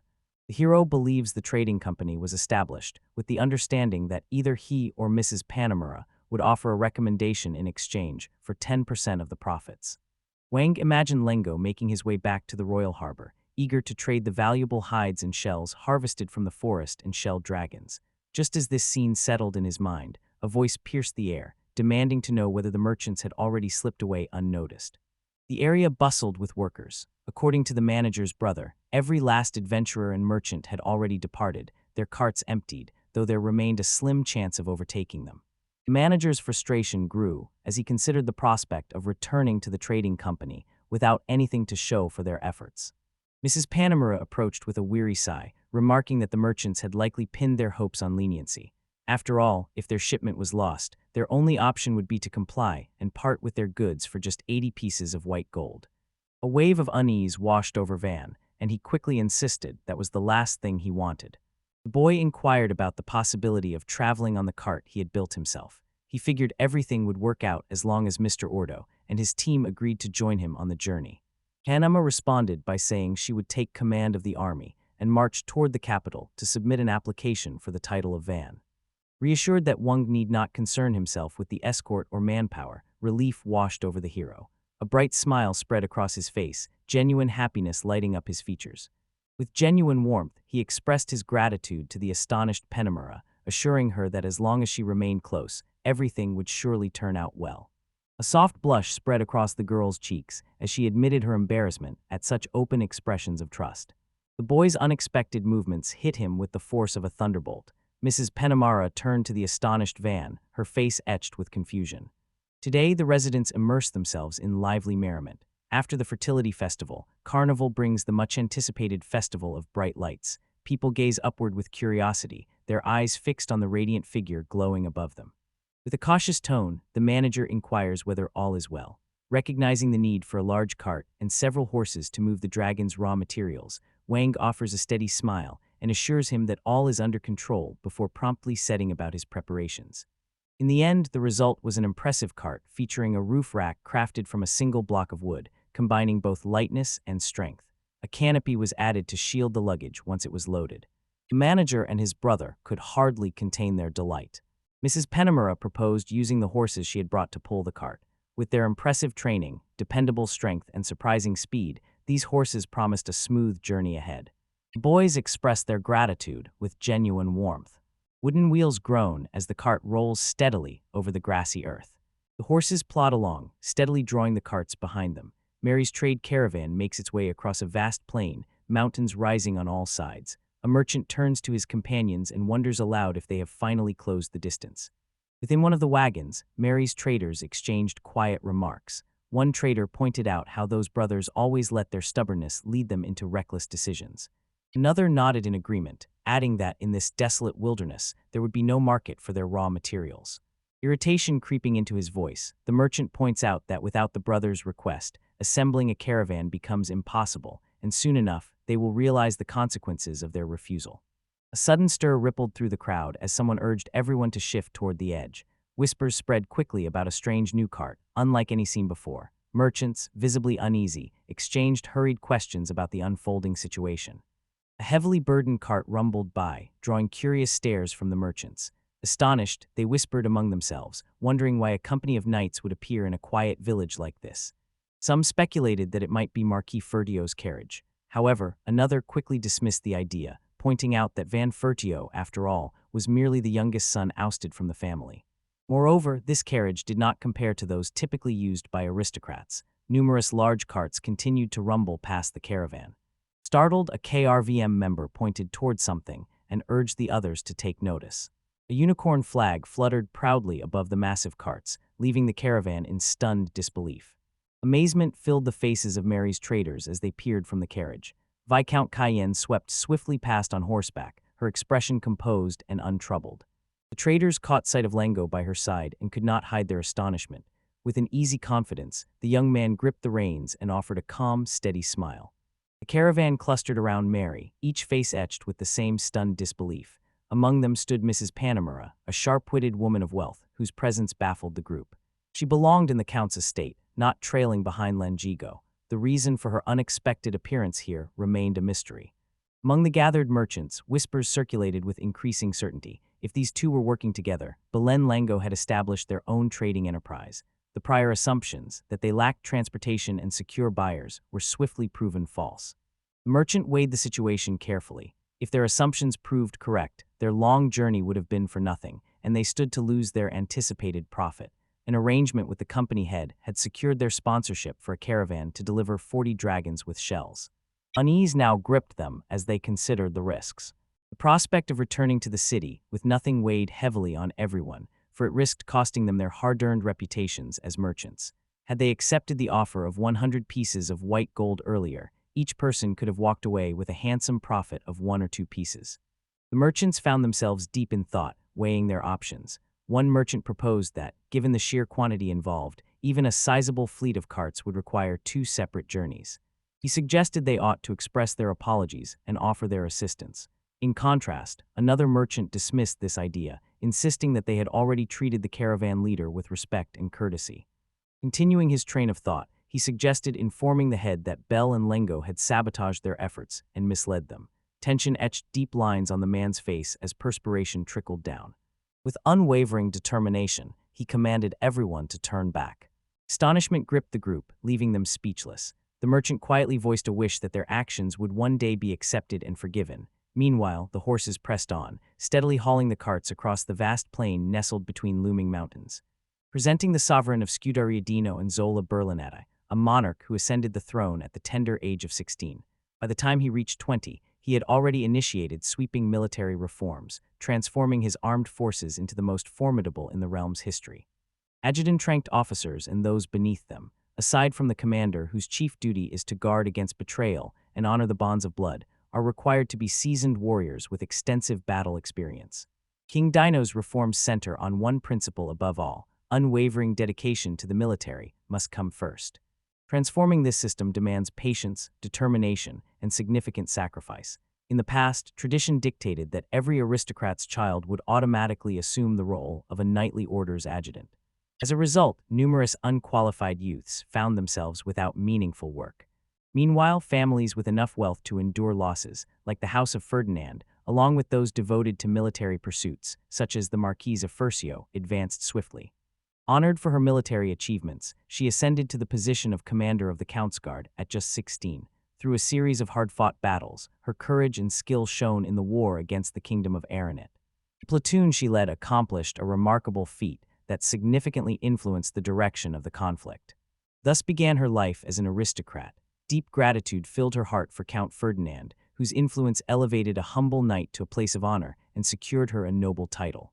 The king took great satisfaction in her remarkable dedication, rewarding her with the rank of count just 6 years later, an unusually swift promotion. The man expressed his confidence that she had arrived to seek yet another advancement, this time for her recent successes on the battlefield. Wearing a fierce scowl, he accused her of implying that the title should be passed on to someone else. Yet, when he looked around, no suitable candidate appeared before him. The only likely successor was the ruler of the Kingdom of Scuteria, Dino and Zola Berlinot, a seasoned leader with 43 years of experience. According to the girl, this man holds ownership of a royal fiefdom and oversees the safety of a remote border village, so much so that even a deputy is absent there. Because of these duties, he has never visited the royal capital. The king inquired about the reasoning behind promoting the lord of such a domain for his remarkable deeds, even if the future advantages remain uncertain. The king let out a low chuckle, remarking that if the subject of their conversation were a renowned man, celebrated for his feats in battle, their recommendation would carry significant weight.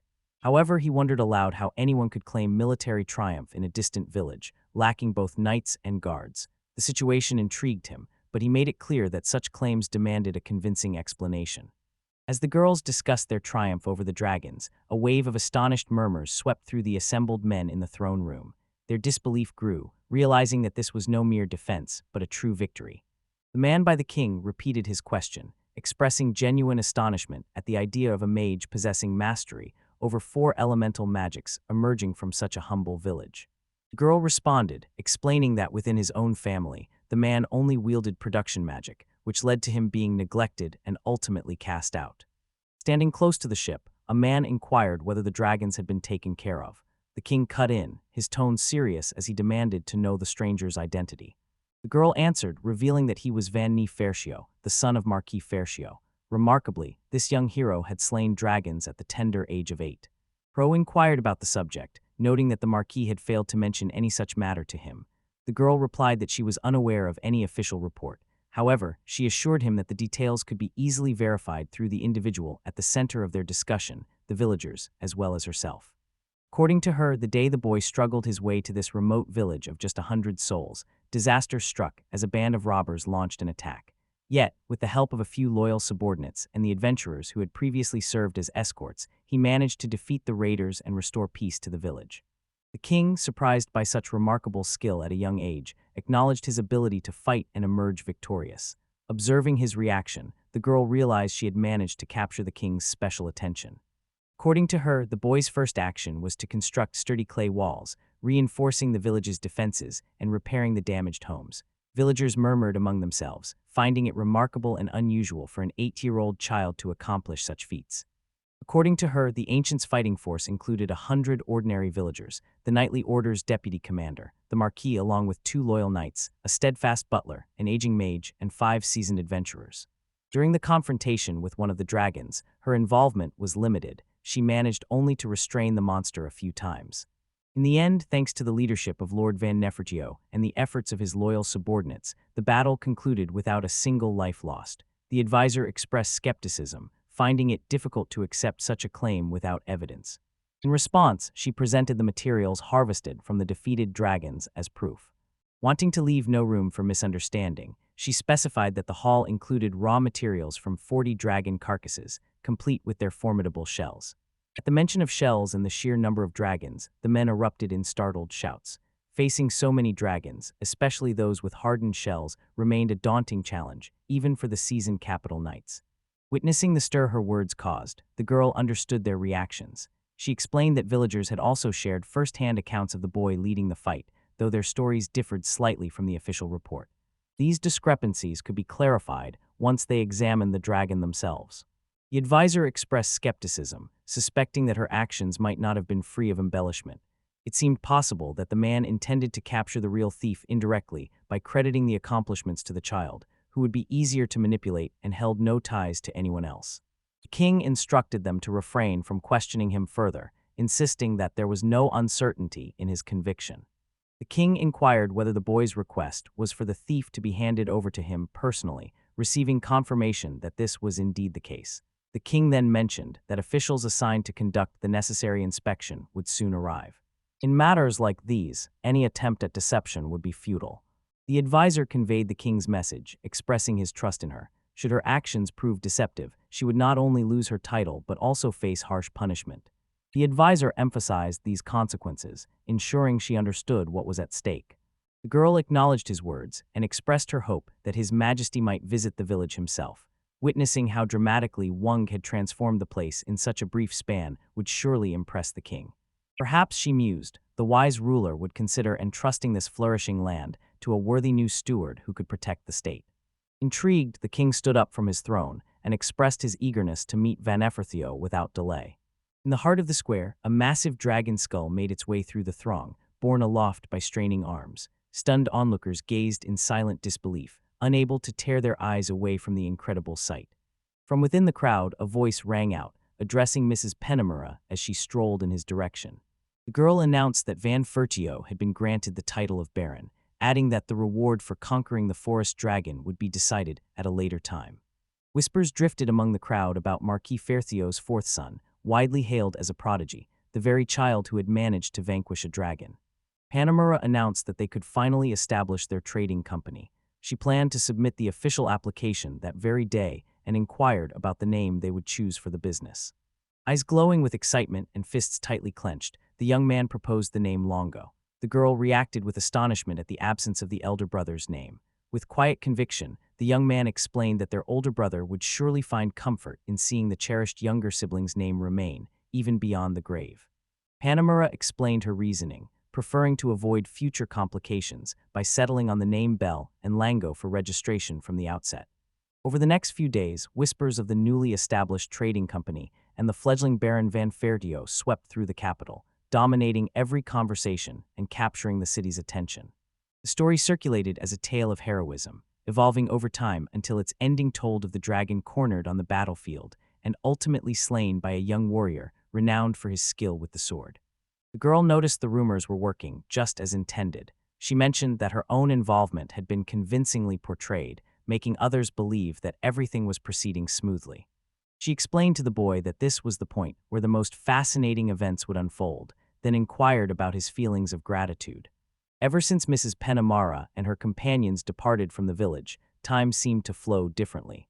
With the fortress walls now fully built and additional balises established, the village of 100 inhabitants found that not everyone would need to work simultaneously. The village center transformed into a charming and efficient hub, as the standard houses were reconstructed in a sleek, contemporary style. In addition, the hero constructed 2 grand towers. With a nod to the others, the hero suggested enjoying a meal where they could take in the stunning view. The black-haired girl explained her fondness for the alligator, drawn to its perch above the main road and the lively scenes below. In response, the hero remarked to Kamsen that she seemed to prefer places with a view from above. Meanwhile, the second girl shared that the Buddha Tower was her favorite, captivated by the sweeping view of the lake it offered in a single gaze. A man addressed the hero, inquiring whether he intended to scale alligator. Hearing this, the two knights trailing behind grimaced, weary at the prospect of yet another bathhouse adventure. One knight explained that climbing alligator had originally been planned as part of their training, but if that was the hero's goal, he would instead choose Butatower and bring the soldiers along. The hero found himself caught off guard by this unexpected reply. Ascending to the top of the tower required a solid 10 minutes. Fatigue set in as the hero trudged up the endless stairway. Meanwhile, Kamsin pressed on with even greater energy than the rest. The hero glanced back at the girl and remarked on her surprising resilience. She gave a weary smile, admitting that her strength would soon run out, and once they stood up again, neither of them would be able to move. At last, the entire group arrived on the tower balcony. From their vantage point, the trio took in the view, smiles playing on their faces. Wang remarked that the village boasted only 100 residents, remarkably few, considering its expansive size. Till nodded in agreement, noting that the buildings and equipment hardly gave it the feel of a village. With such development, it seemed only a matter of time before it would be called a city. Van abandoned the notion of naming the village after himself, yet the community remained discontent. Jokes about dubbing the place Vanna City seemed likely to resurface at any moment. Till, always thoughtful, wondered aloud if such a name would truly be so terrible, admitting that it possessed a certain charm to her ears. Nay wondered aloud if the girl was trying to make fun of him as well, convinced her words were meant to tease. The girl shook her head, denying any mockery. At that moment, Kamsin beckoned to the hero, gesturing toward something off to the side. The hero noted that his vision had sharpened, now resembling that of the villagers. Distant details remained elusive, nothing coming into focus no matter how hard he tried. Kamsin explained that this change happened because the hero had started gazing into the distance more frequently. Kamsin realized these people were neither soldiers nor adventurers. Among them mingled children, elders, and several household servants. The hero inquired if Kamsin spoke in earnest and questioned just how much the young man's eyesight had sharpened, considering the reputed talents in their settlement. Glancing at the clock, the hero realizes over an hour remains before their destination. Deciding they have time, he suggests taking a lunch break. Till responds enthusiastically, revealing that she packed his favorite sandwich, complete with a fried egg. She confidently adds that it tastes even better now since, with Mr. Bell's help, they've started using only the finest bread. As the boys chatted about how tasty it was, footsteps hurried toward them and someone dashed up. Hearing the girl's gentle voice as she called out to Mr. Wing, the hero found himself captivated by her charm and warmth, a smile spreading across his face. Lady Panamera departed for the royal capital, while Arif chose to remain here, settling in for a time. Under Espada's guidance, she continued her training. Curious and concerned, the hero leaned in and gently questioned Harat about her recent experiences. His words softened, shedding the usual formality he reserved for adults, as he recognized her youth and vulnerability. Petite in stature, she caught the hero's eye as someone endearing. What he felt for her went beyond simple affection. An unfamiliar warmth stirred within him, compelling him to gently run his hand through her hair. A blush crept across the girl's cheeks, betraying her sudden embarrassment. To him, she appeared to be the gentlest soul he had ever met. With genuine remorse, he explained that his behavior had not been intentional. Struggling to get the words out, she quietly requested a moment to speak, adding that if it was all right with him, he could simply refer to her as Root. Amused by how adorable it appeared, the hero wondered aloud if such a thing was truly possible. Shyly replied softly, explaining that she simply believed it would be easier for him. The hero, referring to her as Arut, then inquired whether she had something to share with him. Struggling to find her words, she tried to explain that outsiders had arrived in the village. The hero quietly observed how her voice lifted uncertainly when she said the word village. Noting the crowd gathered nearby, she wondered aloud what steps to take, given the emptiness stretching from the fortress walls to the village. Curious, she suggested continuing the conversation at Mr. Wang's house. Over time, the hero realized the girl had grown more at ease in his presence, engaging in conversation that flowed naturally. Although a hint of shyness lingered in her demeanor, she now faced him directly, making her intention to speak clear. She eagerly shared snippets of village gossip, her words tumbling over each other as she recounted the stories she hoped the hero would find interesting. The hero responded by suggesting they take the discussion to his home, but emphasized the need to ensure their guests shared their intentions. Till mentioned that Orto and his team had already departed for the forest earlier in the day. The hero instructed that D and his men, along with a spotter, should be summoned immediately. Kumsin raised his hand in acknowledgement, signaling that he understood, and dashed off to relay the orders. He hurried toward the opposite tower, moving with remarkable energy, which caught the hero off guard. Amidst the bustle of construction, the hero realized that this work served as its own form of training. Observing Kempson's unwavering determination and tireless energy left him quietly impressed.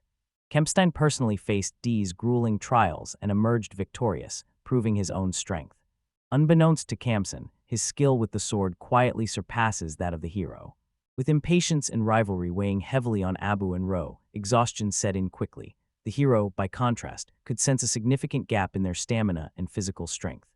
According to a root, Mr. Kempson stands out as truly remarkable. In any world, it's always the swiftest and most athletic child who takes on the role of hero among their peers. A throng gathered around the hero. The butler observed that these individuals appeared to hail from neighboring villages, noting that their spokesperson stood patiently at the entrance. At the hero's request, they were promptly invited inside. An elderly man stepped into the office, politely apologizing as he inquired whether this was the seat of the village. The hero responded by repeating his own question. According to the old woman, they believed they had arrived at the village of Seat, yet what unfolded before their eyes was an incredible city beyond anything they had imagined. Curious about the village of Seattle, the hero turned to Spada for information. The butler explained that the village chief had mentioned the settlement once belonged to a group known as the Seat people. Over time, remnants left behind by this group led some to refer to the area as Seat Village. The hero shouted in disbelief, refusing to accept that the village possessed a name. Suspicion crept in as he realized he had been fooled. Mr. Wang, an unsuspecting 8-year-old, became an unwitting victim. A remarkable deception had unfolded right under his nose. Butler soon noticed that the hero had no idea the village would bear his name. Quiet curiosity flickered in his eyes as he awaited the hero's reaction. Meanwhile, the old man calmly remarked that, regardless of the hero's awareness, they were likely correct in their assumption. This truly was the village of Seattle. The hero pressed the old man to explain why they had journeyed to this village. In response, the old man gazed around, astonished by how unfamiliar everything seemed. The transformation was so complete that he struggled to recognize the place, despite having visited the village long ago as a child. Still unsatisfied, the hero raised his voice, demanding a real answer, but then paused as a memory of the old man's earlier words resurfaced in his mind. According to the old man, it was easy to notice how few young people came from the neighboring village. Strict tax collection left them unable to resist alone, so they had come here seeking a discussion about whether they could find refuge. The hero inquired whether the topic at hand was resettlement, noting that such undertakings often come with many challenges. Curiosity sparked. He wondered aloud about the scarcity of young people in the area. Venturing a guess, he supposed perhaps the youth had traveled to the city in search of work and ended up building new lives there. The old man quietly revealed that the young people had not departed from the village by their own choice. The old man explained that the youth had been conscripted into the military, as authorities were preparing to assemble forces should conflict arise. Curious, the hero inquired once more about the situation with the army. The man nodded in agreement, explaining that with the loss of their labor force, the village had no means to pay taxes. The Lord Count showed no concern for villagers living on the fringes of his land. From this, the hero understood these people came from a village within Count Ferdinand's domain. Sturkey had mentioned the place was close by, but in reality, it lay a considerable distance away. According to the old man, the journey on foot would take an adult nearly 2 weeks. They had chosen this destination over the nearest city, fearing that remaining within the Count's lands would bring harsh judgment upon them. After careful deliberation, they agreed it would be safer to venture into the Marquis's territory. Concern over the Count's reaction should give you pause before sheltering the villagers. It might look as though the hero is siphoning off the Count's people, suggesting weakness in the Count's control of his lands. Such a situation will not reflect well on anyone involved. Still, the reality remains that these villagers sought refuge with him, braving great peril to do so. Caught between the growing hostility of the Marquis and the Count, the hero hesitated, wary of making matters worse, yet could not ignore the desperate pleas of those in need. The hero inquired whether every villager had arrived to relocate. With a trembling voice, the old man wondered if the hero was willing to welcome them. The hero responded, explaining that although it was possible to live here without the burden of taxes, they would ensure everyone had enough food and a place to rest. Cooperation for the benefit of the village would be essential. The man wondered aloud if this place could truly be called paradise. Curious, the hero then inquired about the village's population. The elder answered that 13 newcomers had arrived today, while another 300 villagers still called this place home. The hero inquired whether each family would receive a house, advising them not to set their hopes too high. With a bright smile, the old man replied that they had never dared to wish for anything beyond that. The old man hesitantly inquired whether it was truly acceptable for the hero to show such generosity toward his family. He mentioned his granddaughter, only 3 years old now, but certain to grow into a beauty, and wondered if she might serve as the hero's attendant someday. The hero firmly advised him not to treat his grandchildren as bargaining chips. Encountering the people of this world left the hero astonished. They handed someone over with the same casualness as exchanging a New Year's gift. While familiar with cultures where women and children are given away to serve others, facing it firsthand created a deep sense of discomfort. Even in modern Japan, stories abound that seem almost too strange to accept as true. In this world, the hero found himself unsettled by the casual disregard for human life. Addressing the old man, he offered to supply them with carts drawn by the horses currently unburdened. Only the vans remained, so he inquired if 2 would suffice for their needs. The old man graciously agreed, expressing gratitude for the gesture. Their own cows could pull the carts on the way back, sparing the horses and ensuring everyone could return safely. News of this piqued the hero's curiosity, prompting an eager inquiry about the presence of milk cows. Starkey confirmed it, explaining that the Count's lands were famous for their lush pastures, making cattle a common sight in their village. Each year brings the birth of 5 or 6 calves, maturing fully within 12 months. Despite the annual sacrifices, the herd remained steady, never dropping below 10 animals. The hero understood that relocating here meant expanding their herd of cattle. A request needed to be made for Mr. Orto and his group to join the journey. Turning to the old man, the hero mentioned the exhaustion everyone must feel and suggested taking it easy for the day. Though the inn typically served soldiers, it offered enough space for all, and meals would be arranged for the group. The old man quietly revealed that he was not the village chief, leaving the hero startled by this unexpected truth. Some time passed. The residents could hardly believe they would live in such a magnificent house. This building even surpassed the home of the village's wealthiest landowner. The child beside him warned against making silly remarks, knowing well how easily the owner could switch residences. In that moment, a laughter echoed in their minds, clarifying that it wasn't about the owner's presence in the house. The furnishings in the other home were far superior. At the hero's suggestion, a celebration was proposed for when the remaining villagers arrived.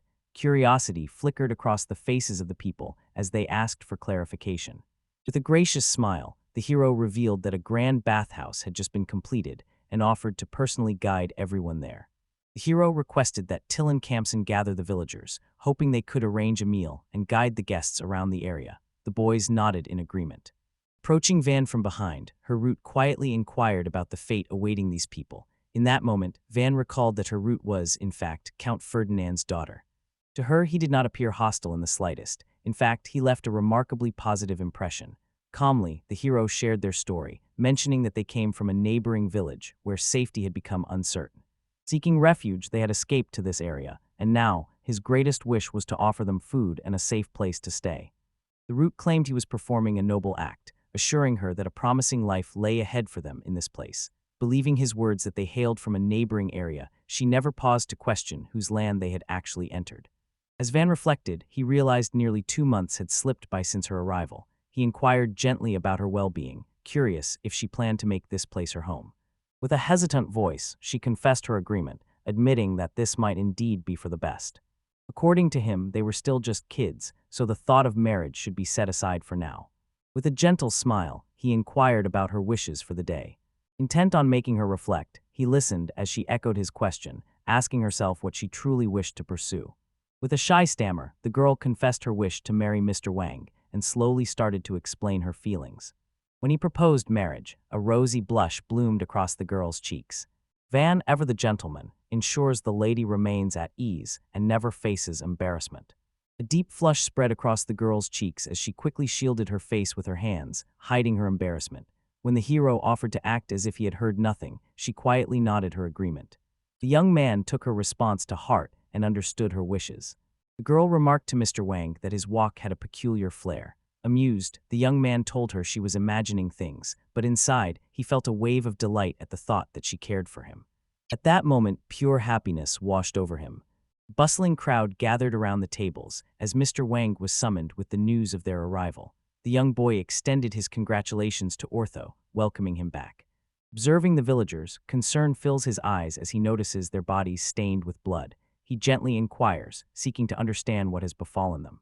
With a calm voice, he reassured them that there was no need for concern, explaining that the blood belonged to monsters. He quietly asked for forgiveness, though the hero couldn't quite grasp what he meant to apologize for. Orthos then revealed that they had stumbled upon the dungeon entrance purely by accident. News of the dungeon caught the hero off guard. A hush settled over the group, and understanding came to the hero only after the silence had lingered. In that moment, the hero recognized this as the very discovery they had desperately hoped to avoid. Oddly enough, yellow birds, plump merchants, and small monsters all seemed drawn to them. Whenever Espada appeared, he summoned the gentleman, who trembled with fright. The man insisted that, having found the dungeon, it was essential to report the discovery at once and dispatch a messenger to the capital. The hero pointed out that without swift action, Daddy would seize control of the entire situation.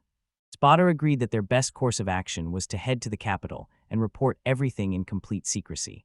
In a perfect world, the hero would have preferred to secure the title and ownership of the village before revealing the dungeon's existence, yet the current circumstances left no room for such caution. With a branch of the Adventurers Guild set to open here, the town will soon need a well-stocked weapon shop and a comfortable inn.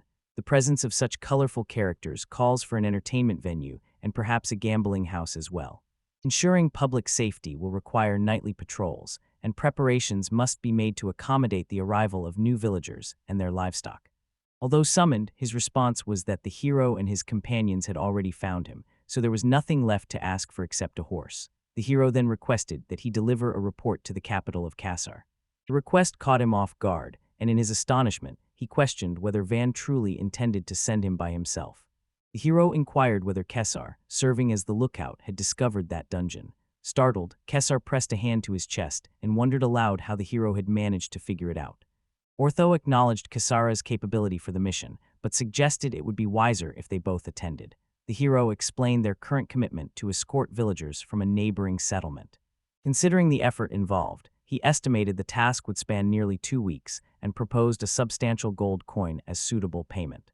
Without hesitation, Ortho urged Kaysara to stay vigilant on the journey to the capital, warning that the people there showed no conscience.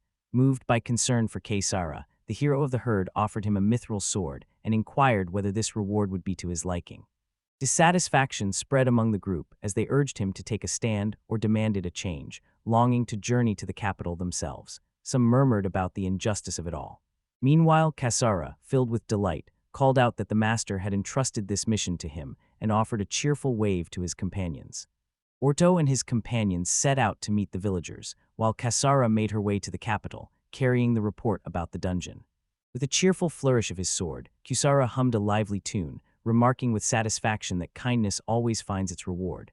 Admiring the weapon in his hand, he noted the young master's expertise, observing how the dagger felt remarkably light and perfectly balanced. A short while later, the boy paused with his horse, then continued along the path. Time slipped away as Zara became absorbed in admiring the new weapon, and before long, the journey toward the capital seemed to pass in an instant. Soon after traveling a few more kilometers, the capital would come into view. Kassara came upon a carriage, turned on its side and abandoned. Beside the carriage, a pack of orcs hungrily tore into the flesh of a fallen horse. Kassara often finds herself quietly observing them. The guest's hearty appetites did not go unnoticed by him. Every orc he mused was compelled by a fundamental urge: hunger, exhaustion, desire, and in the end, an insatiable thirst for battle. Quite simply, the orc is overcome by either a surge of lust or an intense urge to kill for whoever happens to be inside the carriage. Twirling his dagger with practiced ease, the guy remarked that under normal circumstances, defeating you would be a real challenge. Gripping the dagger with steady hands, he remarked that the upcoming fight promised to be almost disappointingly dull. The orcs focus intently on devouring the horse, paying no attention to Zar's presence. The group charged forward and began slicing through the monsters, their weapons flashing with every strike. A chorus of monstrous growls erupted the moment the boy lunged at them. Calmly, he warned that they would have been better off remaining still, yet spurred by wild instinct, the creatures chose to strike. One after another criticized them for failing to work together as a team. After felling his final opponent, he studied his weapon with admiration, a mithril dagger crafted by Mr. Wang himself. In his mind, possessing such a fine blade felt truly remarkable. Tumbled from the carriage, the girl swiftly regained her footing. Deep gratitude shone in her eyes as she turned to the young man who had saved her, expressing her heartfelt thanks. With a gentle smile, she introduced herself as Framley Estrados. Believing him to be a man of great nobility, she still inquired politely whether he cared to share his name. Introducing himself as Zaro, he explained he was no ordinary adventurer. Doubt lingered on the girl's face as her gaze settled on his extraordinary blade. Clearly, she thought, only someone of noble birth could possess such a weapon. She guessed he must be on a significant mission, concealing his identity for a reason. Reassuring him, she promised to guard his secret forever. Despite her assumptions, Zaro attempted to convince her otherwise, eager to reveal the truth. A light laugh escaped the girl as she assured him she understood completely. With his approval, she announced her intention to make the journey to the capital on foot. Though unable to offer any assistance at this moment, she earnestly promised to repay her debt to him in the future.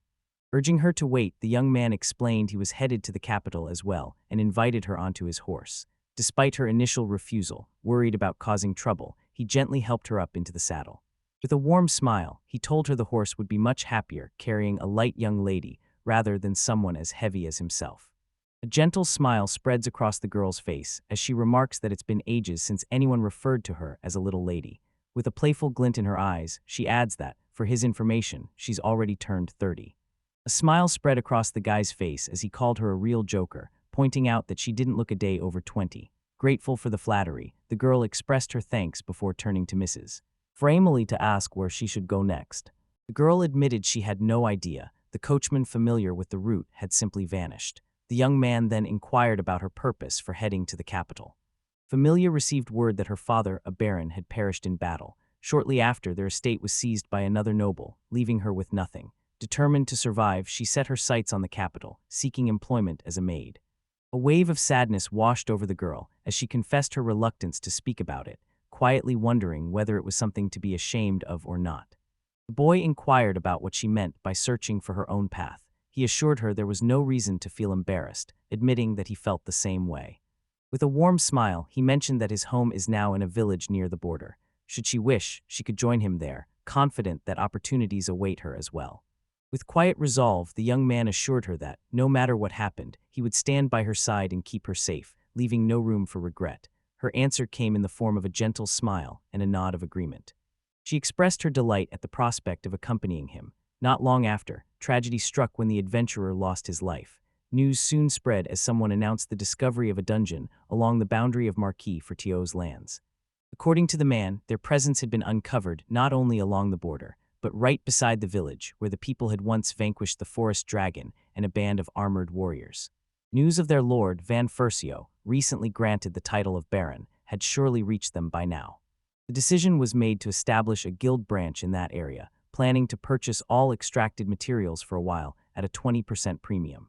News of a special reward awaited those bold enough to map the dungeon and return victorious, the man's promise filling the gathering with excitement and satisfaction. A curious crowd of adventurers encircled Zare and Framilia, eager for details about the slaying of the dragon. Conversation buzzed as everyone speculated who had dealt the fatal blow. Some pressed further, asking if Baron Wung himself had been the one to defeat the beast, while others wondered aloud about the distance from the village to the dungeon. Kaiseri declared that there was no time for explanations. His task complete, he turned to leave for home. The others called after him, protesting that he had chosen to come there of his own accord. The adventurers trailed after him, insisting they wouldn't let him go and would pursue him wherever he went. Kasara replied that he had no intention of returning home just yet. Instead, he planned to stop at a hotel for the night, making any attempt to follow him pointless. The group set out for the market, intent on making their purchases. Only after securing a sturdy horse cart and stocking up on supplies did they depart from the capital. Despite their efforts to slip away quietly, a crowd continued to trail after them. Calling after him, the girl offered a quiet apology, feeling guilty that he had covered her hotel stay and meals when she already owed him so much. With a gentle dismissal, the young man reassured her that it was of no consequence, insisting the trouble was his doing, and there was no need for her to fret. The girl confessed that she hadn't smiled so sincerely in years, and it was all because of Kaisara. With a satisfied smile, he remarked on the remarkable character of their young master, despite his small stature. Confidently, he assured her that she could rely on him and promised that their village would offer delightful surprises time and again, certain that each one would brighten her smile even more. With a bright smile, the girl promised to wait, her eagerness barely contained. The carts creaked along the dusty path, weary travelers keeping pace at their sides. Ordo turned to the man and inquired whether he believed Kaisara could make it to the capital without hindrance. The man explained that the boy had received a mithril dagger and would most likely sneak away somewhere to try it out. The girl observed that there was little left to do, but suggested they see the task through. During their previous conversation, while they idly exchanged small talk, a dragon had attacked them unexpectedly. Pluriel's recent behavior had grown noticeably more severe. The sheer number of refugees from the neighboring village caught Orto off guard, but witnessing even the elderly among them packing up their lives proved even more astonishing. In these remote places, generations often spent their entire lives within the village, hardly ever glimpsing the world beyond their borders. No matter the circumstance, they keep pushing through, enduring until the village finally withers away in hunger. Scenes like these had unfolded before Ortho's eyes more times than he could count. The thought of leaving a village, especially one that embodies your entire existence, is never simple. Ortho remarked that they must have suffered deeply. A woman, trembling on unsteady legs, caught Orto's attention as she insisted on yielding her place in the cart to the elders. With concern, Orto approached and mentioned that only a little time remained. She replied calmly, assuring him not to worry. Admitting the truth, she shared her reluctance about their village's remote location and her discomfort at the prospect of moving even deeper into the wilderness. Ordo admitted her point and explained that their own village lay even farther from the capital. Yet he described this border village as a true paradise, promising that life here would surpass anything the cities had to offer. The girl admitted her confusion, unable to grasp his words. Meanwhile, Ordo had already stopped listening, his attention captured by the distant sight of the village at last coming into view. With a swift gesture, he directed their attention toward the fence. Their approach had brought them just a few steps away. Upon arrival in the village of Sidit, guests found themselves welcomed with a thoughtful spread of snacks and refreshing drinks, ensuring a warm and homely atmosphere from the very first moment. Noticing the weariness on everyone's faces after the long journey, the hero proposed they gather for a barbecue, savoring a meal together before heading home for a well-deserved rest. With that, he declared the welcome dinner officially underway. With a grateful bow, the man expressed his thanks to Van for offering them shelter, introducing himself as Fabia, the village chief. In response, the hero greeted him warmly, shared his own name, and expressed his hope for a harmonious relationship ahead. The hero offered heartfelt praise to Orthos, acknowledging his goodness and crediting him with the well-being of everyone present. Orthos responded with humility, insisting they were simply adventurers fulfilling their duty and that any reward granted felt excessive. Meanwhile, Plurio turned to Mr. Van, asking if he had brought along another magical beast. Yesterday brought an unexpected ordeal for the hero, as 10 enormous three-eyed boars emerged near the lake, their sudden arrival sending a chill of fear through him. Orto explained that these formidable creatures wield unusual magic. Approaching them triggers a paralyzing effect, leaving one's body numb and unresponsive. Until now, the hero had no idea these boars possessed such perilous abilities. The hero remarked with relief that 10 shots from the ballista had sufficed. Their laughter echoed, and Orthos admitted that he had begun to underestimate monsters recently. A child stepped forward, hesitation in their voice, and timidly asked if it was possible to eat now. The hero assured them it was indeed possible, instructing Till to serve the promised soup along with finely chopped meat. With a calm confidence, Till encouraged their trust and called the children over. Inviting everyone to the table, she encouraged them to take their time and enjoy the meal. An impressive spread greeted the children, far more than they expected. The hero assured them that this generous feast could be prepared for them every day for an entire week. Eyes wide with amazement, the children wondered aloud if they were really allowed to eat as much as they wanted. Encouragement filled the air as the hero called out, inviting everyone to enjoy the meal without hesitation. Gradually, people relaxed and began to eat, each person taking their time. Both young and old wiped away tears, moved by the incredible taste. Their remarks drew nods of agreement from those around them. Pluriel Ortha, the village hero, stood among his fellow villagers, their faces bright with welcoming smiles as they observed the arriving guests. Commanding voice called out, urging everyone to haul the rope his way. As time passed, the population of Seattle steadily climbed, and all signs pointed to even greater waves of newcomers in the future. Roughly a kilometer beyond the village, local strongmen toiled alongside a handful of others, piecing together a new city designed for adventurers. Espada stepped forward to announce a slight detour to the right, prompting the hero to direct the group to change course. For years, the elders from the nearby village tended to the farm's cattle with steady hands and quiet dedication. Abgalu supported their efforts, supplying fresh water and lush grass to keep the animals healthy. Between the old men and Abgalu, a natural rapport developed, their cooperation smooth and effortless.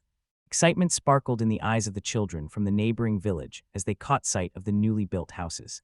The sheer scale of the fortress wall filled them with wonder, and they eagerly wandered through the village's inner grounds, joined by the Seattle children on their lively exploration. Surrounded by the bustling crowd, joy swelled within the hero's heart. As he began casting his spell, a voice called out to him, cutting through the lively commotion. De walked over and inquired if additional logs were needed. The hero admitted that another 100 would be a great help. With confidence, De assured him to count on his support and vowed to have 100 ready by the end of the day. D raised his voice, urging the crowd to quickly climb into the carts and head for the shelter of the forest. The people immediately rallied behind him, their trust unwavering. Watching this swift cooperation, the hero could hardly believe how easily D managed to organize the group in the dead of night. The announcement of new recruits to the order silenced the room, a hush settling over everyone present. A young man lifted his hand and openly admitted that Mr. Espada had already reached out to him. Now, a formal agreement about joining the group needed to be drafted. D reacted with astonishment, while Espada continued to contact the rest of the group. D called out, questioning whether the hero truly meant what he said. Meanwhile, a realization dawned on the hero, who admitted he could have figured out he was running behind. The others gave a friendly wave, cheerfully announcing their availability. Relief washed over the hero, who gladly expressed how wonderful that news was. At that moment, the hero chose Dai to lead the order, with Abba and Ro serving as his deputies. With this arrangement, forming a group of nearly 20 members became possible, yet the hero insisted this was far too few. Since a new city was in the making, the hero proposed founding an elite squad dedicated solely to the village, determined to leave the Espada both astonished and impressed. Campson hurried over to the hero, his voice carrying as he announced the arrival of a medium-sized cart drawn by a single horse off to the side. Mr. Casara had come back at last. Though the cart remained some distance away, a whole line of others trailed behind it. The hero offered his gratitude, remarking that at such a range, nothing had been visible until now. Till responded calmly, noting that she saw nothing either, much like a root hidden beneath the earth. The man offered a curt thank you, his tone betraying only a hint of gratitude for their supposed kindness. At last, the hero caught sight of a boy walking alongside a girl. A wave of surprise washed over him as he wondered aloud about their identities, before abruptly shouting in disbelief that neither could possibly be the one he was searching for. Till proposed that perhaps he had once rescued the girl from peril in the capital and fallen for her in the aftermath. Her path in the story embraced the idea, finding it as enchanting as a tale of gallant heroes. Meanwhile, the hero himself quietly doubted such fortune, suspecting reality seldom matched such stories. According to Campson, Mr. Casara possessed extraordinary qualities, remarkable speed, an uncanny awareness of those nearby, and a unique talent for detecting and neutralizing traps. His swordsmanship reflected a distinct style, marked by both precision and confidence. Beyond these abilities, Casara showed exceptional skill with throwing both stones and knives. The hero found himself amazed by such versatility and mastery. A brief exchange unfolded about whether Casara possessed any charm or not. As the conversation picked up, Casara stepped in and politely requested that Mr. Wang lower his voice when discussing him. The hero spun around to face Casara, offered a greeting, and casually inquired about the identity of the person standing beside him. Casara recounted how their paths first crossed in unusual circumstances, and how, with nowhere else to turn, he invited her to stay at this place. He checked if bringing in more residents would be all right. The hero reassured him, explaining that, with nearly 300 inhabitants already living here, a few more would make no difference. Casara then clarified, referencing the newcomers from the neighboring village, whose arrival had rapidly caused the population to surge. With a warm smile, Till stepped forward to greet the new girl and spoke in a welcoming tone, taking care to put her at ease. Gently, Till introduced her to the distinguished Lord Vane Furcio, ensuring she felt included from the very beginning. The girl gave her name as Familia Stratos. She explained that orcs had ambushed her just outside the capital, but Lord Casara intervened, rescuing her and bringing her safely to this refuge. The hero quietly asked if her story was genuine. The boy felt embarrassed, despite knowing he had done nothing wrong and wasn't particularly impressive. Meanwhile, the girl quietly disagreed with his perspective. Despite his modesty, she insisted that in her eyes, he outshone any storybook hero. The girls glowed with excitement, though the supposed hero cast a doubtful glance and questioned whether she truly meant it. Keeping his focus on what mattered most, the hero inquired about the group trailing behind the young man. At the sight of these adventurers, the hero became convinced the world's final days had arrived. Casara offered an apology and explained that after he informed the guild about the dungeon, a swarm of reckless fortune-seekers rushed over, all desperate to seize an opportunity for profit. To avoid alarming the villagers, he requested permission for them to camp just outside the village bounds. Such arrangements would not be permitted in the future. From now on, adventurers were to be welcomed as key guests within the community. This approach was intended to generate favorable stories about the village. The adventurers found this change to their liking. Noticing the young man's exhaustion, the hero suggested he return to the village with the rest, assuring him that an inn would soon be prepared for the night. The hero promised to construct a modest fortress to ensure their safety. Zara accepted this plan and inquired about the boss's whereabouts. Van explained that Uoto and the others were surveying the outer edges of the dungeon. The site appeared to be in terrible shape, making it unsuitable for constructing any sort of stronghold. Kasara remarked that this was where he would step in. Sarah announced his intention to take the day to rest, promising to serve as a role model for everyone tomorrow. Upon their departure, he and the girl offered a respectful bow. Observing them closely, the hero could tell from the girl's demeanor and bearing that she hailed from a noble lineage. Arwood explained that the girl was the daughter of Baron Trados. The hero inquired further, wondering if Arwood knew her personally. Arwood replied that she had only heard rumors from the maid. Baron had passed away, the family had fallen into ruin, and their home had been destroyed. Till remarked that it was like a nightmare, imagining someone so young enduring so many hardships already. Contrary to expectations, Arut calmly asserted that this wasn't true, stating instead that Familia numbered around 30 members. The news left everyone momentarily speechless, stunned into silence before voices rose to confirm what they had just heard. Kamsen replied with quiet conviction that the world brimmed with miracles. The hero, suspecting she was still in her teens, chose to keep silent, reasoning that discussing a young woman's age rarely led to anything good. Following these events, the hero proposed turning their attention once more to building the city. Shops remained closed, so the idea of erecting a temporary protective wall seemed practical for now.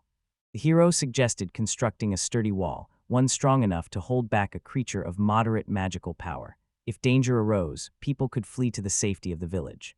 Just then, a voice called out to the boys, prompting them to turn and look. Men lingered, inquiring whether this was where they played. Mention of their nearby village followed, accompanied by a caution about the dangers lurking beyond its borders. Remarks about the girl's beauty surfaced, hinting that such an appearance would certainly attract attention from various onlookers. Understanding the risks, the men insisted, was essential for her. He remarked that even the onlookers were staring at her, urging her to return home. The hero compared the crude, sharp-tongued bandits to those encountered after the apocalypse.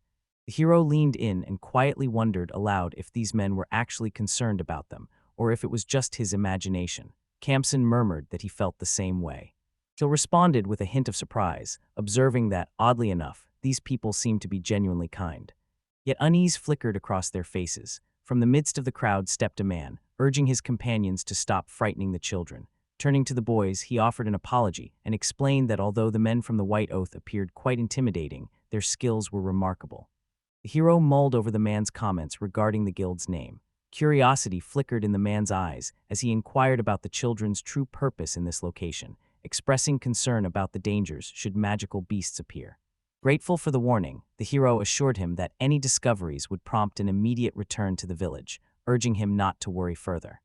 Arriving at the outskirts, the man inquired whether this was indeed the border village. Rumors circulated in the guild spoke of a youthful baron governing this place, a land where wealth and manpower seemed abundant. It appeared that this village served as a vital stronghold for the Marquis.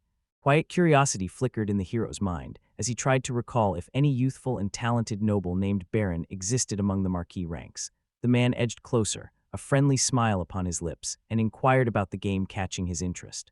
The hero, uncertainty in his voice, explained that he was simply waiting for timber. The man echoed his reply, clearly puzzled, and sought clarification on what waiting for timber meant. Van glanced at the remaining cubes, noting with disappointment that this was all that remained. Although their appearance was far from appealing, he chose to ignore it for now. Quietly, Van began to weave his magic. Powerful magic erupted from the hero, unfolding before the adventurers' eyes. Surprisingly, their reactions remained calm and unshaken by the impressive display. Wang acknowledged that this was merely a short-term solution, yet felt it would suffice for the time being. The adventurers hesitated, voices shaking with uncertainty as they tried to identify the strange sight before them. With a weary sigh, the hero admitted he would have explained if he truly understood it himself, though its appearance didn't inspire much confidence. Still, he assured them, it possessed far more strength than it seemed, and in just a week, it would become a sturdy defensive wall. The adventurers protested, insisting the conversation had nothing to do with this. Confused, they struggled to grasp the impressive magic on display. Someone called out to Mr. Wang from nearby. Navigating his way through the scattered logs, he announced he had already delivered 30 so far. The mention of his name sent a ripple of astonishment through the gathered adventurers. When they discovered this boy was none other than Van Fertio, disbelief swept over them. Sword leveled at them, Dee demanded to know who had given the order for him to approach, his voice edged with anger. Introducing himself first as a knight from the Marquis Furdo family, the man quickly corrected his claim, declaring his true role as the leader of the Saishan Knights of Dai. Fury twisted his features as he vowed to bring the culprit to justice. Observing the scene, the hero sensed just how dangerously close he was to losing control. As the adventurers limbered up for the impending battle, one among them turned to Dee, referring to him as an old man and questioning his ability to win against them. He added that Dee was welcome to try if he thought he could. With a single, powerful swing, Dai's blade sliced effortlessly through his opponent's sword. Stunned by what they had witnessed, the adventurers fell silent and motionless. Word of Dai, the fabled dragon slayer and mightiest knight, swiftly swept through the ranks of those newly arrived in the village. Among the group was an underclassman from the baseball club. Dee warned the men that any acts of brutality would bring no mercy. Stammering, the men quickly assured him they would never do such things, fearing Dee's deadly resolve. The hero reasoned that public security should remain stable, so there seemed little to worry about. With Dee's reputation backing him, confidence grew.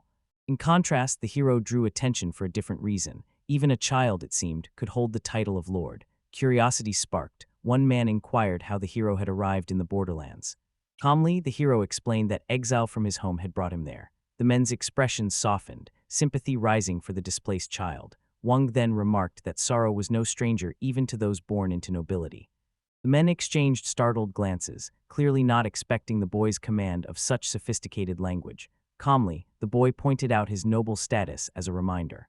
Ortho's eyes widened in alarm when he noticed the crowd of rivals, wondering aloud how they had all arrived so quickly. Catching sight of Ortho, the hero stepped forward, curious about how Ortho and the rest had managed to make it back. Orthos explained they had spent their days delving into the dungeon's outskirts and had only just come back. Given the crowd of adventurers in the area, Orthos had assumed Zara must have already made her report. Van nodded in agreement, casually mentioning that he, incidentally, had returned accompanied by a beautiful girl. The revelation caught everyone off guard. Floriel inquired once more about the girl, but the others quickly dismissed the tale as a fabrication. Just then, a call came from outside. It was KSRA, expressing impatience over their delay and mentioning he had considered coming to find them himself. News followed that a researcher would arrive the next day, and the guild staff would be permitted to begin their dungeon exploration tomorrow. When Familia contacted Mr. Kesar, his memory quickly brought her to mind.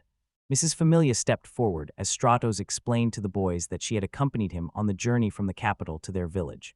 In turn, he presented his fellow adventurers to her, mentioning that he had intended to join them in their task.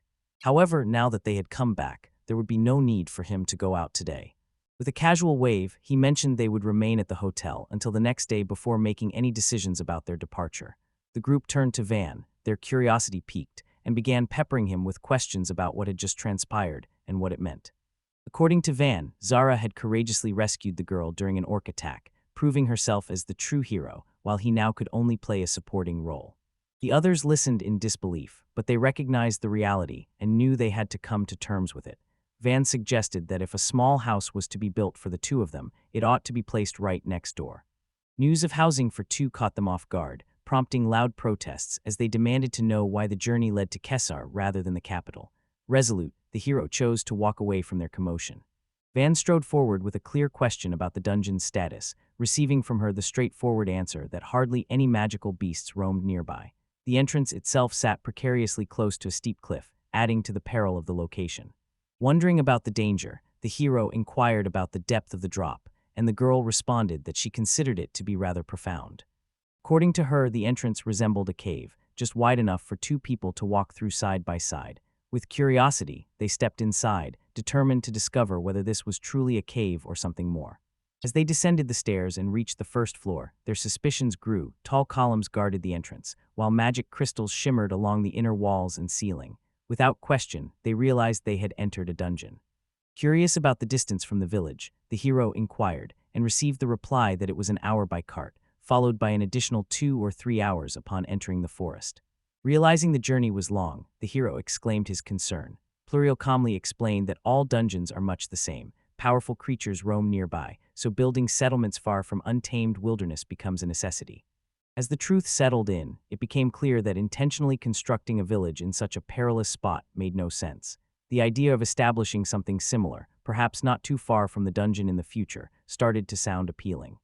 According to her, dungeons usually attract not just formidable magical beasts, but also transform the surroundings into an unforgiving wasteland. Building even a modest outpost might be feasible, yet establishing a true settlement remained out of reach. That situation, however, was about to change. Confusion clouded the hero's mind, the meaning of her words eluding him completely. She continued, mentioning how Mr. Wang possessed an uncanny talent for building an impressive stronghold. Silently, the hero wished she would stop talking. The realization dawned on him that, despite his thoughts, speaking out was not an option. Seeking comfort, he reasoned that the forest posed too many dangers, and bringing his ballistas along simply wasn't possible. Pluriel assured him of their protection, their voices steady with conviction. Seasoned by countless journeys into the dungeons, they insisted no harm would reach him. Gradually, the hero's worries eased, casting aside their lingering doubts. Still, an urge to withdraw gnawed at him. The idea of barricading himself in his own home tempted him. The distance loomed large, filled with unknown perils and fearsome unknowns. Reluctance anchored his feet, and he refused to step forward. The hero suggested that he would be escorted to the dungeon's entrance, enjoy an afternoon nap and dessert, and be accompanied by servants, specifically till Kamsin and Art. Dai and Espada were occupied with building the city and would remain behind, while additional security would be necessary, as Van pointed out. Expecting her to turn him down, he wondered how his captivating performance, which had enchanted the entire forest, might have touched her. Had he been older than 8, he felt certain a swift blow would have sent his eyes reeling. Yet, to his surprise, the girl accepted. A gentle smile played on her lips as she agreed, promising to make all the arrangements so they could begin their journey the very next day. Surprise flashed across the hero's face. Meanwhile, Plurio contacted Ortha to inform them that the following day would be dedicated to constructing a stronghold. Mr. Van would accompany the group, so preparations needed to begin at once. Astonishment swept over his friends just as it did over the hero, each of them taken aback by the unexpected turn of events. Spirits high, the group mounted a light-hearted defense of the reckless lord's lands. 3.5 hours had slipped by since their departure from the village. Convinced there was no reason to descend into the depths, the hero felt certain he would rarely set foot below. Meanwhile, others shouldered their burdens and made their way beneath the surface, passing under the watchful count. No one considered inviting him to help establish a stronghold. Gazing out at the landscape, the hero remarked on the breathtaking scenery surrounding them. One root nodded in agreement, admitting that the crisp, thin air felt surprisingly refreshing, though the constant trembling made it uneasy. Rumors spread that the dungeon's presence had convinced 50 people to step forward and volunteer as guards. The palanquin they rode in, crafted by hand, felt light and easy to carry, with adventurers taking turns shouldering its weight. The entire group inside jolted violently, rocked side to side and up and down by the chaos. Amidst the commotion, the hero stood apart, lost in distraction, his body tossed around as if weightless. Once the horses ventured into the forest, the scenery shifted from steep gorges and rugged cliffs to something entirely new. The sight of a towering troll tempted the adventurer, whose desire for battle stirred at the sight. The air rang with raucous laughter and triumphant shouts from the men, their jubilation contrasting sharply with the scattered remains of slain magical creatures around them. The hero admitted he had never imagined events unfolding this way, till forced a weak smile, while beside her, Kamsin started to tremble. Wearily, the boy glanced over at Van and mentioned their plan to venture into a dungeon. A wave of exhaustion washed over him, deepened by the nausea that came with seasickness. Since dawn, the journey had kept them moving. Cassie's expression remained stiff and unyielding, an unusual harshness shadowing his features. The hero, sensing the tension, offered an apology and gently asked Cassie to stop staring at him with such intensity. Meanwhile, the girls revel in the excitement brought on by the journey's vibrant atmosphere. Till turns to Mrs. Harout and remarks on the sheer steepness of the cliff. Her root offered a warm agreement, describing the scene as a profound and majestic landscape, with distant mountains adding to its allure. Till let out a laugh and remarked that it was even larger than the clouds. With a confident gesture, Tile directed everyone's attention to the sky, announcing that a magical beast soared overhead. Root's eyes widened in astonishment, while the hero recoiled in fear. The hero believed that any attack would transform the travelers in the palanquin into helpless prey. Clutching a hastily assembled crossbow, the hero prepared for trouble. Suddenly, a voice rang out, announcing their arrival. Leaning out the window, the hero found himself caught off guard by what he saw. Spotting just a pair of logs perched atop the cliff, the hero raised his voice, commanding them to halt. Once more the hero raised his voice, demanding for it to happen right there and then. A fellow adventurer glanced over with a puzzled expression, mentioning that only a little time remained. Silently, the hero cursed him as a fool.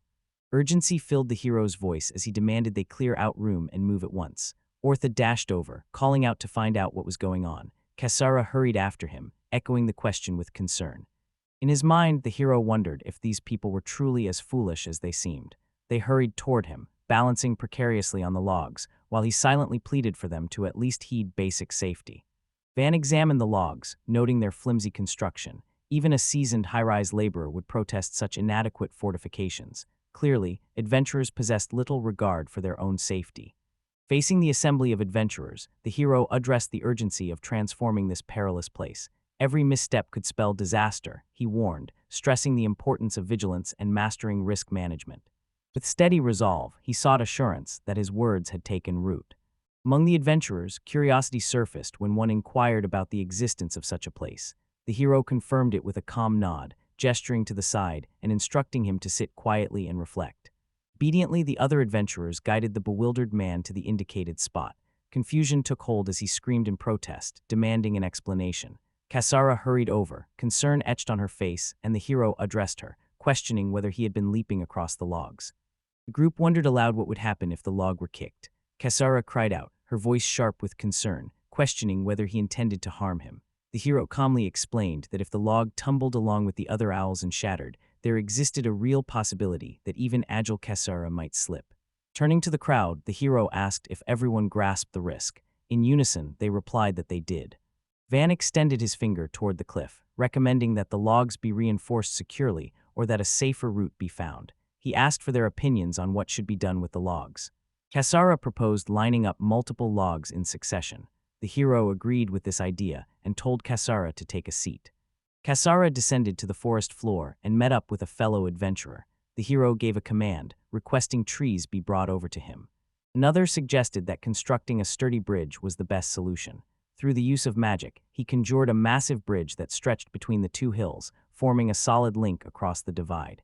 After confirming their safety, the hero instructed the men to make their way across to the other side. Protests erupted as the men argued that such a task was impossible and would take far too many days, time they simply did not have.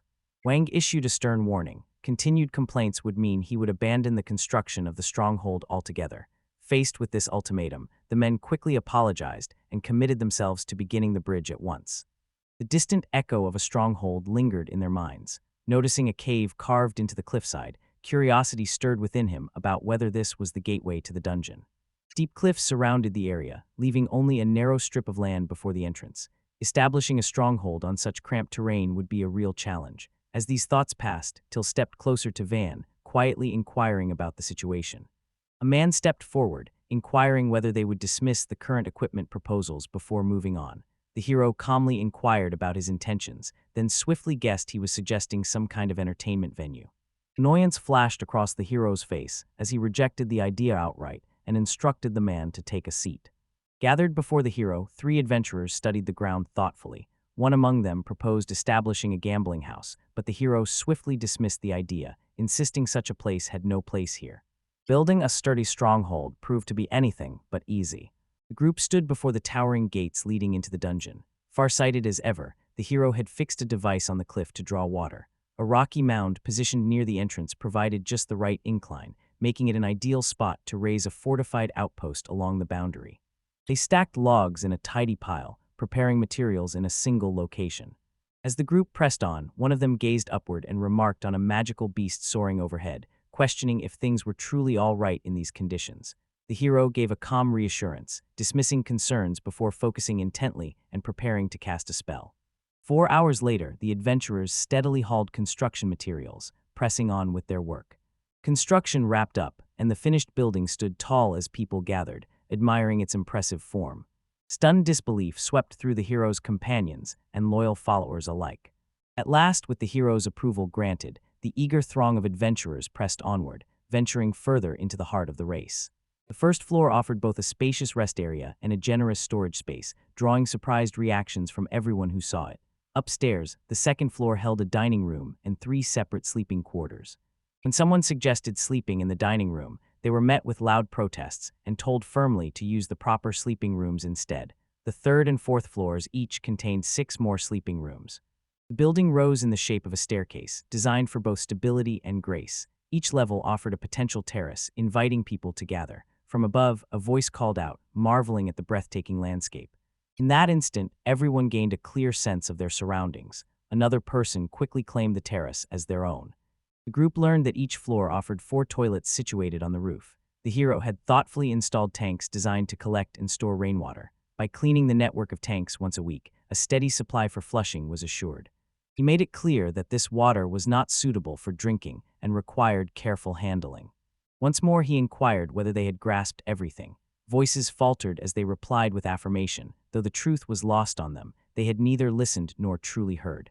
With conviction, the hero declared his intention to leave the stronghold's leadership in Ortho's hands, instructing him to ensure everyone's proper training. Ortho let out a hearty laugh and assured him of his understanding. The hero mentioned that it was generally wiser to keep the dungeon's entrance gates shut. He inquired if they could choose when to open them. Ortho replied that the matter needed to be discussed with the other adventurers, especially since some were already preparing for a nighttime raid. However, he insisted that in the absence of people, the gates must remain closed at all times.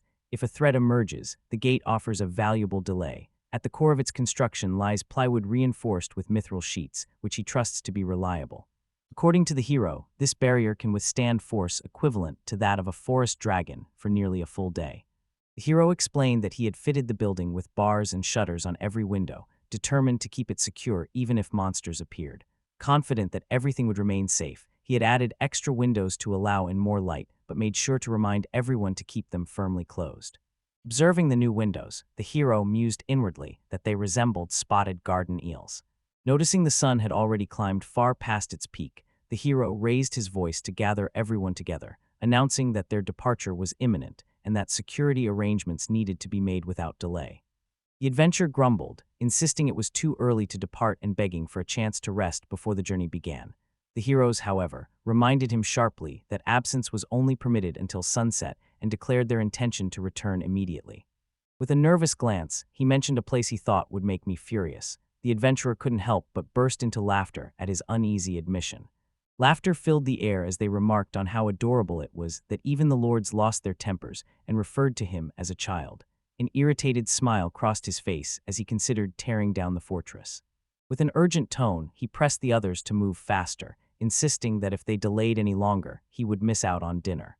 Laughter bubbled up as they chased after him, urging the others to hurry along. The hero felt a sting of disrespect, sensing that his presence was little more than a source of amusement.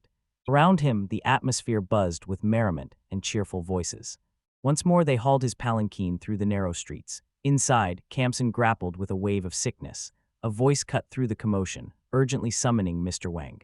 Upon reaching the cliff, the adventurers wondered what course of action they should take. As they moved forward, they realized they had already passed it. The hero, gripped by fear, could not recall that they had gone by the cliff earlier. Declaring that this perilous place needed urgent improvement, he set to work. Before departing the forest, he constructed 2 additional bridges. Thanks to his efforts, he reached the village just as the sun dipped below the horizon. Weary from his journey, the hero pressed onward. Awaiting him at the entrance stood Dean Espada, a bright smile playing on his lips. The hero's heart skipped a beat, unsettled by the unexpected cheerfulness. Typically reserved and somber, the hero recoiled in fear when his name echoed through the hall. The butler, with a measured voice, requested a private conversation and beckoned him to follow.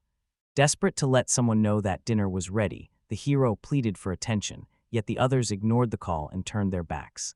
Summoning Till, he heard her promise to join him as well, but he swiftly clarified that this was not his intention. Turning to Kamsen, he received a refusal, which left the hero uncertain about its meaning. He announced the route. Her response came out as a stutter. Uncertain, he asked if she meant it, and she simply repeated his words. Van reached out and took Ortho's hand, admitting that the events had unfolded like this because of what he had asked for.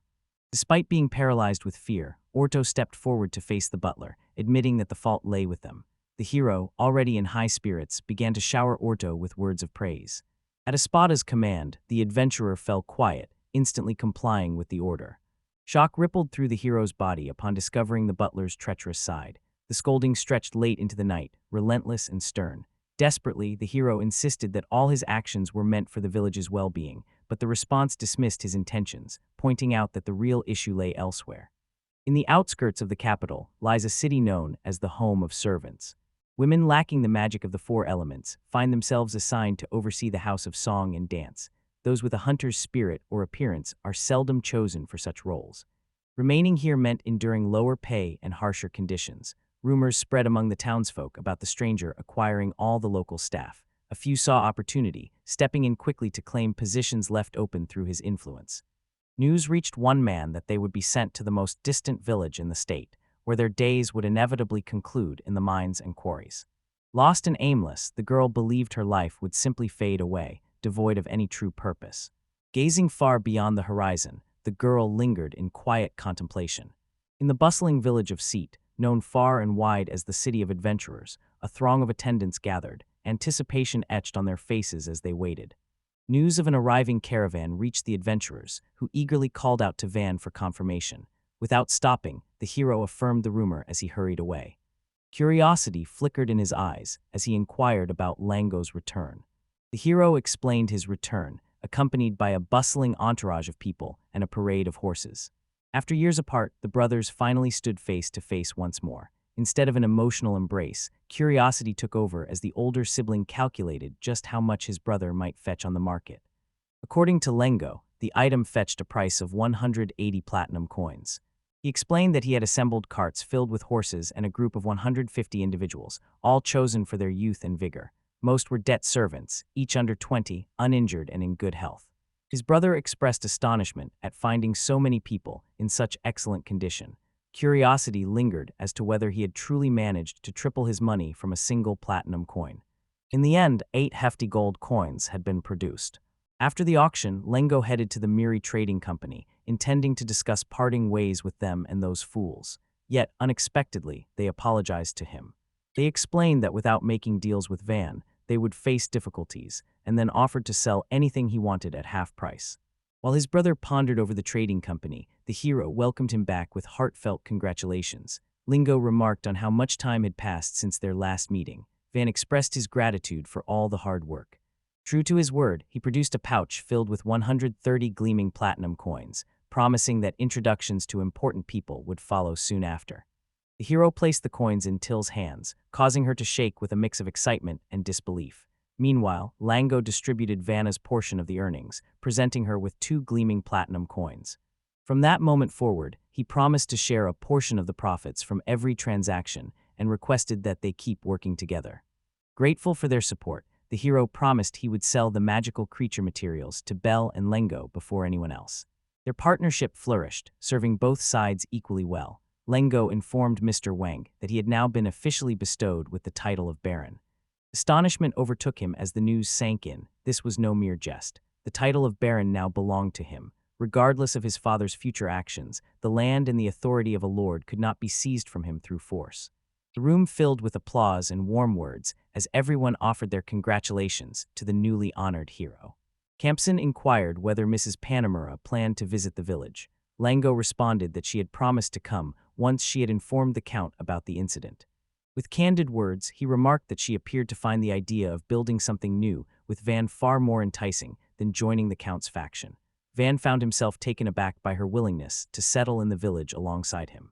Certainly he was fond of her, yet her noble rank left him uneasy. As a lord himself, the fact that Painmura possessed an even grander title complicated matters.